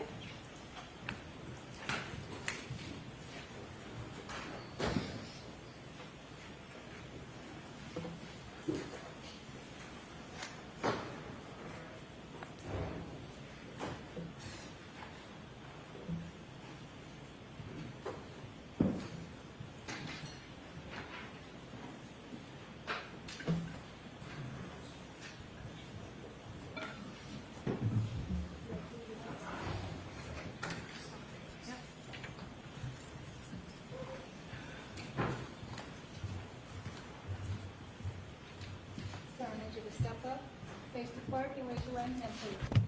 You solemnly swear the evidence given to the court and jury in the case now hearings for the truth, the whole truth, and nothing but the truth, so help you God. I do. Good afternoon. It's fine. It's fine. Feels good. All right, Mr. Jackson, whenever you're ready. Thank you, Your Honor. Sir, could you please, pull that to you. You're a little on the tall side. Pull that to you right up under your chin if you can. And in a nice, clear voice, tell the jurors your name and spell your last name for us, please. Dr. Andrew John Rentschler, Rentschler. Sir, what do you do for a living? I'm a biomechanist, a biomechanical engineer, and an accident reconstructionist. Where do you work? I work for a company called ARCA LLC. Tell us a little bit about ARCA. What is ARCA? ARCA is an engineering consulting firm. So we do litigation type work, both civil and criminal, where we look at, for instance, I do biomechanics. So I look at injury causation in different types of events, motor vehicle accidents, pedestrian, automobile incidents, sports related injuries, industrial accidents. We also do accident reconstruction, as well as all types of really forensic type engineering. And we also do R&D, research and development, for private and governmental entities. What's your current title? I'm a vice president and director of biomechanics for the Midwest Division. The director position that you hold, that's the official position at ARCA? That's correct, yes, sir. How are you ARCA's senior biomechanist? I'm one of them, yes. And how long have you held the position of director of biomechanics and human factors? It's been at least 5 years. I don't recall exactly how long. What exactly does is it biomechanist or biomechanist? Biomechanist, yeah. All right, I'll get it right by the time we're finished. What is a biomechanist? What do you do? So a biomechanist really looks at the human body, and we look at the response of the human body to forces and accelerations. We apply traditional engineering, but to the human body. So a mechanical engineer, for instance, might look at a piece of steel, and you know the dimensions and size of the steel. If you apply a force in a certain direction with a certain magnitude, that steel will bend and eventually it'll break. Was a biomechanist or biomechanical engineer, I do the same thing, but I look at the human body. How much force has to be applied in what direction to get a specific type of injury, whether it's a fracture of your humerus, a concussion, an vertebral disc injury. Any type of injury has what we call an injury mechanism. So we look at the response of how the body reacts to forces in different environments. Ultimately, our hope is to actually help prevent and mitigate accidents. You know, motor vehicle incidents, we look at the design of airbags and seatbelts, sporting equipment, how can we reduce concussions and injuries associated with that. So ultimately, we try to figure out how to make the environment and the world safer for people in whatever type of interaction you might have. Is that sometimes called injury causation analysis? It is. That's one aspect of it. Injury causation analysis is looking at how an injury occurs. So if someone sustains an injury, as a biomechanist, I can look at the events surrounding that incident and determine how the injury occurred. Now, how someone was positioned, how much force had to have been applied to certain parts of their body to actually produce a given injury. Why is injury causation analysis important in the broader field of biomechanics? Why do you want to know the causation of certain injuries? Well, like I just said, our main goal and interest is to really mitigate and prevent injuries from occurring. So in order to do that, you have to know how they occur. You have to know, for instance, hockey, we do a lot of work with the NHL, how certain injuries occur, cervical injuries, concussions, shoulder injuries. So if your intent is to prevent injuries in certain settings and situations, you have to study how the body reacts, how those injuries are created, and then you can determine or attempt to determine how to prevent them from occurring in different events and situations. What sort of contracts or commissions does ARCA routinely engage in? You know, we have a number of different contracts. We've worked in the past with the United States military. I helped design what we call the energy absorbing seat for the MRAP vehicles. Hold on 1 second, Dr. Anderson. Sure. Okay. For the MRAP, which are the mine-resistant, ambush-protected, armor-plated vehicles that they had over in Iraq and Afghanistan. And the issue there is that when they go over an IED, an improvised explosive device, it would blow the vehicle up off the ground. So we were seeing very severe accelerations and forces going through the vehicle, through the seat, into the soldiers' spines. And we're seeing severe spinal and head injuries as a result of that. So we worked with the military to design what we call an energy absorbing seat design. As the vehicle gets blasted up off the ground, the seat's designed to absorb that energy and that force from the blast and the movement of the vehicle and help protect the soldier's spine. We also, as I said, do a lot of work with the NHL. We work with the Department of Player Safety there, the National Hockey League. We look at the equipment. We look at helmets, trying to help prevent concussions, skate guards, how to prevent cuts and injuries due to the skates. One of the big things we did was actually redesign part of the rink. It used to be at the player area. At the end of the player area was a 90-degree stanchion of plexiglass.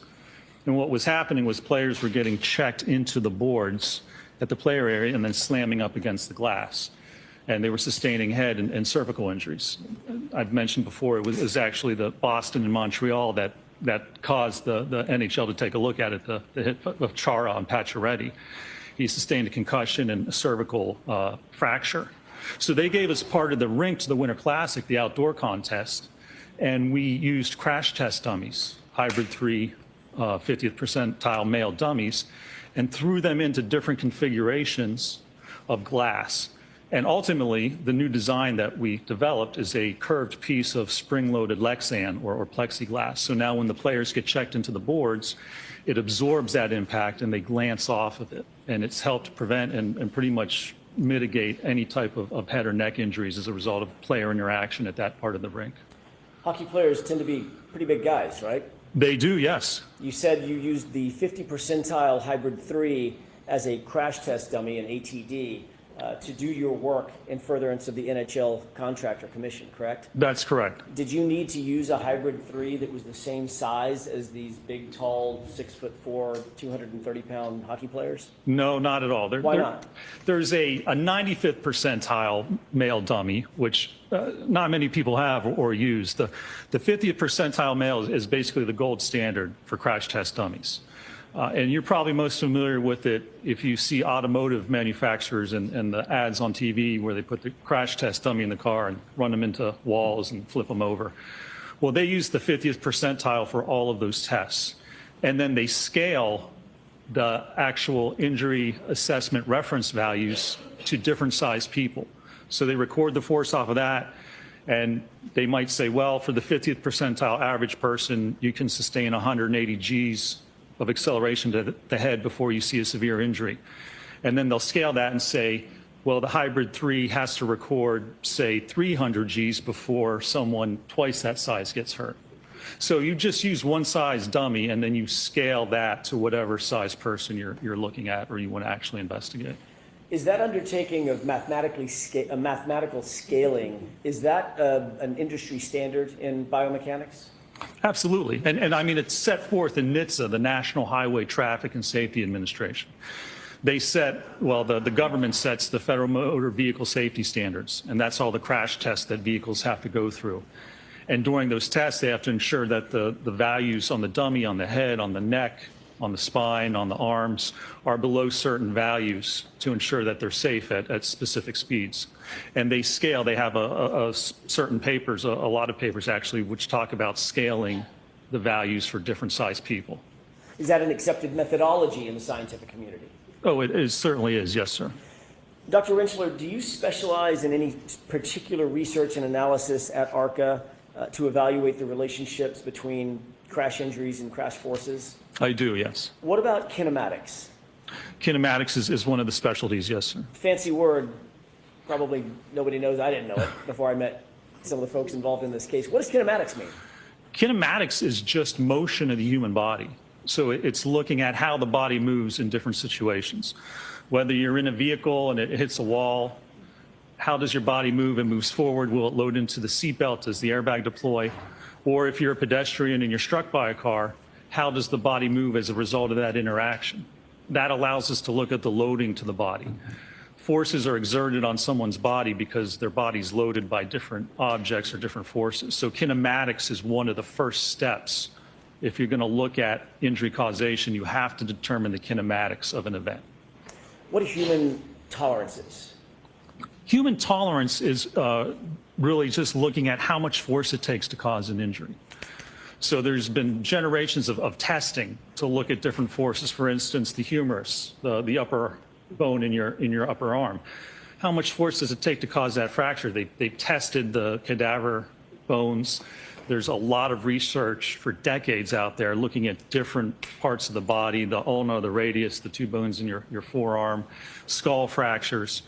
Almost any type of injury, again, has an injury mechanism, and in order to determine how it occurs, we have to look at tolerance. How much force can the body withstand before you start to see a specific injury occur? Doctor, how long have you worked at ARCA?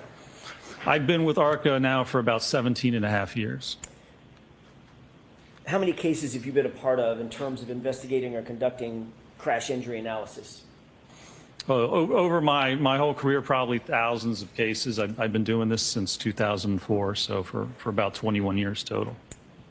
Dr. Rentschler, are you able to estimate how many of those cases that you just talked about, those potentially thousands of cases, have involved motor vehicle pedestrian circumstances?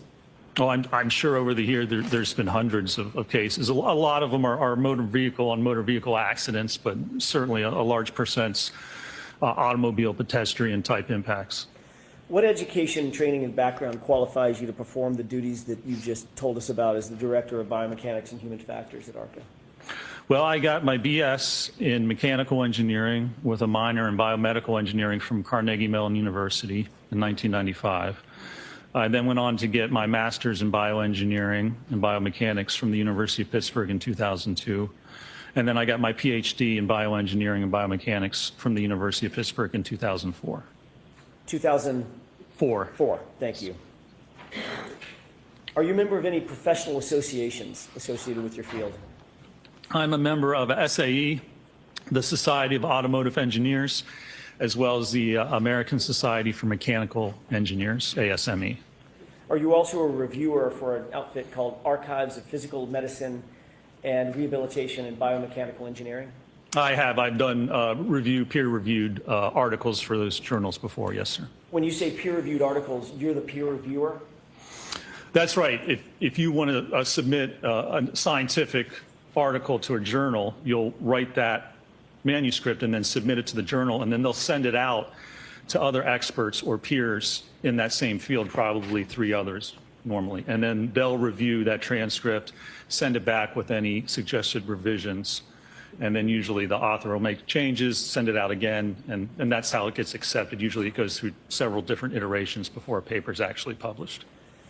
Have you received any additional training following your PhD, formal training or otherwise, in the field of biomechanics? I have, yes. Describe some of that for us, please. Throughout the years, I've taken classes through the NTSB, National Transportation Safety Board, as well as SAE, as I said, Society of Automotive Engineers, and at different universities, Virginia Tech, different seminars and classes with respect to biomechanics. Is that normal to, even for someone at your education level, a PhD, to take continuing education to stay up on issues in your field? It is. You take continuing education and then also just working with your peers. And when you work in a certain company, for instance, at ARCA, we don't do just litigation. We do the research and development. We have an epic sports branch at ARCA where we look at sports performance of athletes, how to help them perform better, whether you're a baseball player or volleyball player.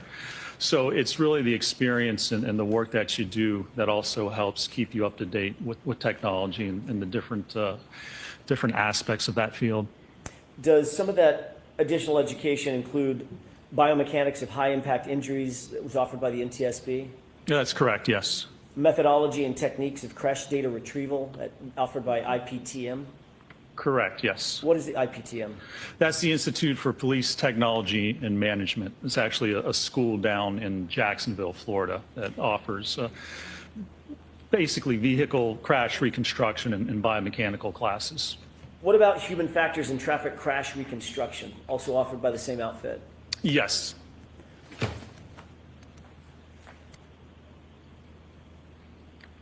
Did you take a course in automobile safety and injury biomechanics from, is this the one from Virginia Tech? That's correct, yes. Okay. Did SAE offer a course in injuries, anatomy, biomechanics, and federal regulations? Yes, that was in Detroit, I think, where SAE is based. And you took that seminar as well? Yes. What about vehicle accident reconstruction methods offered by the SAE? I've taken that class before, yes. Linear momentum analysis offered by CAARS? That was, yes, in a class out in California. Motor vehicle accident reconstruction authored by SAE? I've taken that class as well, yes. Advanced collision investigations out of California law enforcement? Yeah, I believe that was a 2-week class I took. That's the introductory class that they give to the sheriff's department and police officers out in California. And what about the post-collision passenger vehicle inspection and seatbelt analysis offered by CARS, C-A-A-R-S? I've taken that as well, yes, sir. Have you published in peer-reviewed articles and book chapters? You said you were a reviewer. Have you actually published yourself along with you and your colleagues? I have published, and that was mainly when I was in graduate school, doing graduate work. I worked at the Human Engineering Research Lab. We helped people with disabilities, so we looked at people in wheelchairs, manual wheelchair users, looked at the forces acting on the arms, how to help reduce injuries, rotator cuff tears, carpal tunnel syndrome, things such as that. So I did publish primarily when I was in graduate school at the University of Pittsburgh. When you were in graduate school, approximately how many publications did you participate in, either yourself or with colleagues? Probably 10 or 12 papers, and then some abstracts, and I believe a book chapter as well. Have you been qualified in other courts to testify as an expert in the area of biomechanics and accident reconstruction? I have, yes. Approximately how many times? Oh, I've testified throughout my career probably over 150 times in both state and federal courts throughout the country. I want to talk to you for a second, Dr. Rentschler, about how you began working on this particular case, the case that's before the bench. When were you initially retained in connection with this case?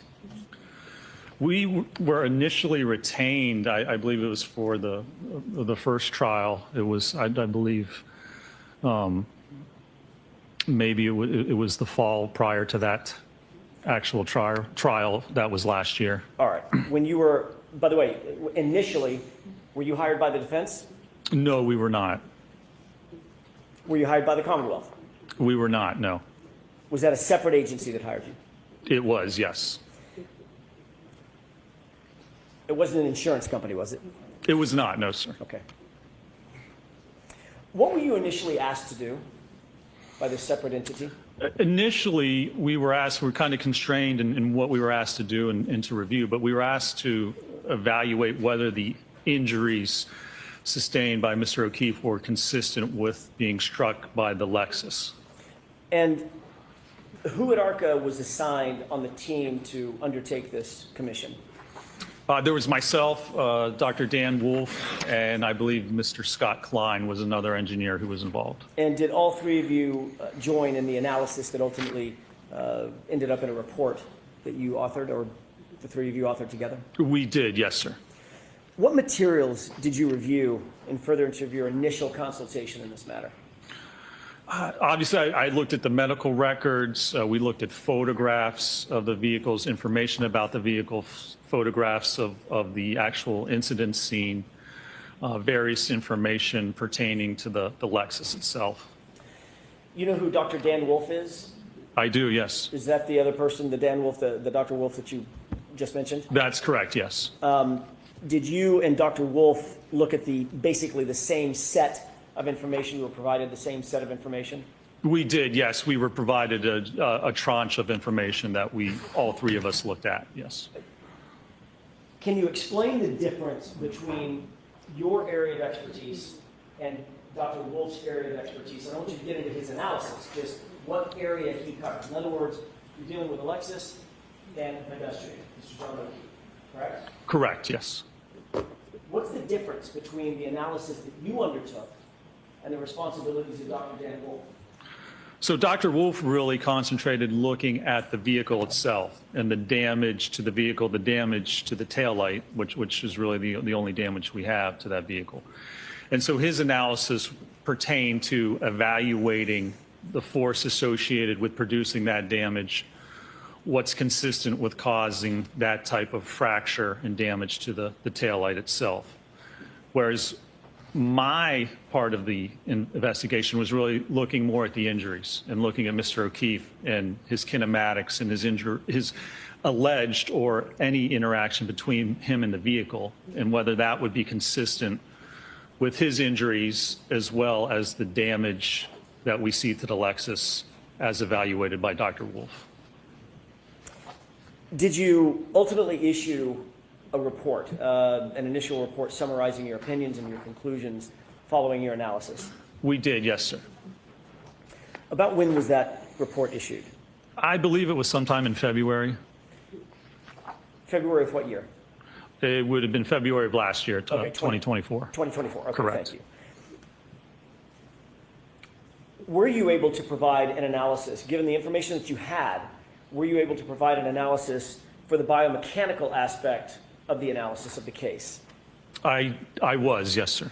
All right, did you review medical records and other materials? I did, yes. Did you make note of anything with regard to Mr. O'Keefe's injury or injuries based on what you reviewed initially when you began your analysis? I did, yes. Can you describe what you noted in terms of Mr. O'Keefe's injuries?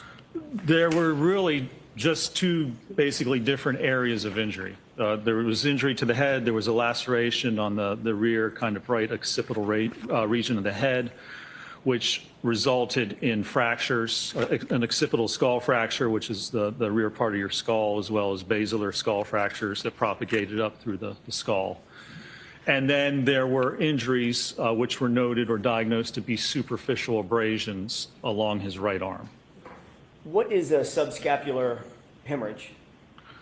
Subscapular is, Yes. yeah, with respect to the head, is that what? Yes, as it relates to the head. Yes, well, so when we talk about there's subarachnoid, there's pia hemorrhages, but basically they're hemorrhages, and scapular is hemorrhage under the scalp, but above the skull. So subdural is within on the surface of the brain, but scapular means that it's a hematoma or bleeding that occurs under the scalp but above the actual skull. Did you note subscapular hemorrhage in your analysis of Mr. O'Keefe's injuries? There was, yes, I believe there was extensive subscapular hemorrhaging. What about skull fractures? There were, as I described, occipital skull fracture in the back of the skull that then propagated forward, the calvarium as well as the basilar or the base of the skull. You mentioned subdural hemorrhage as one of the issues that you would look at normally. Did you note whether Mr. O'Keefe suffered from subdural hemorrhage? He did, yes. He had sustained subdural hemorrhage as a result. And also subarachnoid hemorrhage? Correct, yes. What about bilateral orbital ecchymosis? He did, yes, bruising along the eyes, basically. What does bilateral mean? Both? Bilateral means left and right, correct. Did you note a 1 centimeter or approximately 1 centimeter laceration to the upper right eyelid? There was, yes, 1 centimeter, yeah, and so, that's a little less than half an inch laceration right above the right eye. What about abrasions to the anterior and left aspect of the nose? There were some abrasions on the nose, and then I believe a few lacerations as well. Laceration on the right anterior tongue? The tongue was lacerated, yes. You noted, with regard to one of Mr. O'Keefe's extremities, abrasions along that extremity.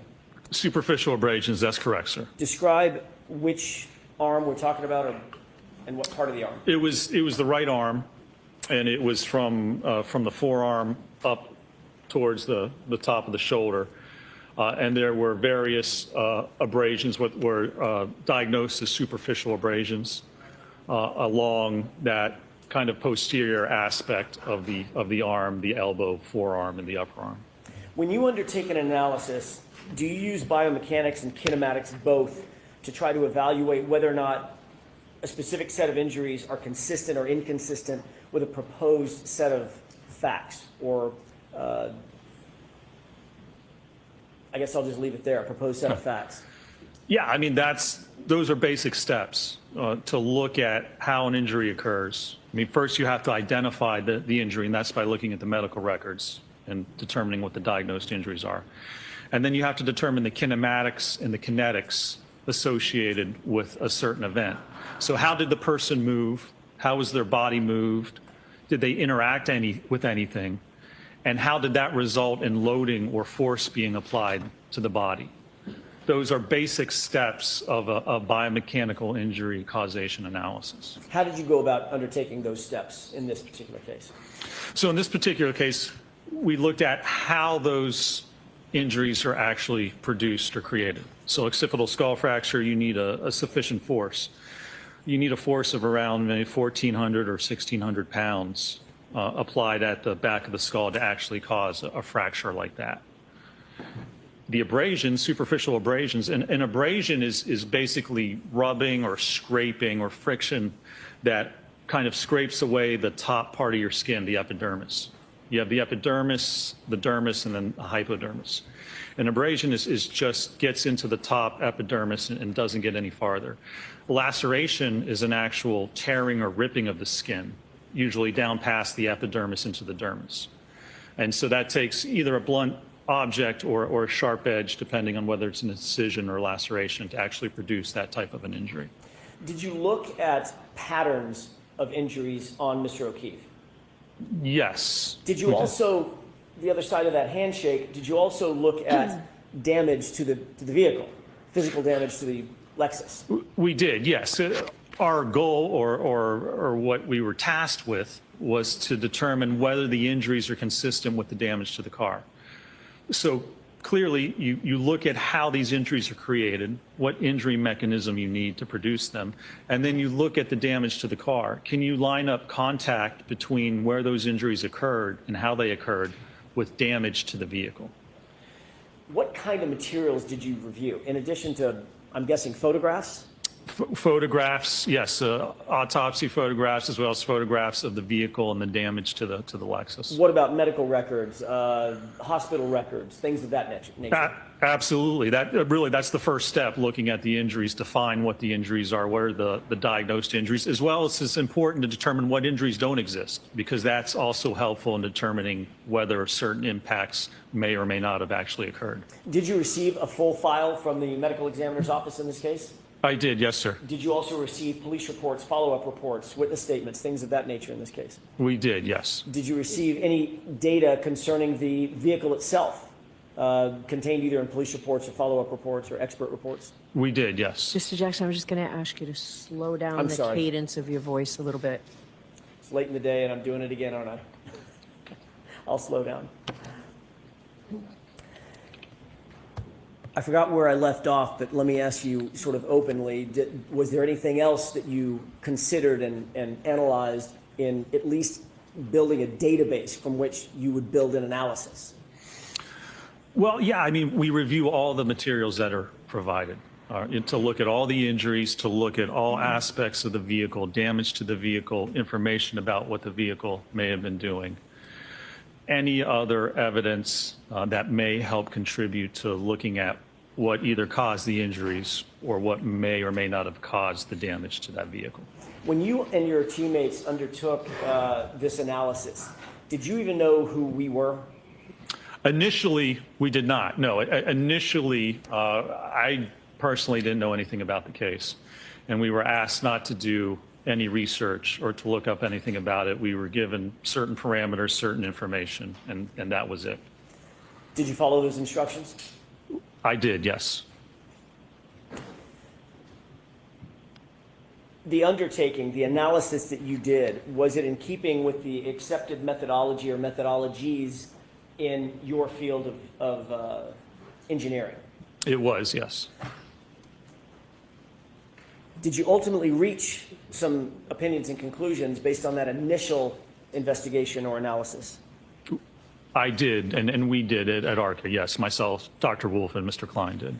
Did you reach any opinions or conclusions with regard to the force required to produce the occipital skull fracture that you noted with Mr. O'Keefe, his head being struck by the rear tail lamp of the subject Lexus? I did, yes. Tell me what those opinions and conclusions were. Well, again, we determined by looking at research and tolerance values that would take about 1,400 to 1,600 pounds of force to cause an occipital skull fracture. Now, we were tasked with looking at, again, could that result from impact with the car? So one of the things we did is we took a head form, a head from a dummy basically that's instrumented with accelerometers, and we dropped it onto a taillight cover to attain a speed of 15 miles an hour. And so that would be comparable to the vehicle striking the head at 15 miles an hour. And I concluded a few things from that. A, that the force wasn't sufficient, or the acceleration wasn't sufficient to produce enough force to cause a skull fracture at 15 miles an hour. And also, when you look at the position and configuration of the occupant, it really wasn't possible to get a skull fracture by hitting the taillight and not sustain any other significant fractures. For instance, where the taillight's positioned to have an impact to the back of the head, you really couldn't have someone positioned in such a manner to strike just the head and not have subsequent concomitant injury to the neck or any other part of the body.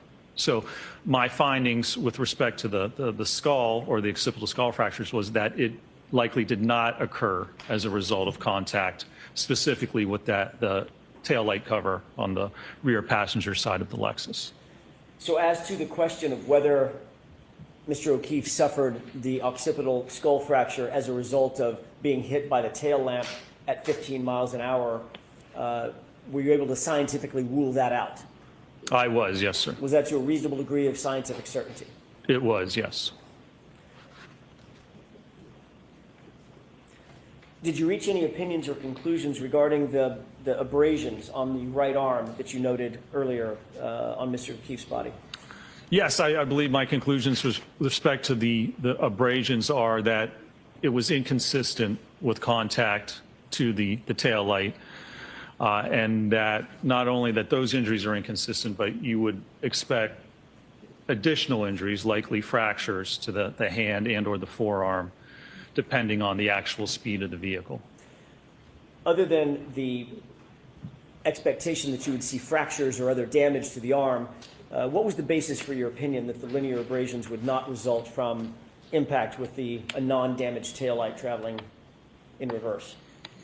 What you have to look at the kinematics associated with that, and that in order to get just superficial abrasions, that doesn't take a significant amount of force, but essentially that to have an arm contact the rear of the car, and we weren't really given any theory of how the arm contacted the car. So initially, we weren't privy to any theories or allegations of how this may occur. So just generally speaking, looking at the arm, how it would contact the car, and subsequent movement and interaction with the light cover, my opinion was that the injuries would be inconsistent, or the injuries that Mr. O'Keefe sustained on his right arm and didn't sustain would be inconsistent with actual interaction with the taillight. Doctor, were your opinions and conclusions, along with those of your colleagues, reduced to a report? They were, yes, sir. Was that report, to your knowledge, ultimately turned over to both the defense and the Commonwealth in this case? To my knowledge, it was, yes, sir. I'm going to change gears for a second and bring us forward to the spring of 2024, after February of 2024, moving into the start of 2025. Did the defense at some point reach out to ARCA and contact you and Dr. Wolf? They did, yes. That was back in 2024 after the spring, correct? That's correct, yes. At some point, did the defense engage you specifically to testify Yes. this year? This year? This year, meaning Yes. this trial? For this trial, yes. Okay. Yes, correct.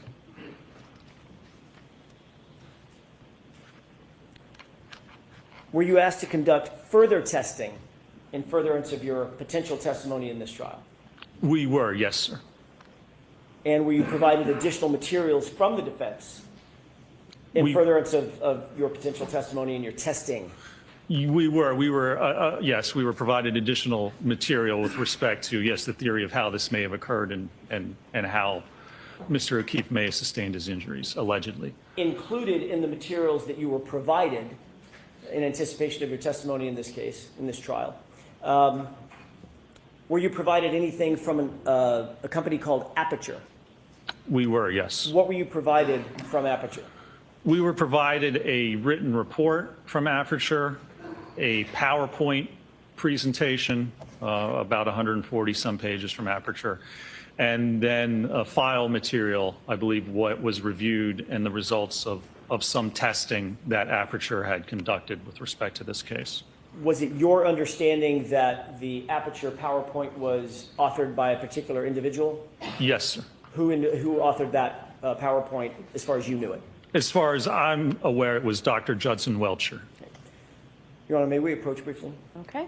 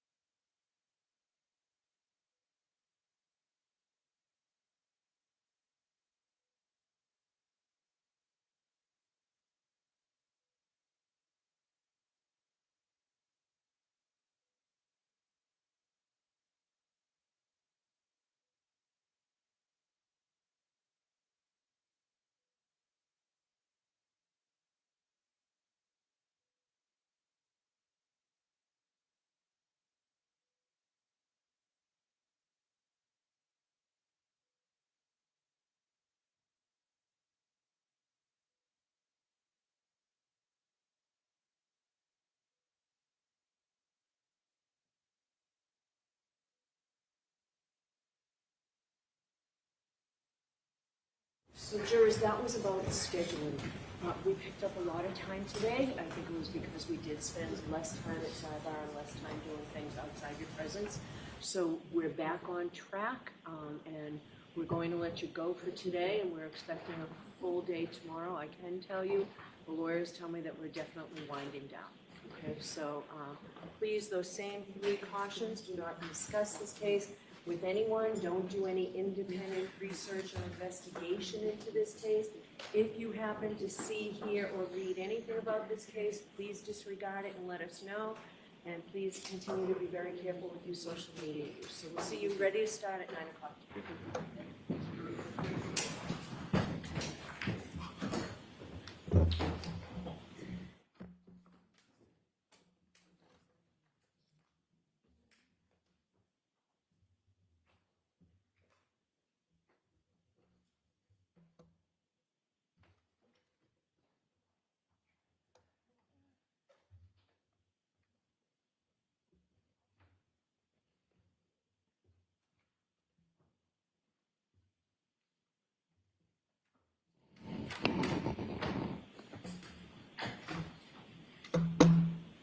You may be seated. You're all set, Dr. Ensler. I should you. have told you, I'm sorry. So we'll see you tomorrow morning as well, sir. Thank you. All right. So first of all, anybody object if I give Ms. McLaughlin back the paperwork on the State of Rhode Island versus Michael Patino transcript or whatever she was giving me? Any objection to that? All right. Thank you. All right, so Mr. Jackson, for purposes of your edits, so the text will be removed from 5, 6, 8, 9, 23, the word measurements, I think, is perhaps the only word there, 24, 31, 32, 33, 34, 46, 47, 54, 55, 56, 58, 66, 67, 68, 69, 71, 72, 73, 74, and 75, and 76. Separately, pursuant to what will be an upcoming evidentiary ruling on whether foundation has been made, if you could separately have a way to exclude, if it becomes appropriate based on whatever ruling, based on the foundation that you're going to attempt to put, slides 9 to 23. Now, as I said to you at sidebar, once you do this, or if you talk to the Commonwealth, if there's no objection to some of those numbered slides that I said needed to be edited, if the Commonwealth agrees that they come in, you can go ahead and put them in because I would allow them if it's by agreement. Thank you. Okay? All right. So do you expect that we will finish with Dr. Rentschler tomorrow? I do, Your Honor. Okay, Mr. Brennan? I don't think I'll be as long as I was with Dr. Wolf, Okay. depending on how it goes. If he has an hour and a half, I expect that'll probably be about an hour, maybe an hour and 10 minutes. Okay. All right. And then we'll figure out where we are Thursday. It seems that the case may be ready to go to the jury Friday, maybe Monday at the latest. But that's, By Monday, based on our sidebar does that seem like a fair estimate to you, Mr. Brennan? I think we'll be ready Friday. Okay. All right. So we'll see. Okay. All right. Thank you. We'll see everybody tomorrow morning. Yes. Should I have Dr. Welch in for tomorrow or wait for Wednesday? Um, Oh, tomorrow's Wednesday. tomorrow's Wednesday already. Can we, Mr. Jackson, can we reevaluate that mid-morning or the luncheon break and see where we are, whether we need Dr. Welcher here in the afternoon? Of course. Okay. All right. We'll do that. I think Mr. Alessi would have one issue he'd like to address the court. Yes, Your Honor. With regard to various exhibits that Your Honor said would be admitted based upon the issue that we had with regard to the Exhibit 88, Your Honor said you would... Yes. we'll put those into evidence. Thank you very much. Your Honor. Okay. That was the only item pressing for today. Yeah, I said yesterday they'd come in, they're coming in. Okay, so those will be in evidence. Mr. Brennan, you were on notice yesterday that I was letting those in. Okay, all right, we're all set. We'll see you tomorrow. All rise for the court, please. Goodbye.